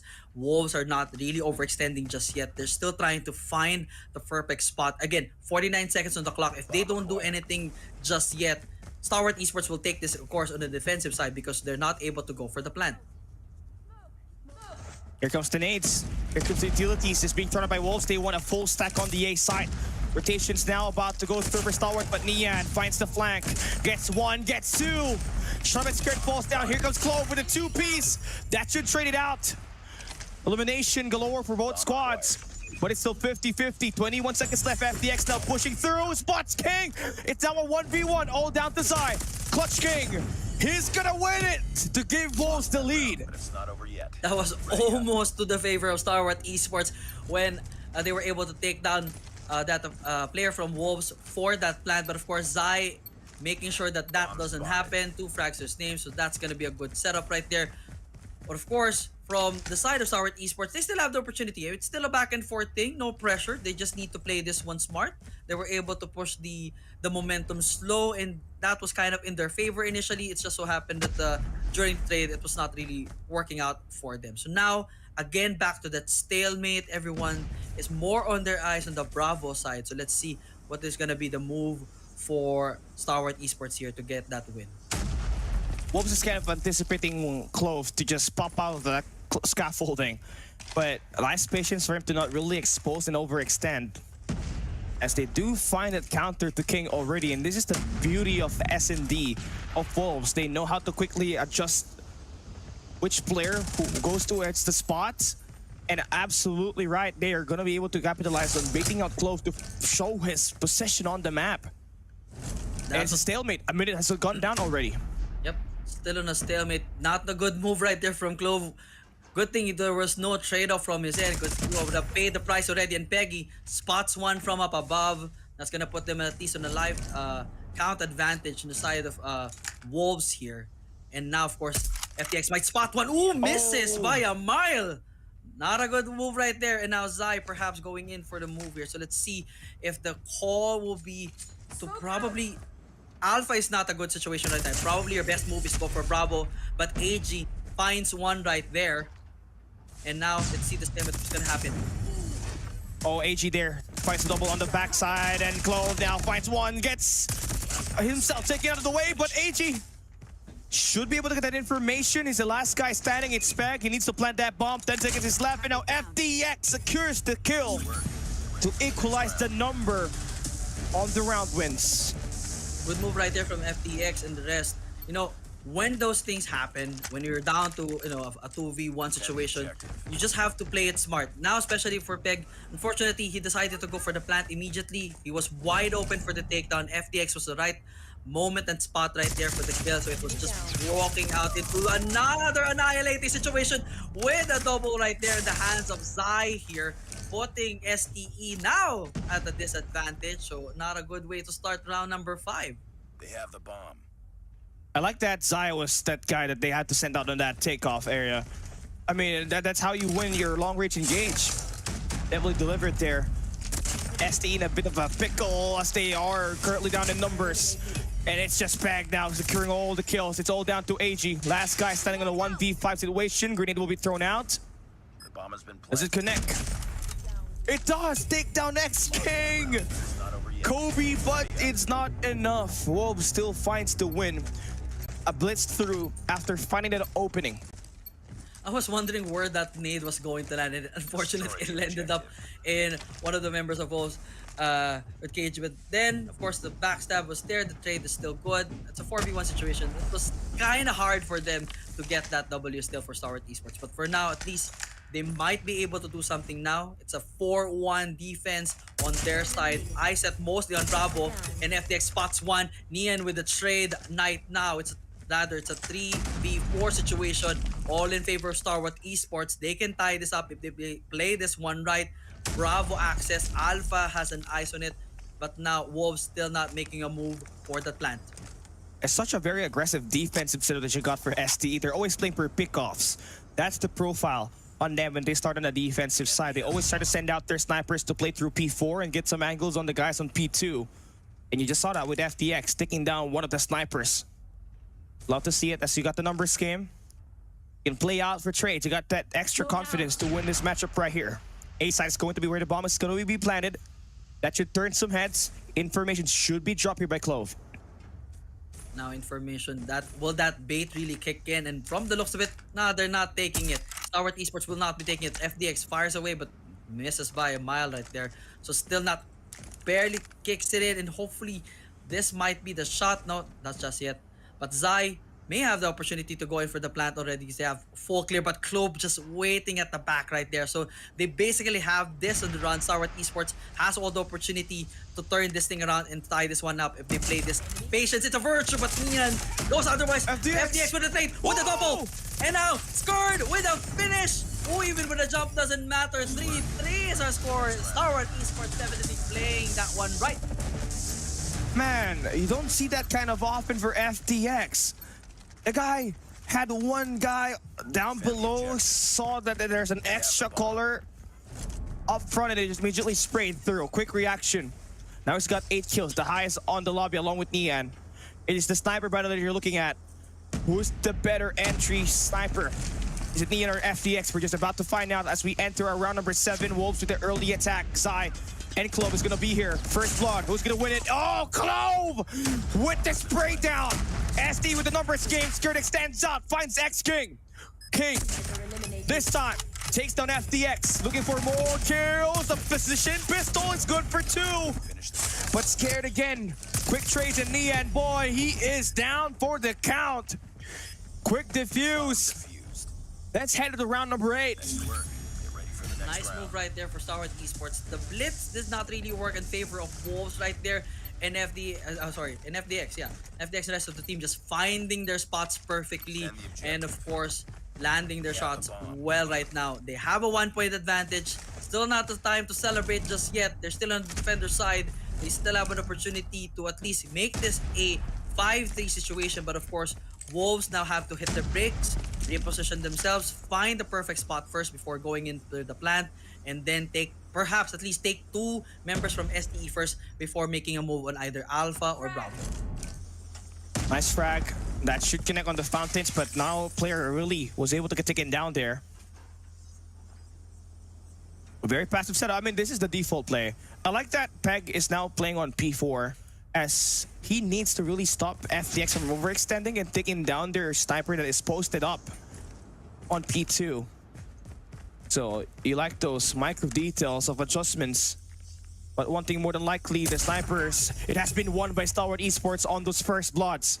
Shut Up may only have 3 kills, but FTX has 8. And look at the head glitch! It doesn't even matter for FTX. He still wins the fight. It's just nasty right now and make it another one for FTX, and Clove spots the last one and takes out Wolf Esports. 5-3 is a score. The switch is good. I mean, FDX just finds it perfect. I mean, this kid just knows the timing perfectly well and just hits it right on a button. We'd like to see it happen for Stalwart Esports. Their takeoff has just been amazing.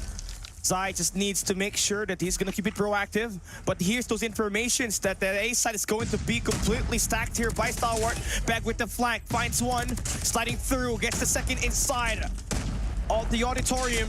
Clove on the ticketing, says hello. Here is your ticket to the next round. FTX in the mid-map. Wet like water. 11 kills for him. And now 3v2 situation.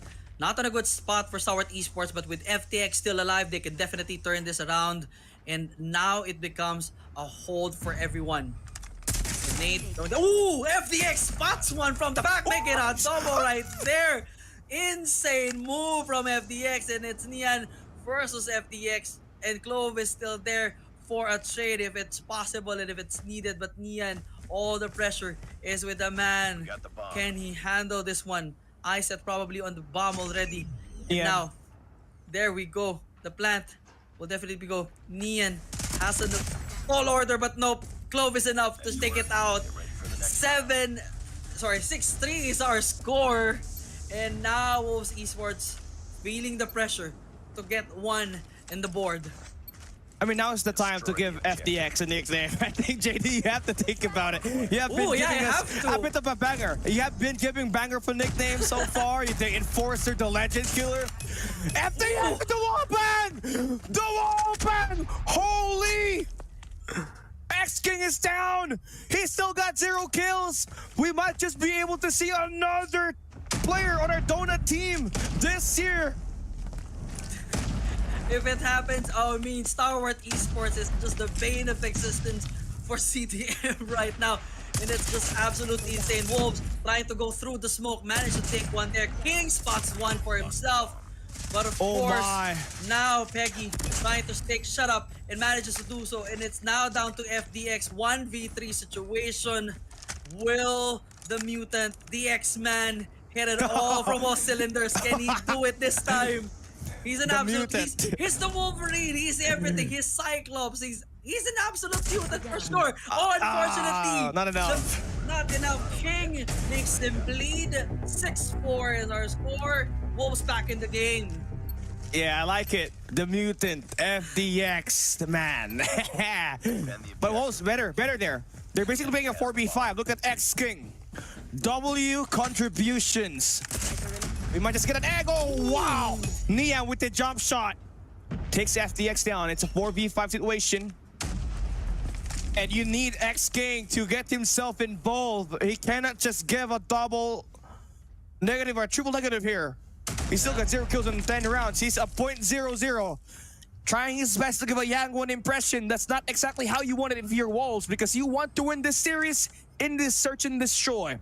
Because X-Rock, they won the hard point, but they lost the last 2 maps, so they don't want to fall into the same hands of the #1 team in China.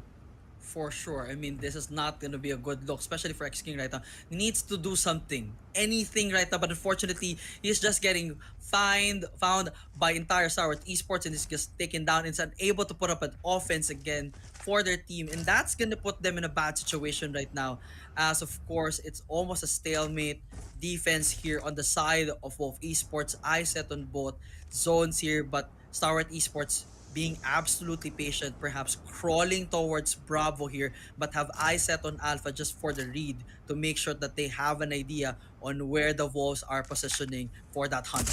I like the angle here for Nian. He takes Nian. He stays out AG, goes for the second. Man, that's good for shots, right? But Clove quickly rotating out. And that's going to equalize the number. Peg now extending, and that's going to take down Clove. It's a 2v2 situation. X-King needs to get the kill here, but he gets taken down by Shut Up! Bomb is going to be planted on the A site. and Zai's gonna have full information. Sprays one, spray transfer is gonna be there. Bang! Okay, gets it to go. Picking where he left off on that hard point, you saw him 66 kills. This time, 14 eliminations and to erase the devs of STE to just one round. One more round for the tie here at Wolf Esports. Peg is just an absolute monster. Definitely, even with his Fennec at hand, he's still landing those shots. 14 frags to his name. Nian with 10, but unfortunately, his king is still not contributing anything at this point. This is round number 12 already, and we haven't seen. Again, he is down for the count, unfortunately. And down the rest go. Start up with a double right there.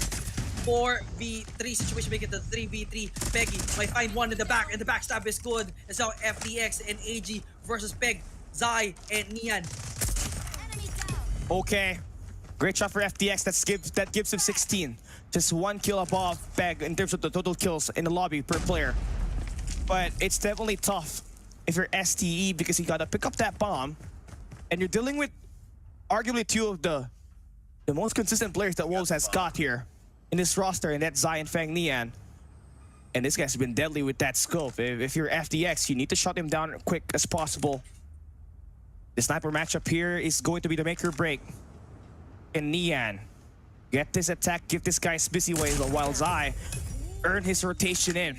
There we go. That's it. Nian takes down FDX. It's a 2v1. AG now has a tall order right now. He has still an advantage in a way that he has the bomb, but of course, if that read is good already, they have kind of an eye set. Wolves have eye set on both Alpha and Bravo. But of course, the surprise right there, AG evening the odds in the 1v1 situation. But Zai still, of course, has the opportunity to just end this for Stalwart Esports and tie the series right now. But of course, it's just gonna be a matter of who finds who. Both in a weird situation. Oh! The planned attempt was the... Oh, that was nasty right now for Stalwart Esports. Wolves ties up the series 6-6.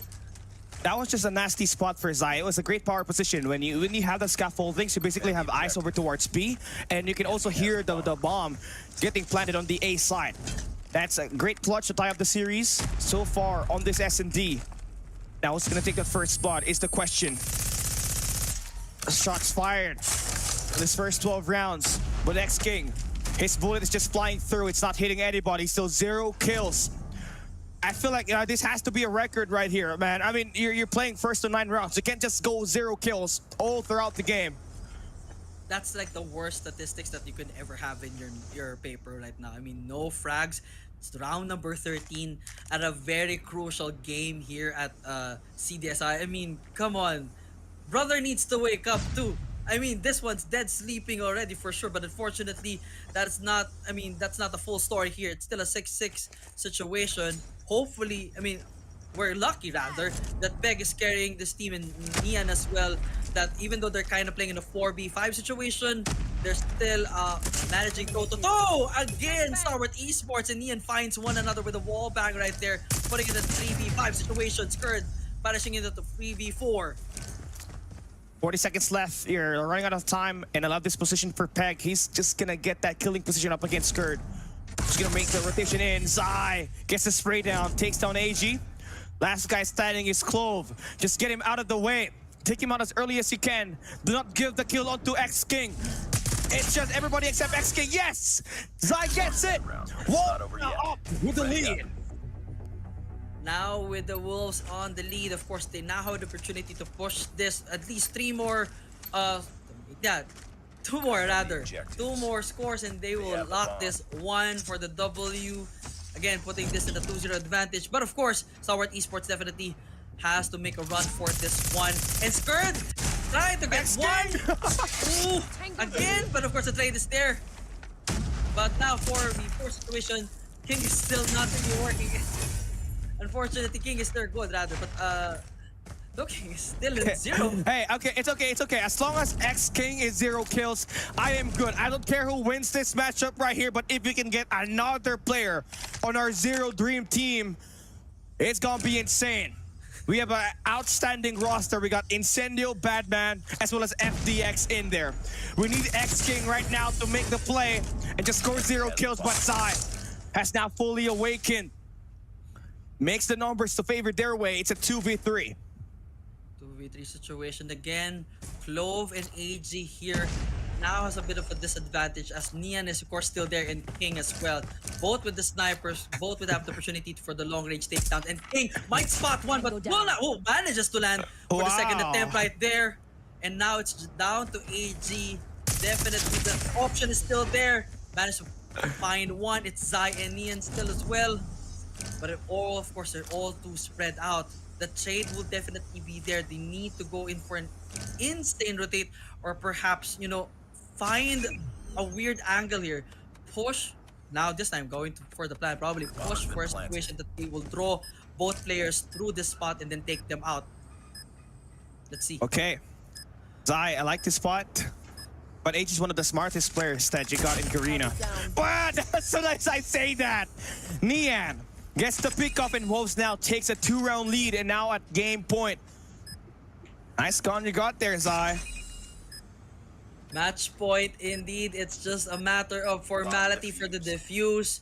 Match point is gonna be for Wolf Esports. Star Wars definitely needs to pull something insane from their bag. They were able to pull it earlier at, of course, a hard point, and they managed to win this earlier against their first game. They can do it again, but right now it's just not landing really well as Zai praying away, and hopefully this time they get to do something. Becky, block this one for the double. Oh, that's gonna hurt the situation for sure.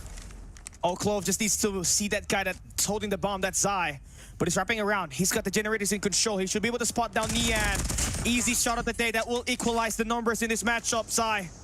He's gonna have a nice spot in here. First off, as X King is not around, it is a good kill for everybody else. Oh no, he's here. He heard me. He said, Zai, hey X King, come here. Let's play for a trade. I want you to get a kill. X-King is just probably going to walk into the arms of someone right now. The 3v3 situation. Shut up. May have an opportunity to find one. X-King! The trade! Oh, manages to find one finally! And now it's a 2v2 situation. He will not be part of that club, unfortunately. Eliminated. And King finds one. And it's all down to shut up right now against King engaging. Okay, let's see what Shut Up has got here. Nice killing position. Gets one. It's all down to X King! The GOAT! The GOAT is up! The life is on the line for Wolves! Can he clutch it? X King sees the bomb planted at the A side with the MG42! It's time to win the gunfight! MG42 for X King! He stands up but he loses the gunfight! Shut up, wins it! Shut up, wins it! X King cannot clutch it! Does not have the ice on his veins! Destroy the objective. Oh. I don't even know how to deal with X-King right now. Unfortunately, I mean, yes, he's not part of the club, but unfortunately, it was the game-winning thing. It was time to show up, but cannot show up, unfortunately. And now, we're almost secured to push this into overtime if that's gonna be the case. As Nian spots one, right there, 5v3 situation, now in favor again of the Wolves. Okay, X King is still alive. Where is he? Oh, he's here. He's here. Scared, do not go there. Just give him one kill. Nice angle here for King. Okay. I mean, you got the information, but they're not overextending. They're respecting this guy's right here. But Nian gets picked off. Nice shot for Skurd. But again, I don't care if Peg is here. If X King is alive, we will cast over him. And let's see if he does find the trade here. X-King is basically the star of the show right now. But let's see. But for now, Globe is where we're at right now. 3v4 situation. Still on the advantage for Wolf Esports here to push this to 9-7. But, you know, Star Wars Esports definitely playing smart right here. But too smart perhaps as they're trying to just go in for a slow in.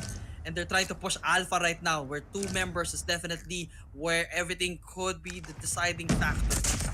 Ooh, nice shot for Cole. it's Whittington X King, the man to meet the legend is out. It's a 3v3 situation. Wolves is crumbling apart. Their best player is out.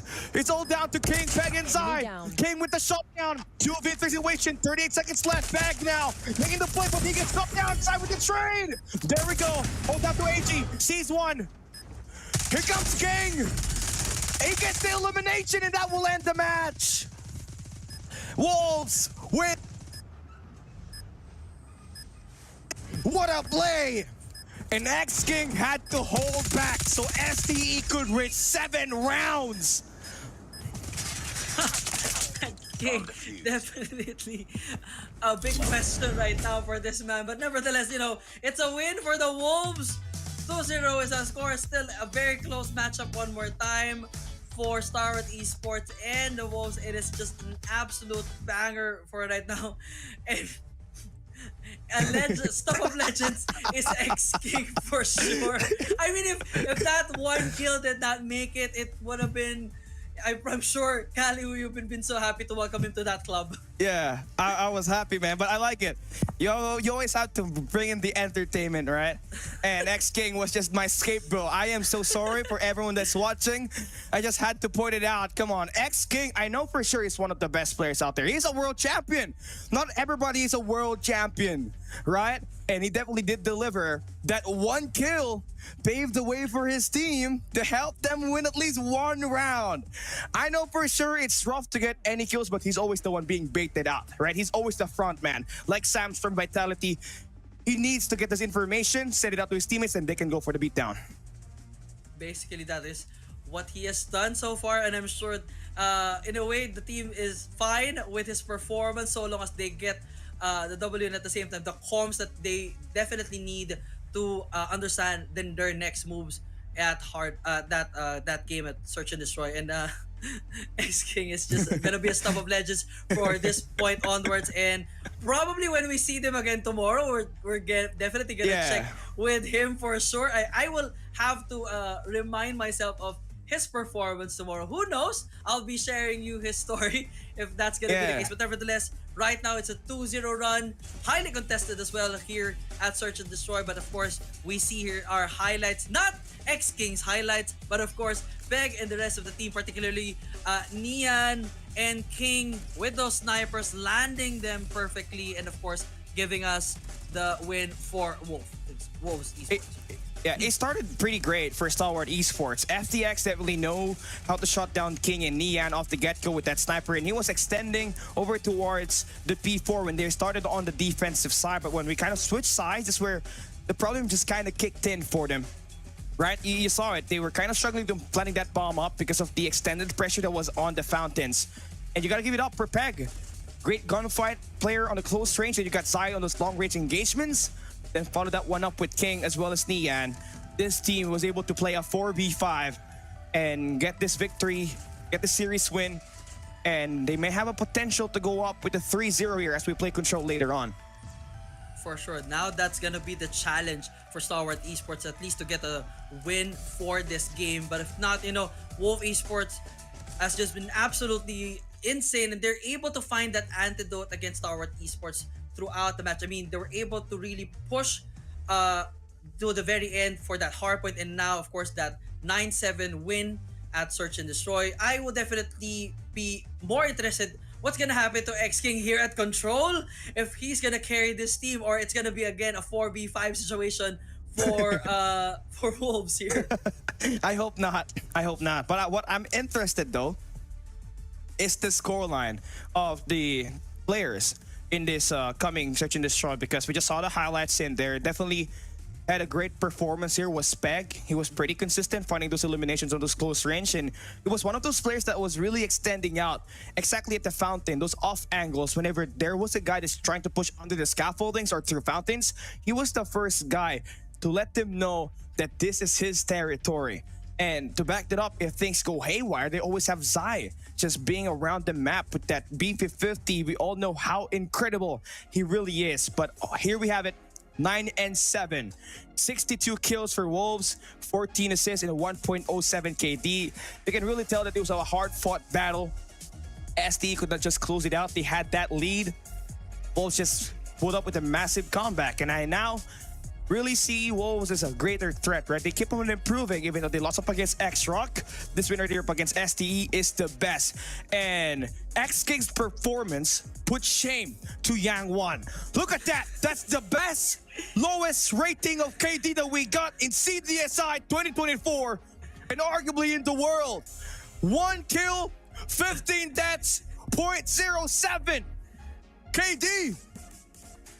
0.07 will be the stuff of legends. I mean, for X-King right now, I mean, that's nasty. I mean, but nevertheless, a 2.0 KD for Zai there, definitely putting him on a full map. I'm sure he's gonna secure that MVP for this one. And of course, it's gonna go for Peg still with 19 frags, number 4 on the map. I have, again, I still need to find a nickname for Peg. This man is just an absolute monster right now. We'll have to sit this one down because the name is not yet ringing a bell to me, so I'm still not able to find a perfect nickname for Peg. But Comment section. JD, we have a perfect nickname for X King. What? Agent 007. Oh yeah. Okay. From this point onward, he is now forever and will be Agent 007, Agent 007 because of that 0.07 KD. Yeah. Okay. That's gonna be devastating because STE, not normally, they do get to face an Agent 007. I know for sure Peck has been the back-to-back MVP. 66 kills on that hard point, 16 kills on that Search and Destroy. He's going to be the bigger threat. But this time, he's gonna have that SMG. That SMG might be the final nail in the coffin for Star Wars Esports unless they find something good here, and looks like going to be the case from their end. It's going to be, again, an alpha push on the side for Star Wars Esports. FDX landing that one already, and of course the assault and the challenge for both objective and kill points starts right now. Alright, Star Wars Esports getting themselves better on the mid-map. They find themselves the first 5 kills, and look at the sponsor already initiated here by FDX. Nice breakthrough for Zai. As he gets that elimination, they should be able to push up B. It is completely wide open. And it's going to be another breakthrough here because there's going to be another spawn trap that will be set up by Shut Up on the cranes. Nice shots for Peg. He is non-stop. 2 eliminations in a row. One more gunfight to win, and they'll have the A side in their control. Now, A side kind of almost in the hands of Wolves here, even for Bravo, but it's still not a solid lock just yet. They're just basically getting started with that setup right now as we are down to a 22-22 point lineup. Objective-wise, Wolves are definitely playing both sides of the game. They're going in for the kills and it's also going in for the objective. Alpha will definitely be going in to their side as they're only 1 tick away, as King definitely welcomes close right there. Even for the double, but Shade from Skirt is right there as well. Bit of a contest on the Alpha side perhaps. Now as we come into a 21-18 the count. I mean, that's going to be a clear out for the middle laboratories here for Star Wars Esports. Nice shots for Shut Up and FDX, who continues to hold down that B lane. Getting really respected. All 3 lanes are covered up by STE as they have a kind of a mini spawn trap situation at the moment. It's FDX with the 3 eliminations in a row. Great gameplays for him, and he's going to continue pulling off a lot of eliminations if he does not get double challenged. And finally, we see a breakthrough for Wolves. The B side is where they're headed next. B side will definitely be a point contention for everyone. First click already on the Wolves side here. Nian just trying to wait it out and trying to spot one, but misses the first. Manages to go for the second right now. 2 clicks to go. 1 more click on the side of Bravo, and it's all gonna be for Wolves here, and they manage to lock this one in. They just need 1 tick here in the Alpha, and they could just basically win this one. Yeah, and it's just all about the objective here. You clear out, just need to swing up against player number 5 in Clove, but you do fall down. You're back at spawns. That's AG. At least he's got a war machine to play around with. BB50 in his hands. Good for only 1. Pedja is going to get taken down. And it's all about the A-side defense. You cannot falter. If you're Star Wars Esports, you lose this mid-map control. That's going to be easy capture for Wolves. They only need 1 more segment in here. King advancing through the windows. Takes down Shut Up. Looks for 1 more. Scared is down for the count. There's 2 more players to clear out, but he's going to get eliminated. A nice hold for Star Wars Esports. But now, Wolves are down to their last 5 lives here, with Star Wars Esports still has 11 to spare here, but the objective still in the hands of Wolves here. But now, of course, Ian just trying to spot one and managed to do so. 9-4 is our life count right now. Advantage still with Star Wars Esports when it comes to the lives, but objective is almost to the finish with Wolves here. They might just end up winning in this one here as Peggy pulls out the equalizer to welcome everyone here. 3v5 situation. One life to go for Wolves Esports. What to do? Oh, wow. Oh, wow. Can we see a clutch? No. Yeah, just a rock sketch there. Stalwart Esports now up by 1 round, but you gotta give it up. It looked like Stalwart Esports is gonna run them over after clearing out that laboratories, but Wolves responded back with so many eliminations, and they could almost clutch that one up if there was only one extra guy that was alive there along with Nian, but never say the less, right? Still going to be a win. A win's a win. Wolves now gonna be switching sides, starting on the defensive side. Defensive side. Wolves here. Bravo is where probably things go crazy here. Probably Alphas where they're just trying to kind of fort that initial secure, but of course, Kern with a long range takedown right now, and now they have eyes set here on the Alpha side. Kern perhaps trying to lock this one for the first click, and Clove with the equalizer, spraying this one out in the ground, just welcoming anyone who comes his way. But of course, first click is good already decided Star Wars Esports. They can push this one if they can keep this set up correctly. Zai's now going to be able to break through here. Nice shots. In out of the window. And they're going to be extending out. Gives him 3 eliminations. And Stalwart Esports is back at spawns. They need to find some capture with this takedown from King. They're all going to be playing reset. And it's rough, knowing that you only got 55 seconds to play around. And that mid laboratories, man, it's just completely overwhelmed. Agent 007 is going to get taken down by Clove. 22-20 on the live count. Still in favor of Stalwart Esports. They have someone playing the spawn trap. X-King and his teammate King will now fall down. And this is going to be a capture in favor of Stalwart Esports. That capture was initially contested, but they now have back at 2 clicks. They just need one more to basically secure Alpha. But Zai finds one here. Shut up. Going in for the spawn trap already. Taking one out, but of course the trade is there. Good. Zai pulls out that claw initially, but of course will not get this. Now King and the rest of the crew coming in hot already. 17-15 is our life count. King just going in for the spray, and everything else is just landing perfectly. 15 each. Alpha is down. Bravo is still wide open for anyone to take, but of course their lives is just a 2 life advantage for Star Wars Esports. The +2 here. A minute and 15 seconds left, JD. And again, they just really are intent on just going in for a little bit of a spawn trap situation just to even out the map position. A nice quick flick on that. Peg is going to be down. Nian extending out. X-King. Agent 007 with the double. Nice play for him to keep away these players, but FDX has been non-stop. Relentless assault on the enemy spawns. 4 in a row. Almost a 5. He has to back away just to keep this guy at steady bay. Zai with the claw. 6 in a row. 7 is through. FDX exchanging hands. He wants more of the heat. X-King 007 back at spawns. It's gonna get a face punch. That's a black eye. Black and blue. FDX going ballistic. Wolves down to their last 2 players. Nian with the annihilator. Good for 2 eliminations already, but here comes FDX. Oh, the back shot. Yeah, get it. Done. STE 2-0.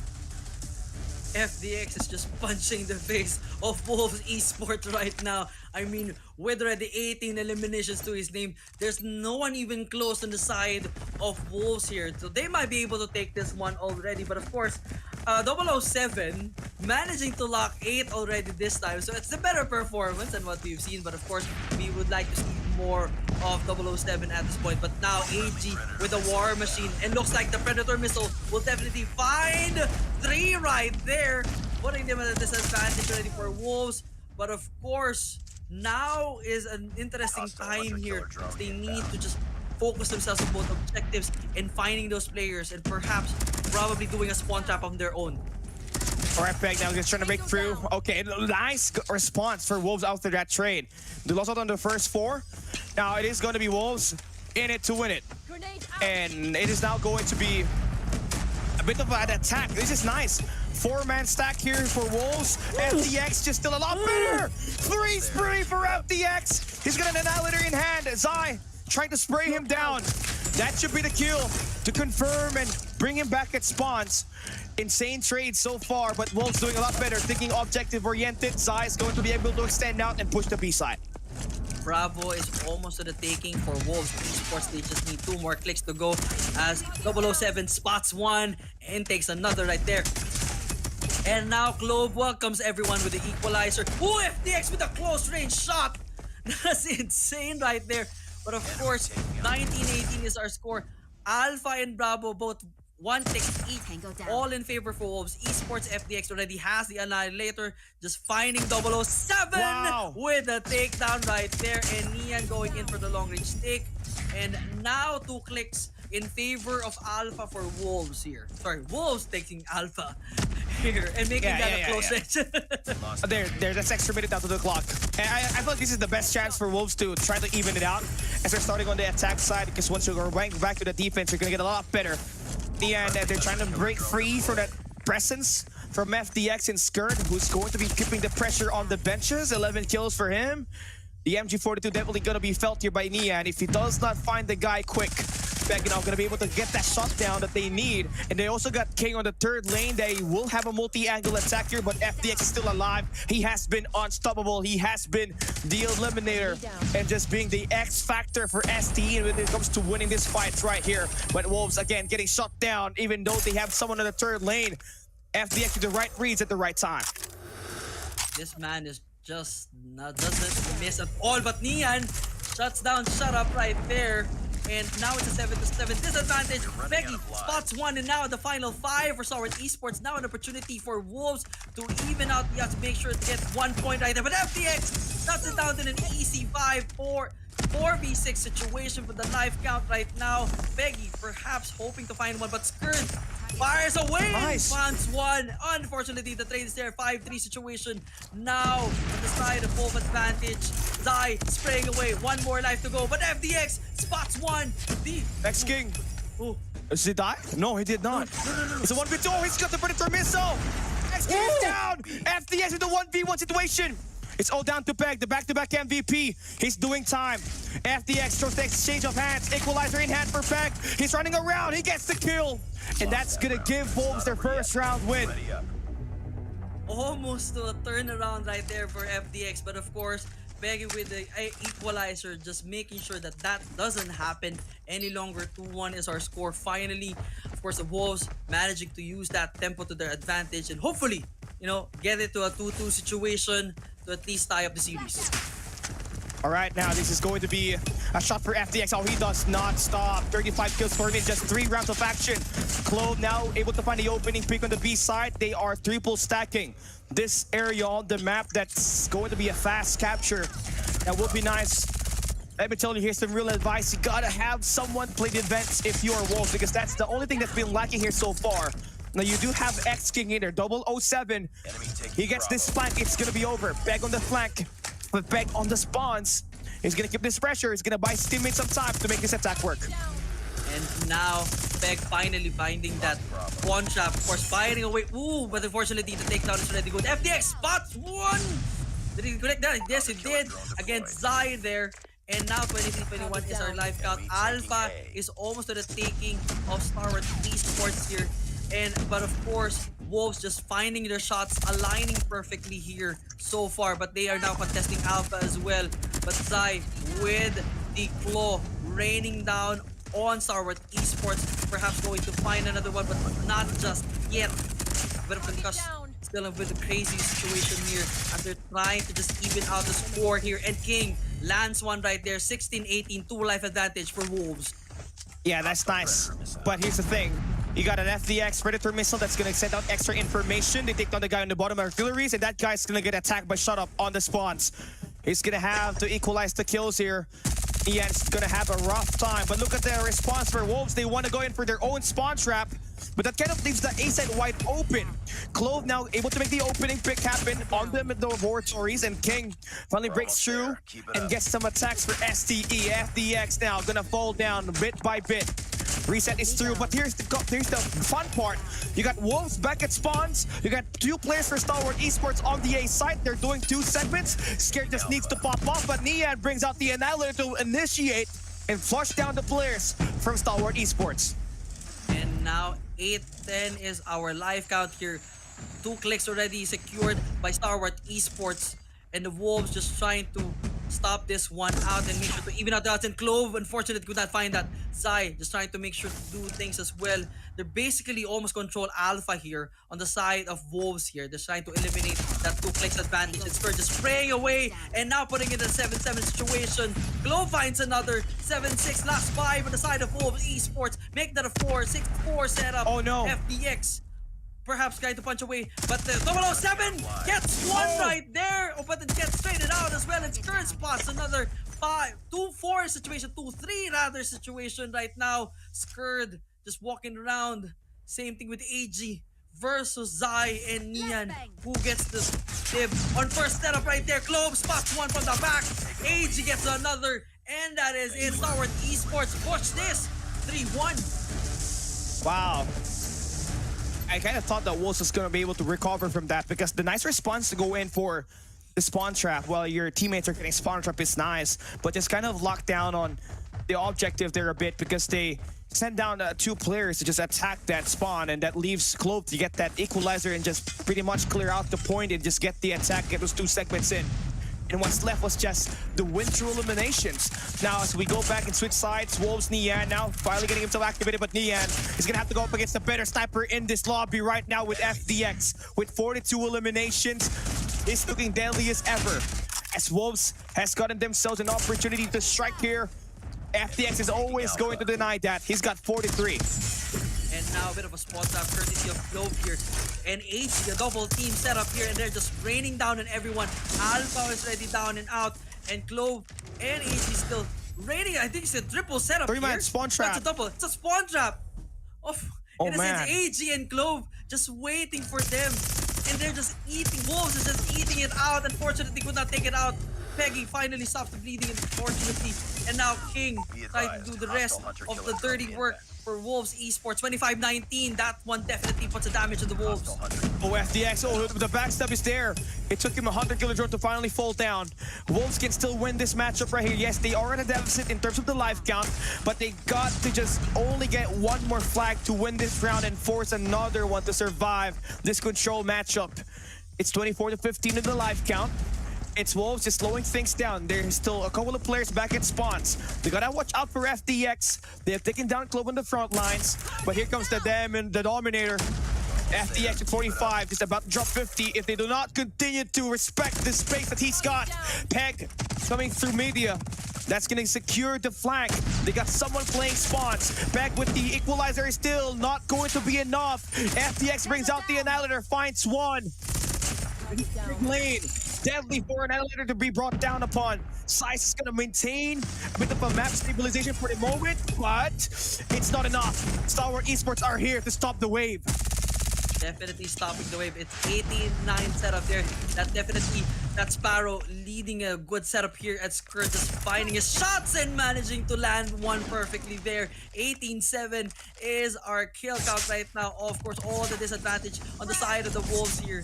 Bravo is not gone for the taking. They cannot take this at all. As Shut Up just going for the double with the claw right now. Last 4 lives for Wolves Esports and making it a 3 more. It is the stack right now. Skurd fighting away Peggy, trying to even up the odds, but it's still not enough. Trying to hold on for the left with the Fennec. And now, can they still do something here? But Clove has other ideas. Gets one in the back, gets 2 in the finish right there. Stalwart Esports, stick yours. There's one. The game, yeah, but it's Wolves still that wins the series, right? But nice consolation prize, because here in this group A, you're never gonna know who's going to be the top 2.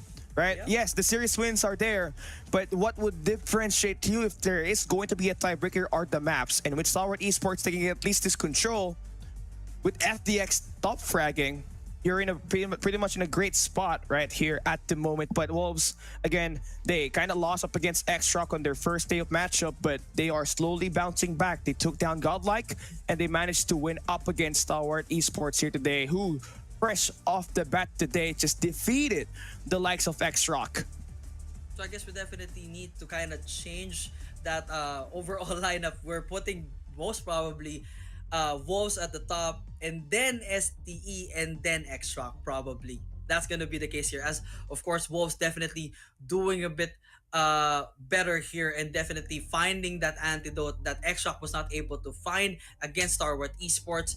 For Starward Esports, they were only able to secure control and everything was just highly contested. What a great matchup. But of course, as we check out the highlights here, for Control, what are the key moments here that definitely lead to Starward Esports victory? It's FDX. It was just him. The Just holding down- X-Man. Yeah, FDX, the X-Man. The how would you say it? The X-Man, right? And obviously he was the sniper that just basically capitalized on the B lane. When they started on the defensive side, it was just holding down benches and always keeping the spawn trap active. And on round number 2, he went in, go ballistic and improve himself to get an EMP system, and the Predator missile definitely helped them get that extra information to just completely get a massive lead in terms of momentum and confidence in this gameplay right here. But Wolves did definitely responded back, but they just kind of lack a bit of firepower from their squad, knowing that X-King 007 is still not have yet fully recovered after that amazing performance that he had on the Search and Destroy. But obviously Peg carried the load of offense here. It's not about the map win, it's all about the series win, and Peg carried the load. He got the 66 kills on that hard point, 16 kills on that Search and Destroy. He was the it factor, and if this guy continues to play like this, everybody's gonna have a rough time with Wolves. Absolutely. I mean, Peg is just a monster in of its own. He is able to just play on all games here to the letter. I mean, top performance, I guess, for the entire Wolves team is always going to be Peg here, whether it's Hardpoint, S&D, or even here Control. He just knows this game really, really well. He has absolute insane mechanical skills and a solid game sense as well. Unfortunately, it was not enough for Control, but nevertheless, it was really good and well done for, of course, Hardpoint and Search and Destroy. Now, of course, that's gonna put those 2 wins on a better position on our lineup here, on our rankings. But nevertheless, we definitely want to see more from Peg. But for now, for 007, I guess he's now in hibernate mode. But we definitely are going to look forward at his performances tomorrow. For sure. I mean, they're still qualifying, right? Yes, you do find yourself in the top 4 already. That's good. You secured yourself at least the land stage, the knockout stage, where everything matters, where you play in front of a crowd. But you still need that extra advantage by having that extra life count when you play in the knockout stage, where if you start in the upper bracket, you take a loss, you still have a second chance. You go down to the lower bracket where you still try to crawl your way back up into a very good Cinderella story run to reach that grand finals. But easier said than done, right? You gotta have to walk it through, because this Group A definitely is the group of death in this group stage. For sure. I mean, it's been an interesting group. You have some of the best on that roster, and now you will have to face them head on, especially during the knockouts if you're able to secure your spot already. For Group B, it wasn't, of course, it's not like it was an easy walk for any of these teams. They also had their fair share of insane moments, and they really need to prove themselves to the big stage. But of course, once we move to the knockouts, it's almost like an all bets are off. Especially, you do not want to go in to that lower bracket setup, because if you're not, I mean, it's so difficult to just crawl your way back to get yourselves into to the eliminations basically, and put yourselves into a better position, and get yourselves into that finals basically. So you don't want to get yourselves into the lower bracket at least, but to do that is an extremely tall order.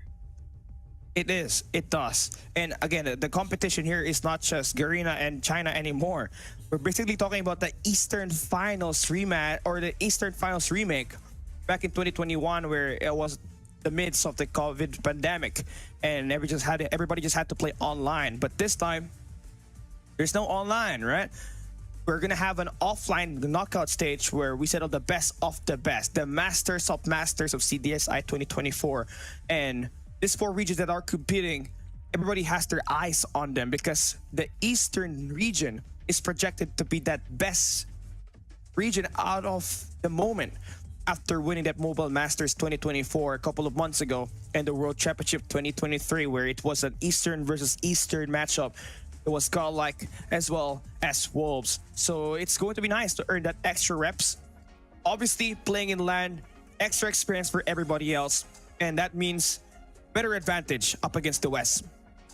Yeah, for sure. I mean, when it comes to a LAN setup right now, there are basically no excuses for ping outs or whatever. There's no ping check that you need to really worry about. And of course, there is gonna be a certain question about the home court advantage for the West here. I mean, West is gonna be a bit of a pickle here as they're fighting in China, and of course, the crowd is definitely a significant factor here. Speaking of factors, player data here. 007, fortunately dropping points at 57, but of course on the side of Star Wars Esports, definitely it's FDX, the X-Man himself with Wow. the 1.96 right there for the KD ratio, rating of 2.08.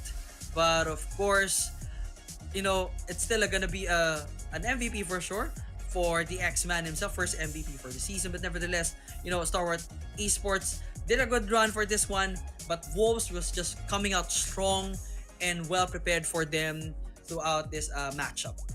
I mean, if FDX continues to play like this, even if they do take that loss up against Search and Destroy and Wolves, this team is in great hands as they enter the knockout stage. Here is our rating peg. He saved the team and won that hardpoint summit, 250 to 246. That clutch 4 kills to break that point truly will live up as one of the most iconic hardpoint match that we've got here for this year.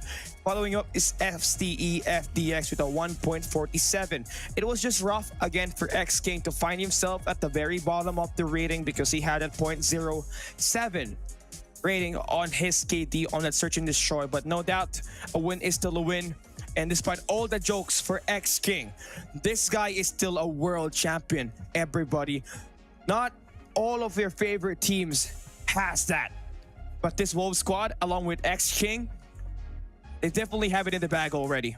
For sure, this is at least they can rest easy for now, but they definitely still need to battle it out for tomorrow. But nevertheless, this is a good way to measure things for them, and at the same time, it's a good momentum booster, especially for Peg.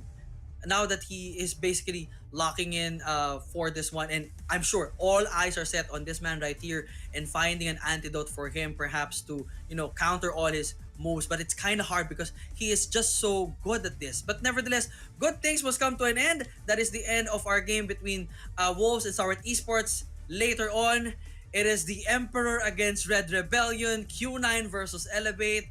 We will be showing that in just a bit, so stick around. Legacy and sound, we are in the zone.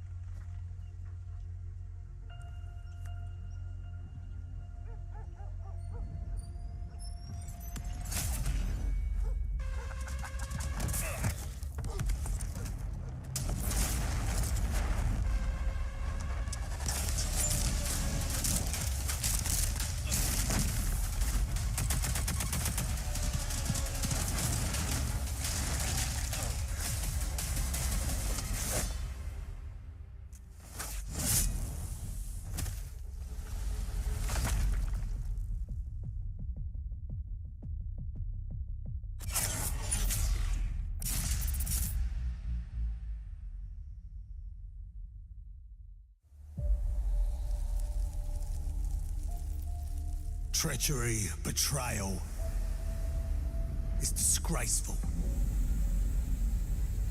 But to blindly follow, that's a recipe for true evil.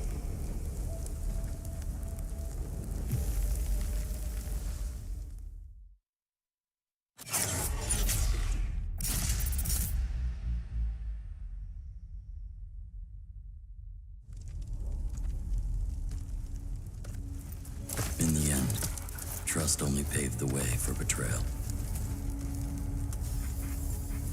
Blood can only be repaid in blood.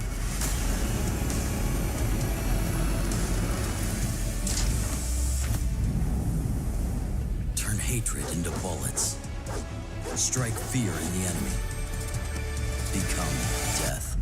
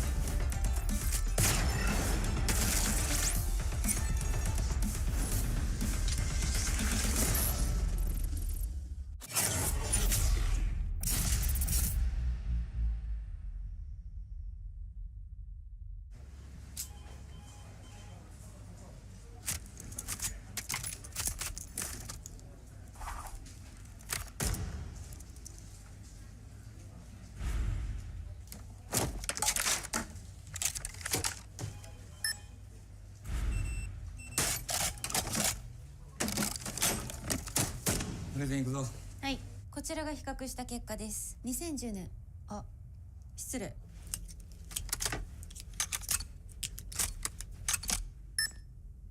かっけー。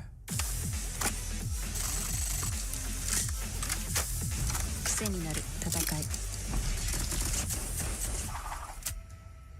コールオブデューティーモバイル。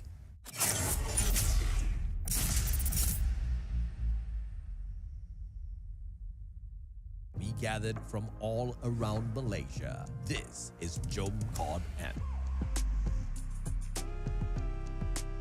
Over 70 players showed up to immerse themselves in a day jam-packed with activities.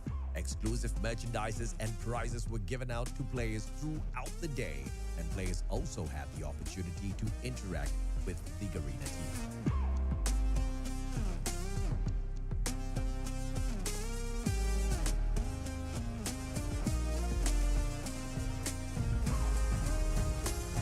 Of course, we had to give everyone a chance to show off their 6 skills and battle it out for some COD points too.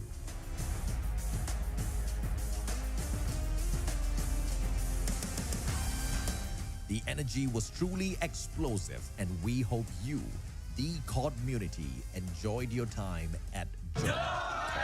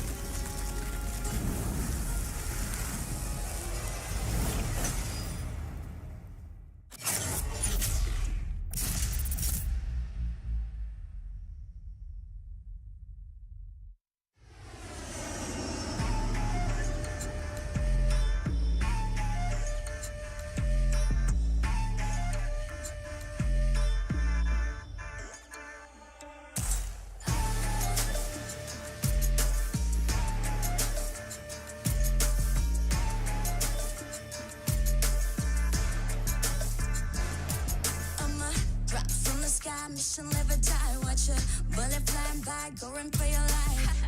Enemies are running left, right, press fight. I'm gonna show you how it's in, you better sit tight.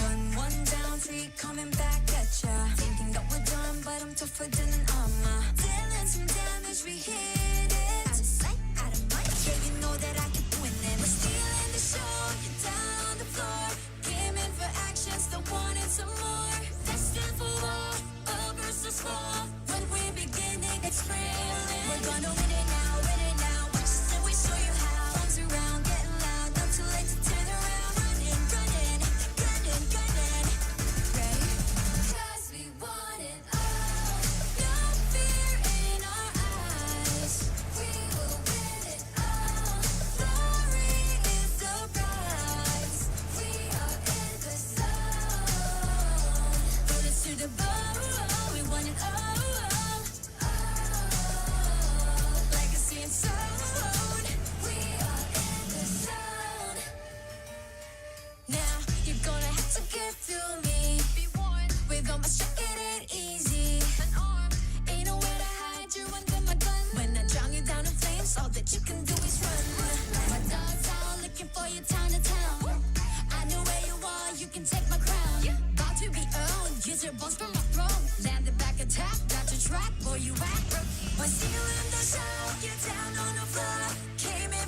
passions of water, summer. Destined for war, all versus four. When we begin, it gets real. We're gonna win it now.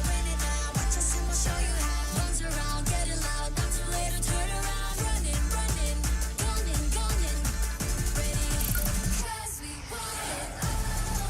No fear in our eyes. We will win it all. Glory is the prize. We are in the zone. Put us to the bone. We want it all. Legacy and soul. We are in the zone.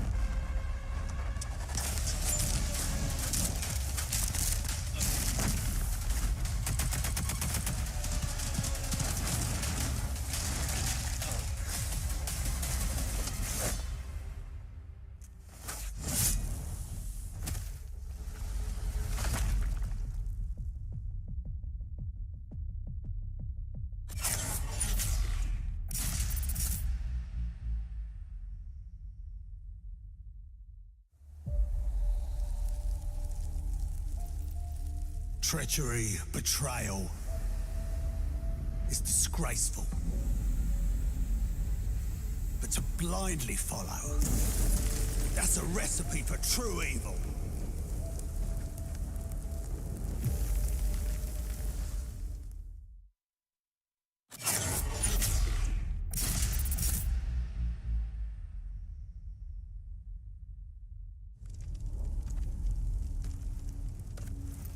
In the end, trust only paved the way for betrayal.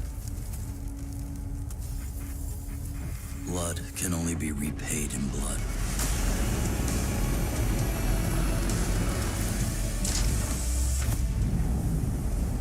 Turn hatred into bullets. Strike fear in the enemy. Become death.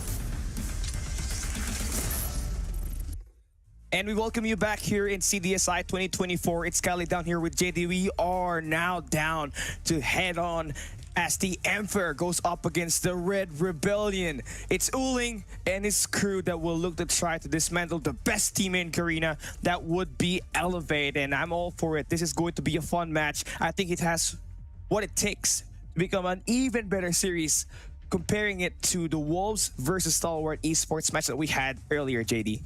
I mean, if that game was back and forth and just went down to the wire between Wolves and Stalwart Esports, imagine the insane matchup that we're gonna have with, of course, Oling and, of course, Kendi with their team. This is gonna be a banger for sure. It's just gonna be too close to call.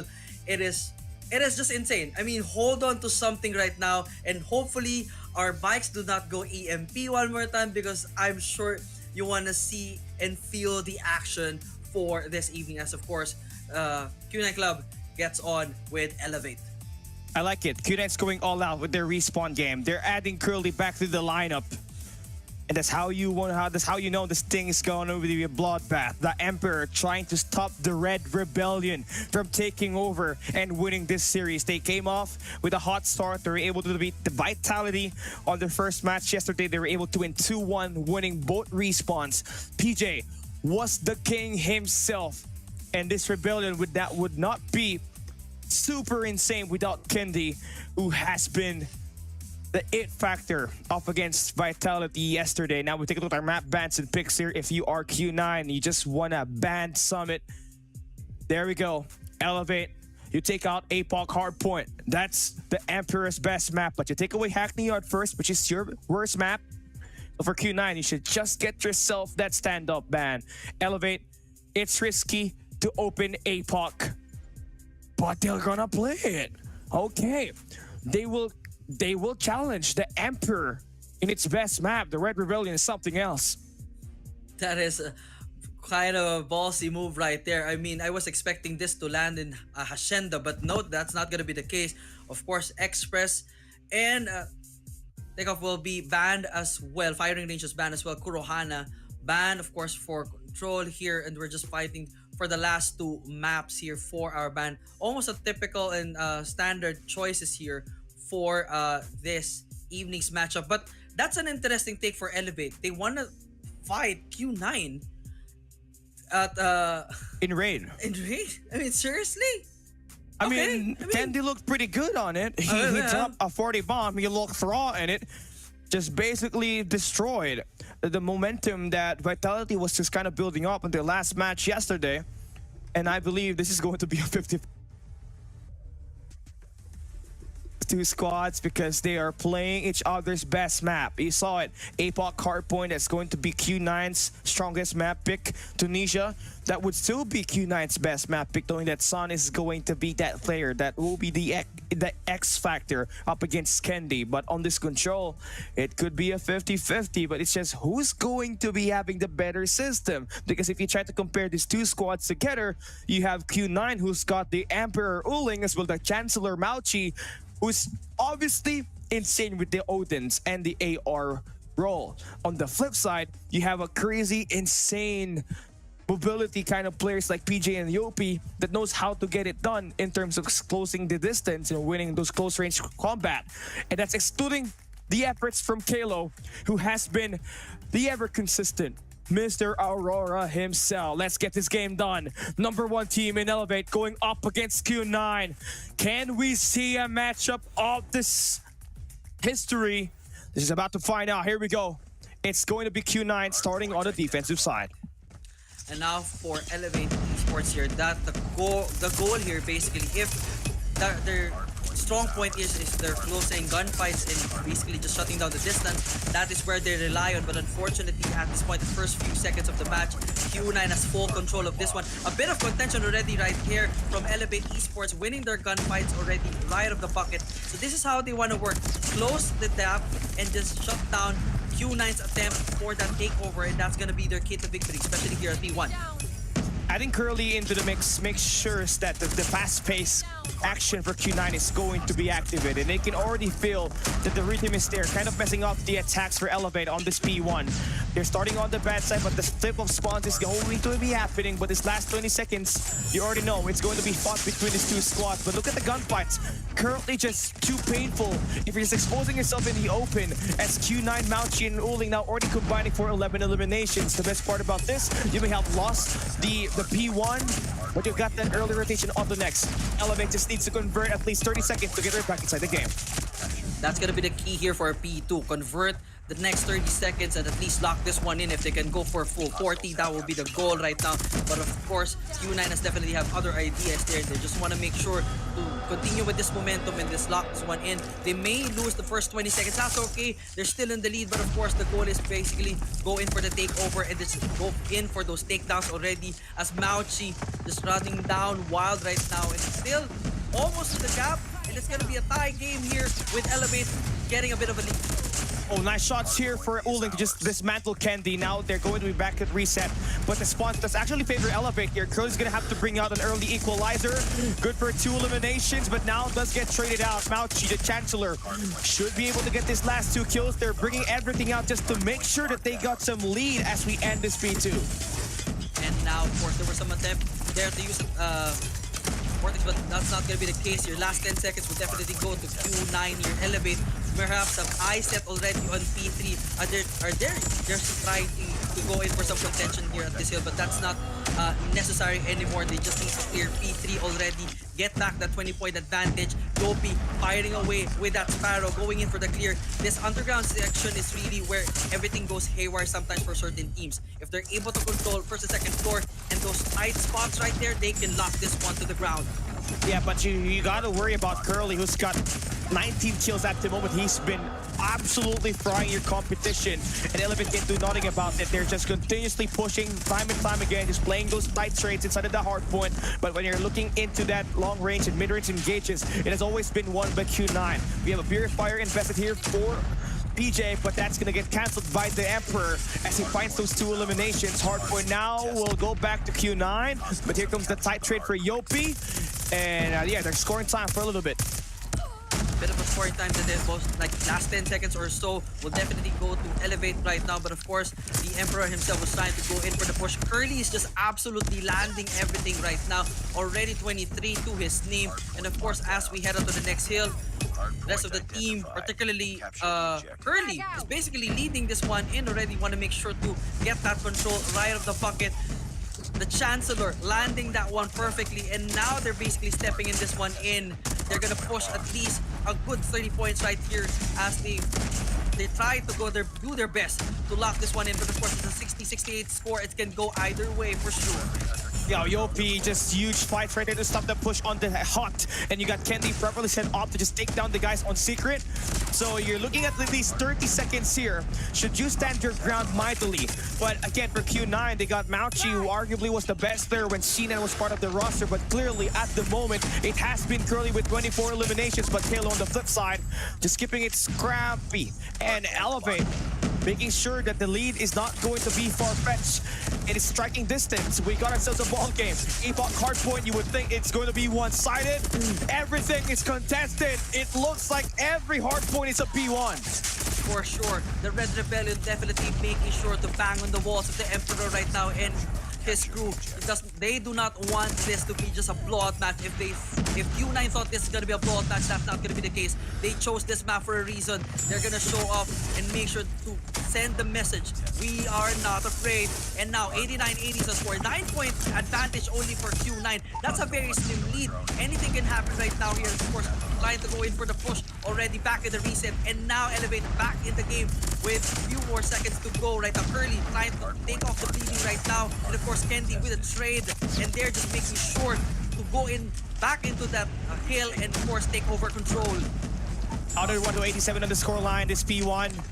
Curly has been able to fully take over while D-Chain is just kind of playing around the perimeter. There's basically not a lot of sentry turrets out there. It's just all about, I'm going into the point. Everybody is just playing the objective. That's how you like to play this hard point if you're going up against Elevate. You cannot play postures. You gotta contest every moment, because if they can build up those scrap times, they're gonna take that lead. Now they're gonna see this lid switch happen. We're heading on to P2. Yopi's gonna have the hop up. Should be able to shut down Mauchi, the Chancellor, as well as Sun, who's gonna be coming through the temple. And now P2 coming in live already. 110-102 is our score. Gravity Vortex coming in play with the Chancellor right now. And of course, a bit of a control again with Q9. It's just a back and forth setup. No one can actually contest like a full setup and just make sure to turn one bill into their own money hill, because it's not going to be happening. Everyone's just to be contesting that one and making sure that they have what it takes to just shut down any attempt. And now it's open season back again to Q9. 128 is our score. 20-point advantage now coming into Q9. And there we go, the smoke is going to be dropped by Elevate. The Red Rebellion now trying to break through the Emperor's Fortress. But that Sun King, that will be able to take down 4 players with that Sparrow. That is going to be the largest lead that we have here so far. What a hold that we got here for Q9. And they're clearly outslaying Elevate at the moment and clearly doing a better job on holding down the point. Definitely. And now, of course, as we head to the next hill, I set already on that contention. Elevate needs to secure this one to the ground. They have to make this become their money hill, but unfortunately, they were struggling earlier this one. Hopefully, those claw and those other operator skills will be the key to factor and just make sure that they lock this one in to the ground. And now they're locking in 122, 159. It's still gonna be a long day to go, but Kilo with the equalizer raining down on, of course, the Q9. They just want to make sure to do this right and make it their own fortress. Yeah, here we go. Curly now trying to break through the fortress. He's got 36 eliminations with the sound out there for the equal trade. A man with 3-finger claw is just going to be able to pop up with 24 eliminations for now. Q9 definitely trying to make this last 30 seconds of this hardpoint favor their way to secure a safety net. If never the case of a safety net or a shutdown happens on that P4 hardpoint. But loving the contest that you got here for Elevate, using their own Olea system, just keeping themselves busy, letting these Q9 players just experience the countless waves of attacks in this spawns. Even if the hill only has 2 seconds left, they're getting everything. A nice setup that they got up next. Q9 will be late on this rotation. This is where things kind of turned on the side of Elevate here. And now, of course, they have somehow a control here. The Emperor just running down on the War Machine, locking it in. And now it's free contest for anyone. Q9 can take this one over and manages to do so. 173-159 is our score. But of course, the Red Rebellion trying to push back, and they managed to do so. 175-160. It's a back and forth. Early again with the equalizer, raining down on everything right now. It's still open season. Nobody's at the hill. But of course, it's still back with Q9. It's just back and forth we go. 20-point lead for Q9. Yeah, nice. Again, for Elevate, just to keep this one in their favor. PJ finds that kill. Now they're going to be able to make the pitch play work, but D-Chan will be able to hold down the hard point. Kalo and the team just needs to make sure this last 10 seconds favor their way. Cannot allow Q9 to reach that 200-point mark before we enter the reset of the hard point. Again, it is all about the players and their performance and the way they win these gunfights. The Emperor and Curly both having 40+ kills each. The Predator missile locks down, and that takes away 1 and 2 players for Elevate. They're back at spawns, and this P1 cannot be contested for the moment. More time for Q9. Q9 inching away to victory here. 204-171 is our score. Still unable to, basically at this point, they're just trying to shut down any offenses here. Now Elevate has a bit of setup here. They just need to hold this one off. At least 30 more seconds to tie up the lead. Yopi trying his best to just make sure that no part from the Q9 team gets a hold on that part right now. But Sun, on the other hand, trying to make sure to do the contest right now. Curly has been the bane of existence for Elevate, and he's now pushing through with the takedown and manages to do so. 206-189. There's still hope for Elevate, or it's gonna be Q9 all the way. It's going to be Elevate. Looks like in this last 12 seconds, they also got the rotation onto next. This is a hard-fought battle between these two squads, and we got ourselves another banger of a series. Q9 claiming the scrap time, Elevate on early rotation, but they have 2 players spawning all the way through Turtles as we got the complete spawn flip happening for Q9. This is not looking good. BJ needs to step up. He needs to win this Purifier matchup, but he gets shot down by Sun with the Sparrow, and this might just be the deal breaker Emperor Uling should be able to get this lockdown, but big play there for Kalo, but Curly there for the elimination. The equalizer shreds everybody to pieces, and that's gonna completely reset Elevate back at the spawns once again. The Predator missile gonna get more players. Curly with 57, 20 more points for Q9 to win this matchup. We got every point handled pretty nicely. The defense is insane. Uling with another Predator missile. 10 more points to win it. Elevate. Their system has been destroyed. Last team of contest coming through. They need to play private from here on out. Emperor knows that Apocalypse is his domain. This is his kingdom. He will not be denied. At 243, 209, they just need a few more. 4 more seconds to go. They are locked this one in. The Emperor reigns supreme. The rebellion has been contained for the moment. But talk about the sudden explosion for Curly. 58 eliminations there, JD. I am quite lost for words. It was timely. He had a couple of score streaks. The cycle of operator was there, and he lit up Elevate.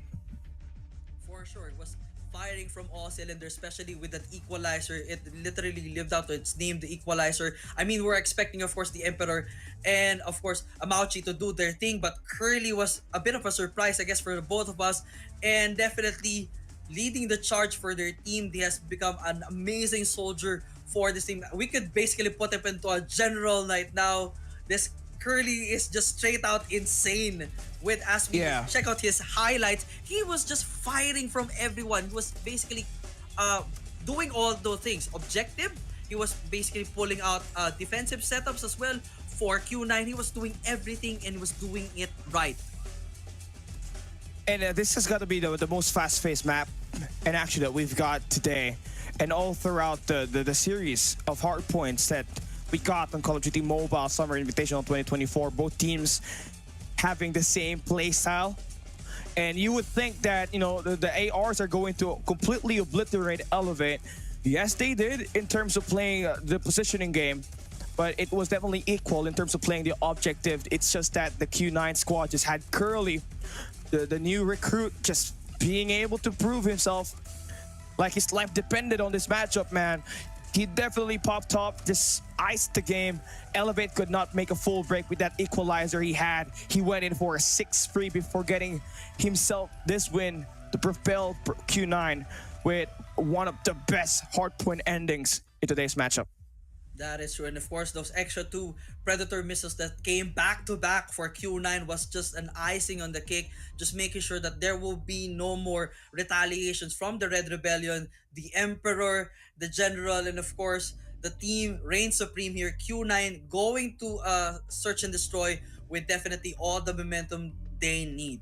But now, the question is, as we head up to S&D Tunisia, as you've mentioned, this is the Emperor's playground. We have seen him do insane things. I mean, as far as I remember, this was just a highlight reel for him. So, the question is, does the Elevate team has a countermeasure for him and the rest of Q9 here at Tunisia? I'm quite flabbergasted why this map was open. I mean, you have 2 bans each, right? You have 2 bans each, but it's definitely not going to be takeoff that they would like to play around the map here. I mean, I like it. I kind of like all of this matchup, man, but this Tunisia map, we're talking about Uling. We're not even talking about Sun yet, which is one of the best snipers in China at the moment. But when you have Kendi on your roster, he just needs to pop off early. And if he can shut down the early push, Elevate should be able to get some wins here, but it's easier said than done. Elevate is exactly another team where you can count on winning their search and destroys. They're more of a respawn team, and with Q9 taking away that hard point, it makes it hard for them to win this best of 3, because now they gotta win a search and destroy where they have been in and out. For sure, that in and out is, you know, it's a hit and miss, or so to speak. If that the question right there, if Kendi pops off, yes, it can happen. But if it doesn't, and Sun basically just annihilates him through and through, and if we see another moment from Curly, well, you know, it's gonna be a different story for sure. Plus, of course, there's so many elements for Q9 to really make it work, and it did work here at Hardpoint with the 250-209 score setup here. And of course, Curly just 2 kills away from that 60 mark right there. I mean, it would have been as close to sorry, who was that again that we had earlier from Oh, the it was Peg. It was Peg with It's just Peg. It 66 was kill. almost close to Peg's lineup. Curly is just knocking on that number, that door right there with the 1.72 rating, 161. Of course, the general himself and everyone was really doing their well at Q9. Of course, on Elevate side, it was still an even matchup. You know, everyone was going in for plus 30 kills. Candy was only down to 30, and while the rest was like 38, 37. So that actually says a lot, unfortunately. But of course, Curly definitely made sure that they have hardpoint for the win.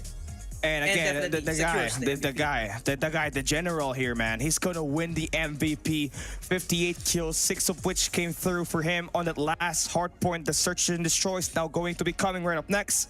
You can just hold back, just wait for the snipers to do their thing, take away the other team's best sniper, then you can work your way through that. But obviously, the P2 is where it kind of lack for Olea and Elevate. You know, you saw so much points just being soaked up pretty nicely there by Q9, even at the start. That's how they were able to secure a massive lead as we enter this third hard point on that hard point APOC. But now that's definitely said and done. We're heading into search and destroy right up next. Tunisia will be our map, and I like the win rate here for the guys for Q9, right? But Elevate, let's see if they're going to be able to have what it takes, man, to equalize the series. I mean, definitely we expect a matchup that will be toe-to-toe at least. But if it ends out in a blowout in favor of Q9, because again, this is their kingdom, this has been their domain, you know, I will not be surprised as well. But if it turns on a different story and Candy indeed pops off and of course just shuts down Q9's offensive and probably Sun as well, that would be another story to tell, that, you know, Q9 was defeated in SND by Elevate. But Igor, that's just stories. But for now, we're gonna face reality as we have, of course, our search and destroy here at Tunisia, ready to go. Of course, still a game to 9. A lot of things is about to happen here as Q9 starts on the attack side. A bit of a very aggressive A side hit. You can see all of those nades just kind of fall through. Someone slipped in. The wall back there for Yopi, and it takes down Curl, but the nade for Sun connects. Now Yopi's down for the count. 4v4 situation, but Sun, quick on his feet, gets the 2 eliminations off the get-go. And now, of course, it's a 3v3 situation, still evening up the odds. Kilo, PJ, and Candy still alive. Meanwhile, Sun, Oling, and DC Chen still good from the side of Q9. So a bit of a stalemate here. But PJ might find one here. But Q9 with the sniper spots one right there, and the takedown is good. And it's now down to Kilo. Candy goes down as well in the hands of Sun. And it's now down to Kilo to deal with the 1v3 situation. Oling with the plant. And now it makes it even harder. Oh man, the Sun King, it's not good if this guy gets the ace. Obviously, Q9 wants to give him that one. That would be the first on the season, but D-Chen quickly finishing the business. And that's going to give them the first round win. But you're going to have to respect this Q9 squad. If Sun gets himself 4 kills early and he has a hot start, this guy's going to drop a full 20 bomb on you if you don't get yourself fixed together. Definitely that's the goal there. But the question is, can Candy step it up? Or at least anyone from Elevate needs to just shut down Sun here basically. And if you're able to take down your best sniper from the other team, that's gonna make this work. But now one member is down. Make it an even setup, but Oling is trying to spot one another. Chen spots one for the finish right there. And now it's a 3v4 situation again in favor of Q9. Oh, this is not looking good. The retake looks so frail for Elevate. Bomb is going to be planted. Sun is watching, and he is going to be eliminating 1 and 2. And that's going to completely clear it out in the first 2 rounds. Quick and easy, as the snipers completely outplays Elevate on that last round. The Emperor is also doing his job quite well, but of course Sun just absolutely on a roll here. 6 frags already to his name.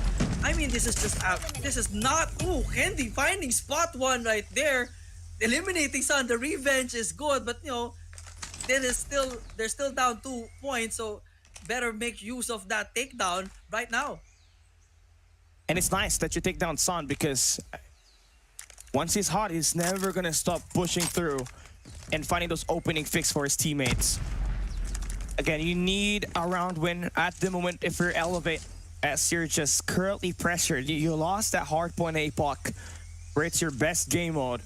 You know, Q9 just entered their domain and just are about to pull through a mid-side hit. Uling, does he spot the feed? Yopi should be able to hear a little bit more of that information, but Q9 taking it very patient, walking through. The Emperor and Curly, the Prince, is going to be here, and that's going to be a nice kill. 2 eliminations on that mid-map, and now Q9 open up the B side. B side is all for the taking for Q9 here as Elevate struggling to find another antidote here. Definitely comms from Susano all there, but he cannot do anything just yet. It's a 4v3, 4 stack basically on his end. Susano may find someone here, but of course with the clock ticking, 2 things that they need to worry about. Curly spots 1 right there, managing to go with the DC Chen with the double finish, and that's it. 3-0 is our score. Elevate still needs to find a momentum changer against Q9. We were calling Curly the general, right? But he has been promoted to a prince. It was a plot twist. Uling had a son, and it was Curly. It was a missing son. So Curly definitely looking to put himself in the mix. The Chancellor, Mao Chi, here's it. First blood goes towards Q9. A side is completely wide open. Wide open for the taking indeed. They will definitely probably go in for the plant as the Emperor lands this one already. All that Q9 needs to do is go for the deep, and Sun gets it in right there in the money. Yopi might get a backstab in Yopi. so. Now it's a 3v4 situation, JD. Yep, 3v4 situation. Kendi still has hope to turn things around, but of course, the Prince is there.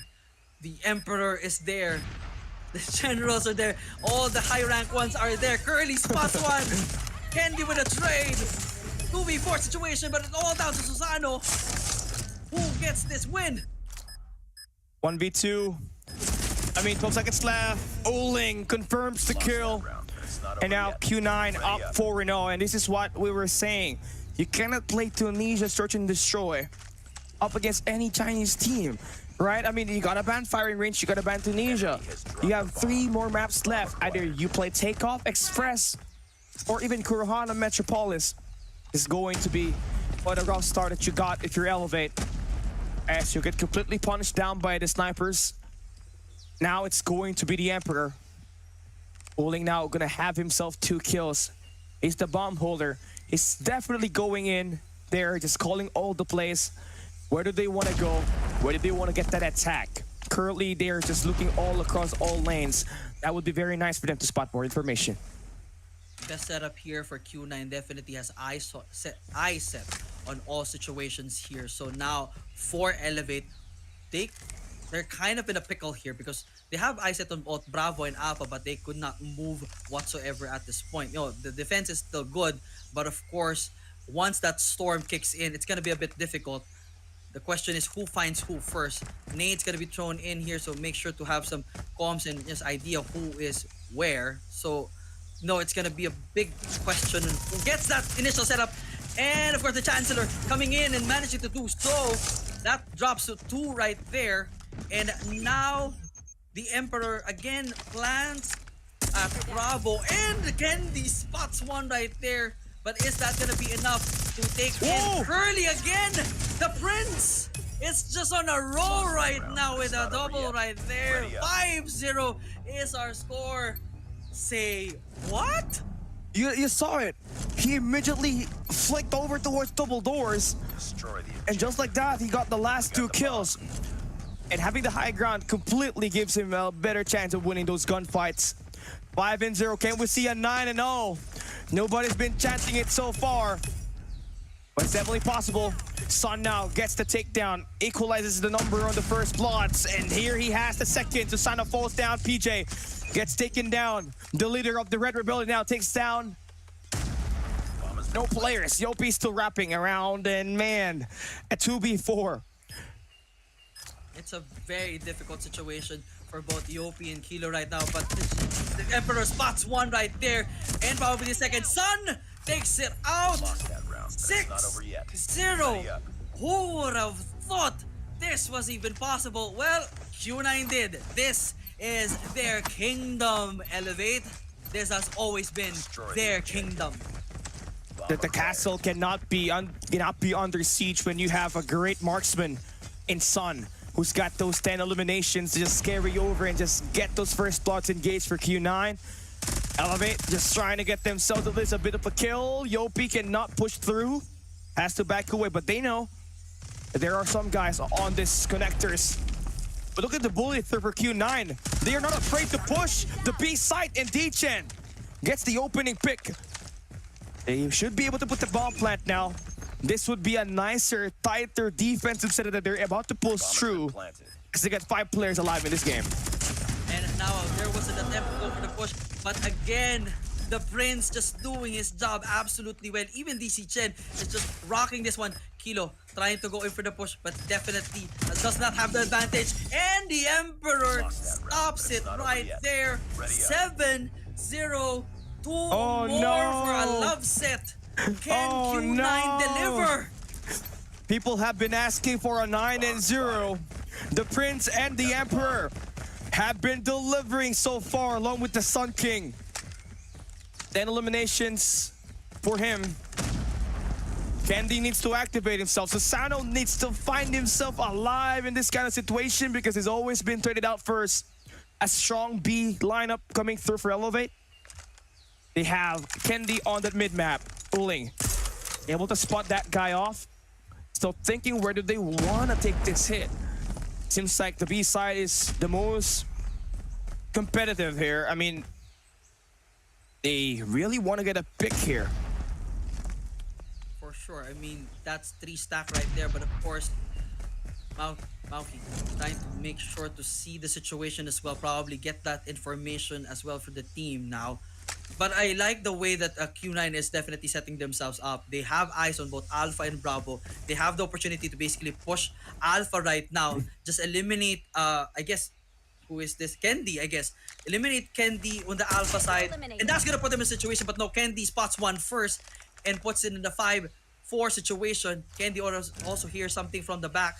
He can turn this one around. But the question for Elevate is, what's the play here on how to take this to at least a 7-1? I mean, they have the numbers advantage. I'll give them that. They need a 7-1 split here. And Mauchi just overextending means Elevate gets to win a round. But that's not even going to be something that's possible right now. If DJ wins this, he's lining them up. That's 1 and 2 kills going down for Elevated. Q9 able to equalize the number. They put the bomb plant down. And the Sun King able to take down the Storm God Susano. They have the numbers game, and now the Prince takes down King PJ and Yopi. They're back against the wall. More damage flows through. Yopi staying alive. Gets 2 eliminations into 1v1. D-Chen confirms the kill. It's an 8-0. Q9. What an emphatic statement. Impact indeed. I honestly thought Elevate got that in the bag, but TC Chen was like, no, I don't have a nickname yet. I need one, and I'm gonna make sure you guys give me one, because he's just absolutely on the roll with 9 frags to his name as well. This is just a shocker. Elevate. Wrong move here at Tunisia. TC Chen raining down already at the side of that Bravo. Rahu! But unfortunately, Kilo eats with a nade right there. And now 5v3 situation, 5v4, not the 5v2. Curly. Ooh. But now, The Prince. Curly, can you do it? Can he deliver? He is the Prince. Yopi, Kilo, and Susano. They're not the strongest at this point. But Curly, he has been an honor roll. He just need to be really, really smart right here. Ooh, Yopi almost hits it. But yes, he does. It stops the bleeding right there. There will be no 9-0. It will be an 8-1. But is it enough for Candy and the rest of the team to pop off? Destroy the objective. I mean that's what you need, definitely. If you can take down Sun early, who's got 12 kills here, I mean, you are extending your chances of winning this game. But you're asked to be playing perfect for the next 7 rounds just to force overtime. Bomb acquired. If they win the next 8 rounds, I'm going to totally shave my head. That's going to be an insane feat right there if that happens. Because you don't normally think Elevate is going to be that best search and destroy team in Garena. Everybody knows that. They're a hard point and a control team. Yep, that is true. But now, of course, the choice of pushing it to Tunisia is now, haunting Elevate. But of course, the possibility is there, but the probability is absolutely low as Q9 has just basically been on a roll. You have too many factors. The Prince, the Emperor, the King himself, they're DC Chen and Mao Qi, they're just doing it absolutely well. And of course, the Emperor draws first blood already, and now again the disadvantage to Elevate here as they're down 1. Again, not a good situation for them.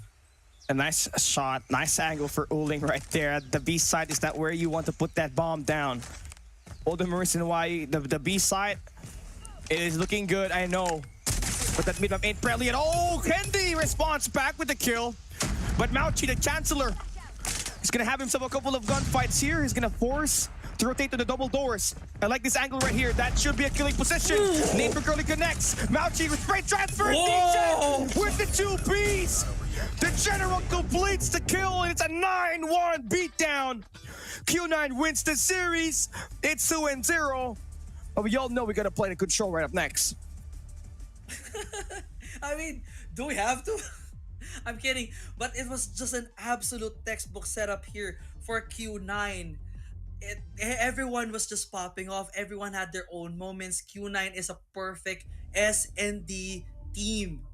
They knew how to play this work. Short range, long range gunfight. It was just a perfect game. They managed to lose 1. That was it. But it was almost like a fluke for Elevate to win that one as well. But nevertheless, everything was just lining up for Q9. What an insane moment. 9-1 in favor, of course, of the Emperor and his Legion. The Red Rebellion just could not get any breach in the fortress, man. It is hard. It is hard for Elevate to win because, again, the keys to victories are hardpoint and control. It gets tougher knowing that the map bans and picks was just not taken into consideration once again. If you're going up against the top 3 teams, bro, you gotta ban the firing range map as well as Tunisia. That will be your hard ban. Just gotta play the other 3 maps that are available because that's mostly going to be where your odds of winning are incredibly high. For example, Stalwart Esports, they opened up Takeoff, which allowed them to take that win up against X-Rock earlier, right? Despite the loss up against Wolves, they still made sure it was a close game. And I think that should be the trend here if you're going up against the 3 kings of CDM.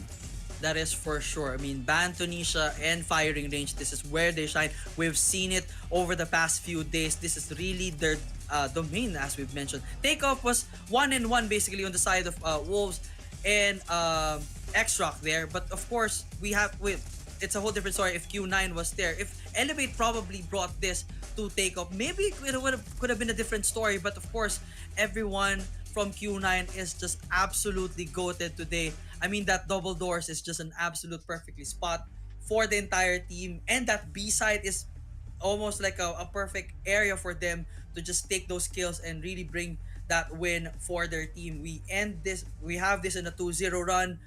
1 more to go for control, of course. Again, another spawn game.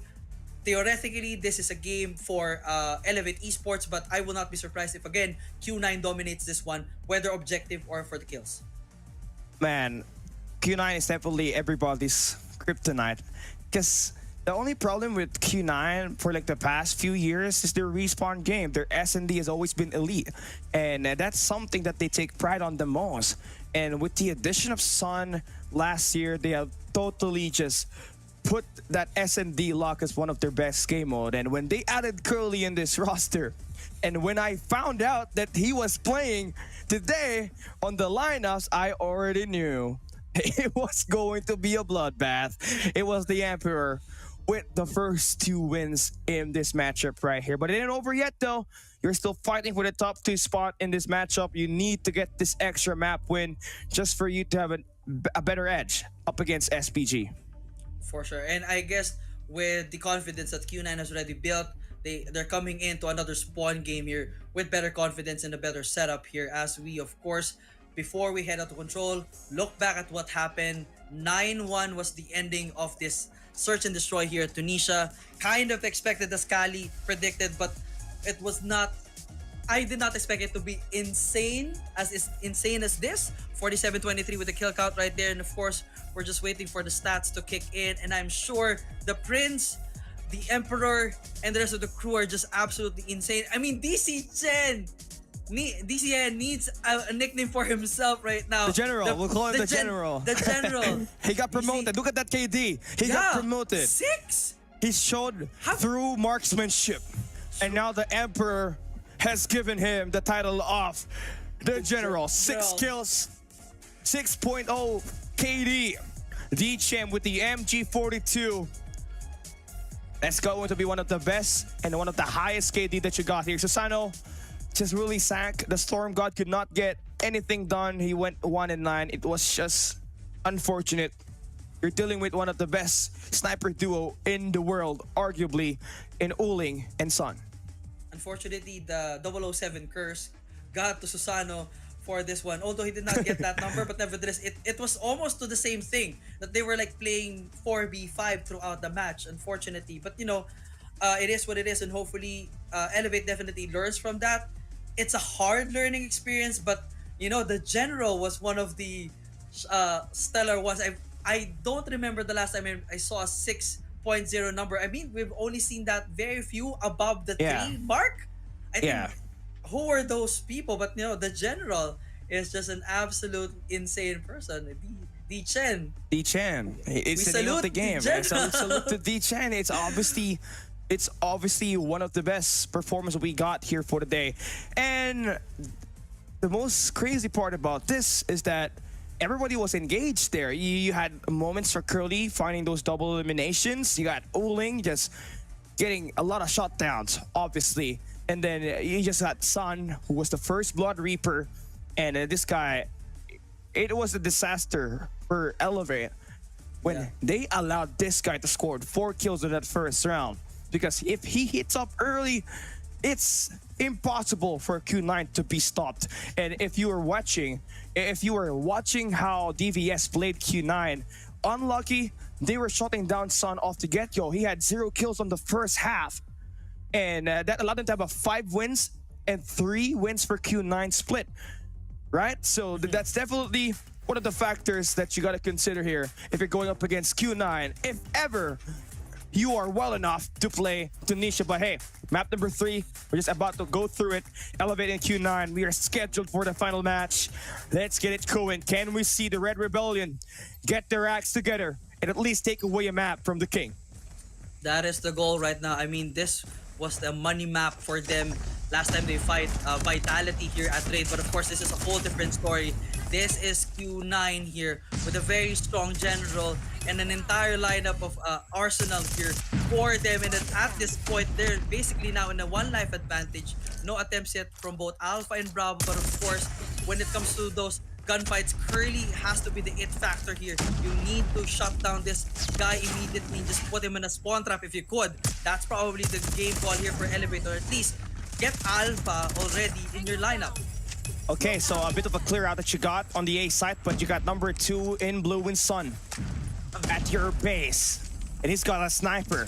So the only way for you to punish that kind of onslaught is just play a 5v4 in this objective, and that's something that is going to be done at the moment as they got 2 segments in, but the Emperor Uling now gets the kill. D-Chen, the General, 6.0 KD in that last map, and he's got himself 4 in a row in this first round.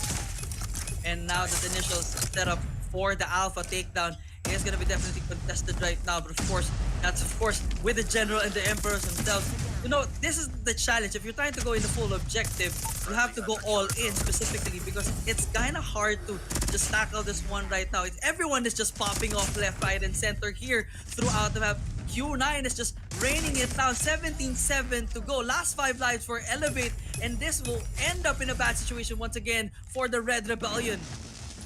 Completely put on a chokehold Elevate are now down to their last 3 players. This is the difference between the Mobile Masters 2024 champions and the Kings of Garena at the moment. Insane skill difference in terms of fighting these eliminations. Q9 wanting it more, letting this guy get the capture. They just want to cycle their operators, which is going to be the best part about this, because once we pop in that this next control round, they may have at least 3 operators available. That's gonna be a bad situation, of course, for Elevated. Now clock is out. Candy survives that one, but of course, first point definitely coming in there to Q9 as expected. So now the question is, if you are this stacked for Q9, I'm sorry, for Elevate rather, the question is for Elevate.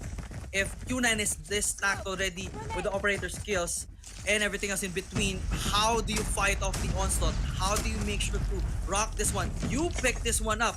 This was supposedly the map that you have full control of and you know by heart. But again, the Predator missile might find one, and that is definitely not a might. It did find one, and of course, now the 28-27 setup, of course, Candy tried to even up the odds here for Elevate.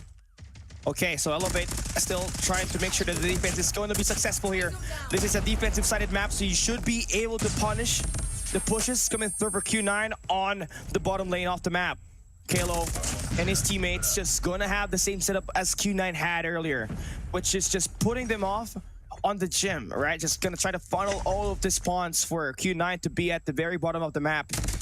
And I like that they're just slowing things down here, just pushing through as a squad. But now look at the breakthrough for Q9 with that kill from Mauchi.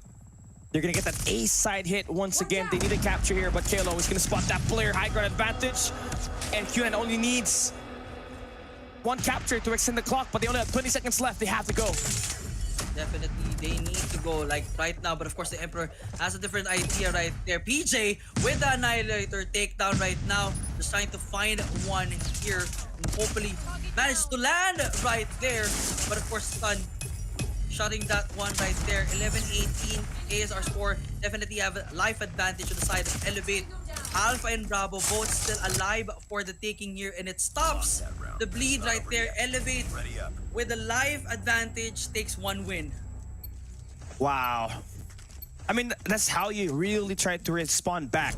Just do exactly what Q9 did. You saw it. Elevate, they had 1 player just pushing up on Jim's side. They were funneling down the rotations and the spawns of this Q9 roster. Uli now brings out the Annihilator. And he's got himself that huge money glitch. And yeah, he's able to cash out 2 kills there at least. But Elevate looking strong. The Red Rebellion surging in. The Kingdom is about to get attacked on the A side. It's a 3-man stack, but here comes the Emperor, taking matters into his own hands, spraying everybody to pieces. That's 2 eliminations each. Kalo can I get anything more than 1 kill, and we have Elevate back at spawns. And now the situation for the life count is 26-21, all in favor of Q9 here. They're still definitely winning their gunfights for sure. With Curly trying to go in for the double with that equalizer. And now things are kind of in a bad situation. Candy falls hands again to Curly right now. 24-17. Alpha kind of in the taking here for Elevate. But of course, that's just going to be 1 tick here with 43 more seconds to go. But the life count is still going to be a big factor for them as Q9 is just raining on down as well. But of course, going through Elevate, just trying to make sure to even up the odds. D-Chan, again, just holding it off. You don't have to overpush. You just gotta make sure that you hold down the basketball court and keep the pressure on. Elevate able to extend out at least. The attack is still there. They're not that far off in terms of the life count. It's a +4 for Q9. But if you're losing out so much, it's just gonna not look good in the long term. You're able to get the A side capture now. Where do you want to go right after this? You're playing for exit kills. You are routing on that mid map, vying for a position on that mid-map presence on the kitchen, but you're just falling down like flies. You're back at spawns, and Son is there for the cancerous spawn trap. Susano, the Storm God, at least finds 2, but look at the life count, JD. It's a 5v10. 5v10 situation is absolutely insane. Candy spots 1 right there, making it a 9-4 situation. But now, of course, the last 4 for Elevate is here. Make it the last 3. Make it the last 2. Elevate, Kilo, and PJ, the only 2 left, needs to deal with an entire 8 life, but oh, it's just down to 1. PJ is just probably gonna hide this one to the ground, hoping for something. Gets a backstab. A long shot right there, could not connect completely. And now, the chase is on for Q9. He's gonna be braving the odds here. Who is pushing through? 6-1. Can he actually put it up? 6-5. Is this even possible? But no, DC10 go for the long range takedown, and 2-1 is our score. Wow. And then there you have it, man. And that is going to give you the 2-1 lead. I guess it's going to be the defense that will be the biggest factor here. If you can steal away one round on the attacks of your Elevate, you're going to have to be very happy about it. But now we're switching sides. Q9 on the attack side is going to be a 4-1 split with all their players just being on the B side. Chen with the kills, 2 eliminations, and Sparrow is going to be able to take down the guys on Laundry side. Susano going to be able to extend out to Art. You're giving away so much points and ticks on this A side, on this B side. So Kalo needs to go out and take those players away from this position, but he's not going to get himself remaining alive as the cut down is there for Q9.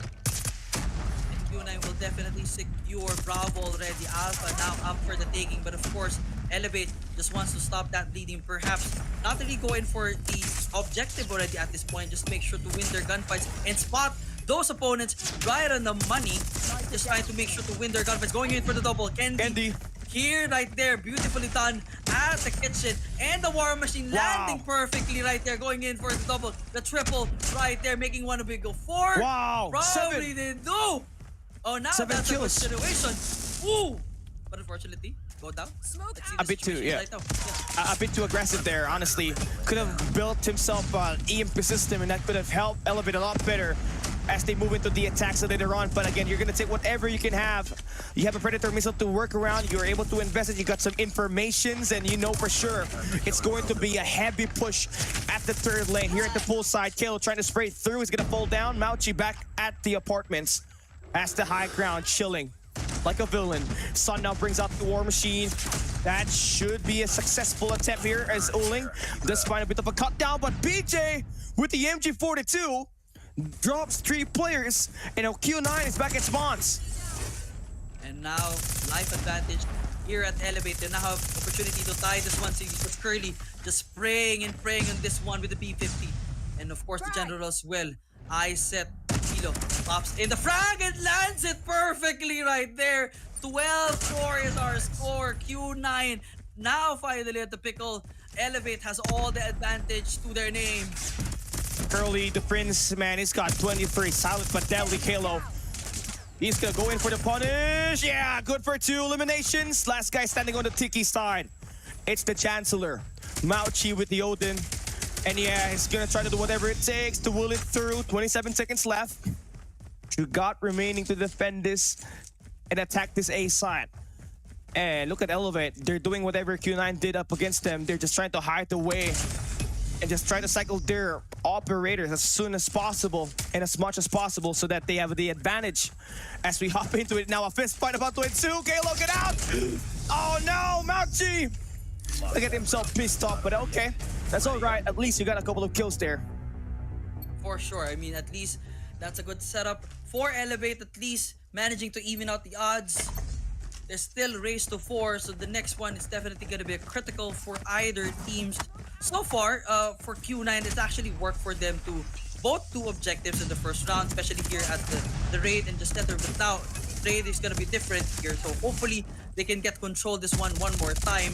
Do the same setup for Q9 and then just, you know, win their gunfights. But this time, it's a reverse setup here with Elevate controlling Bravo right now and Curly and the rest of the team trying to push this one and take them out.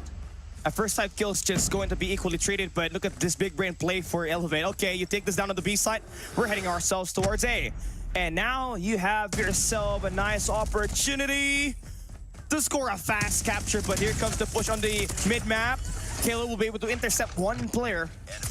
Not good enough because you're giving Curly that head glitch, and now Uling has opened up the mid stairs and he's going to be lighting things off for 2 eliminations. On the spawn with the sniper. With 18 eliminations in his name, they're about to just stop Elevate from trying to win through an attack for the 3rd time.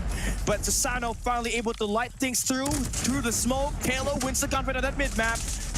trying to equalize the life count. PJ finds the trade. You can go for a B-side hit here. And here comes Kalo. And now with the 16-14 setup, one click on the alpha for Elevate. It's still gonna be anybody's ball game here, so to speak. But Sun, the Prince, spots one right there, putting in a 16-12 life advantage. Now with Q9, but of course objective-wise, they kind of have alpha in Bravo, but still not the complete setup. Curly wanna do so otherwise, but Tito coming in from behind the B950 here. And now they're just trying to spot everyone here. Yopi and the rest of the crew just want to make sure that this one is on the money. Bravo is their key here to victory, perhaps, as it now dwindling away to 10, 11. Oh, Yopi. Okay, I mean, you do get sorted out, but look at the life count here, JD. Elevate now has the lead. They can win through elimination if they want to. They just got to play through PJ, who's got the annihilator, but he falls down. Curly, the Prince, finds the shutdown that they require to just stop the push through Laundry side. And now it's linear. Have to fall through the water.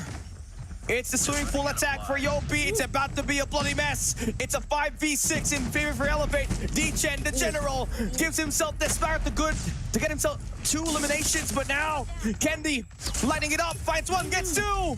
Last guy standing, it is going to be Sun. Can he clutch it and maintain the lead on this control?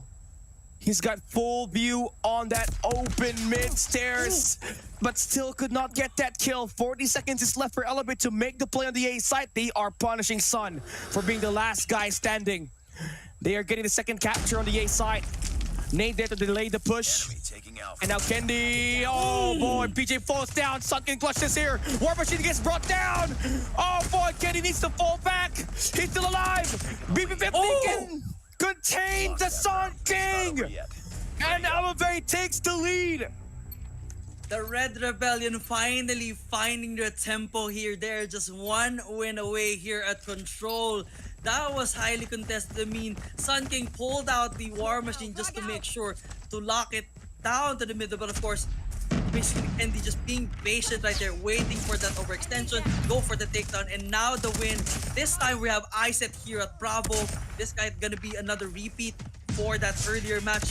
Let's see the situation here as Susano and the rest of the team trying to secure Bravo for their team with the Predator missile dropping in to Q9. Kendi's now going to be on a 6 spree. That's definitely what you want for your clutch player, the Kendi man. That's what he is getting paid to do. You're starting on the defensive side now. You have a better chances of just winning this matchup right here in a 4-2 split. But Q9 going to be able to stop your attack from the spawns. But you have the life count. It's a +2 though for Elevate. And now +2 advantage definitely being utilized by Elevate right now. They just need to be smart right now and not walk in to those moments. Of course, Yopi and the rest of the team just locking this one right now.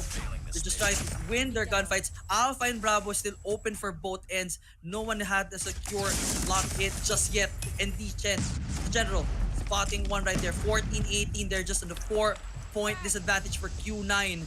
Elevate still has the opportunity to bring this one to the temple as Alpha is being secured by Q9 as of the moment. 12-15 with 25 seconds left here. And Q9 left nothing to do but pick between the B or the A side. They're trying to do a double time. And you can see the resources for Elevate just getting divided right here. They want to try to slam through the B side for now.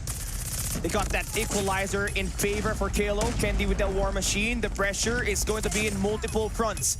Nice shots for Kalo to give himself 31 eliminations to slide Chow. He hears it, he sees it, and he goes in for the elimination. PJ takes a swim. Able to go in for that beatdown onto Mount Chi, and the time is running out. The Red Rebellion able to scrape at least 145 defense from the Emperor, and it's Kingdom. 2 more players there with the operator for Q9, but Kalo able to stop 1 player on the mid-map. The Emperor is down, and it's PJ wreaking havoc on the A side, winning up against the Equalizer, and Elevate wins at least a treat in Control, but Q9 still with a hard-fought battle on that hard point and searching the shore. They'll be taking the series away from Elevate. Definitely still a good win for Q9 there with their first 2 wins, but of course at least a sign of life from the side of Elevate. This is what we were expecting them to do, basically that level of aggression and smart plays during hardpoint, but unfortunately they were not able to deliver that to take the win basically from their end. But nevertheless, it is still a good setup for the Red Rebellion. Unfortunately, the kingdoms stay strong. The Emperor is alive and all is well. 2-1 is our official score here with, of course, Q9 leading this one. I mean, for Elevate, this was a good round for themselves, for Control. There were great moments that they were able to pull through, although they did not start strong. At least they were able to finish one with a W. And also, this is going to be a big breakthrough because now we know for sure that Q9 is slayable, just like X-Rock on the other side, who's currently #1 at the end of the day. And yeah, Elevate definitely has a chance. If this would be the wake-up call, it's gotta be the wake-up call, right? Because you have been dominating your region for so many times now. So now you finally met your match. Even better, has the same playstyle as you, but with a better search and destroy. And For sure. You gotta make sure that the next time that you play a hard point up against this roster, you go all out and ban out APOC hard point. Oh, for sure, you need to ban Apocalypse. Definitely, that's a learning, hard lesson learned by Elevate for sure. And I guess what this game will definitely teach Elevate is that, yes, you may be in the best in your region, but now that you've seen what the better opponent can do, you now have an opportunity to just improve your play style, improve your gameplay, perhaps, adapt some of the techniques and the strategies that you have seen fought against you, patch those holes that you saw in your own gameplay, and of course improve yourself, and hopefully by the next season put yourselves again back in Q9 and probably reverse the story. I like to see improvements done here. I mean, for sure, for Q9, they love to play their hard point and their search and destroy. That's basically their go-to game mode. But they still have a weakness that is going to be the control game mode, and it's not just this time where they had to be forced back against the wall. DVS was almost able to win up against Q9 in control raid.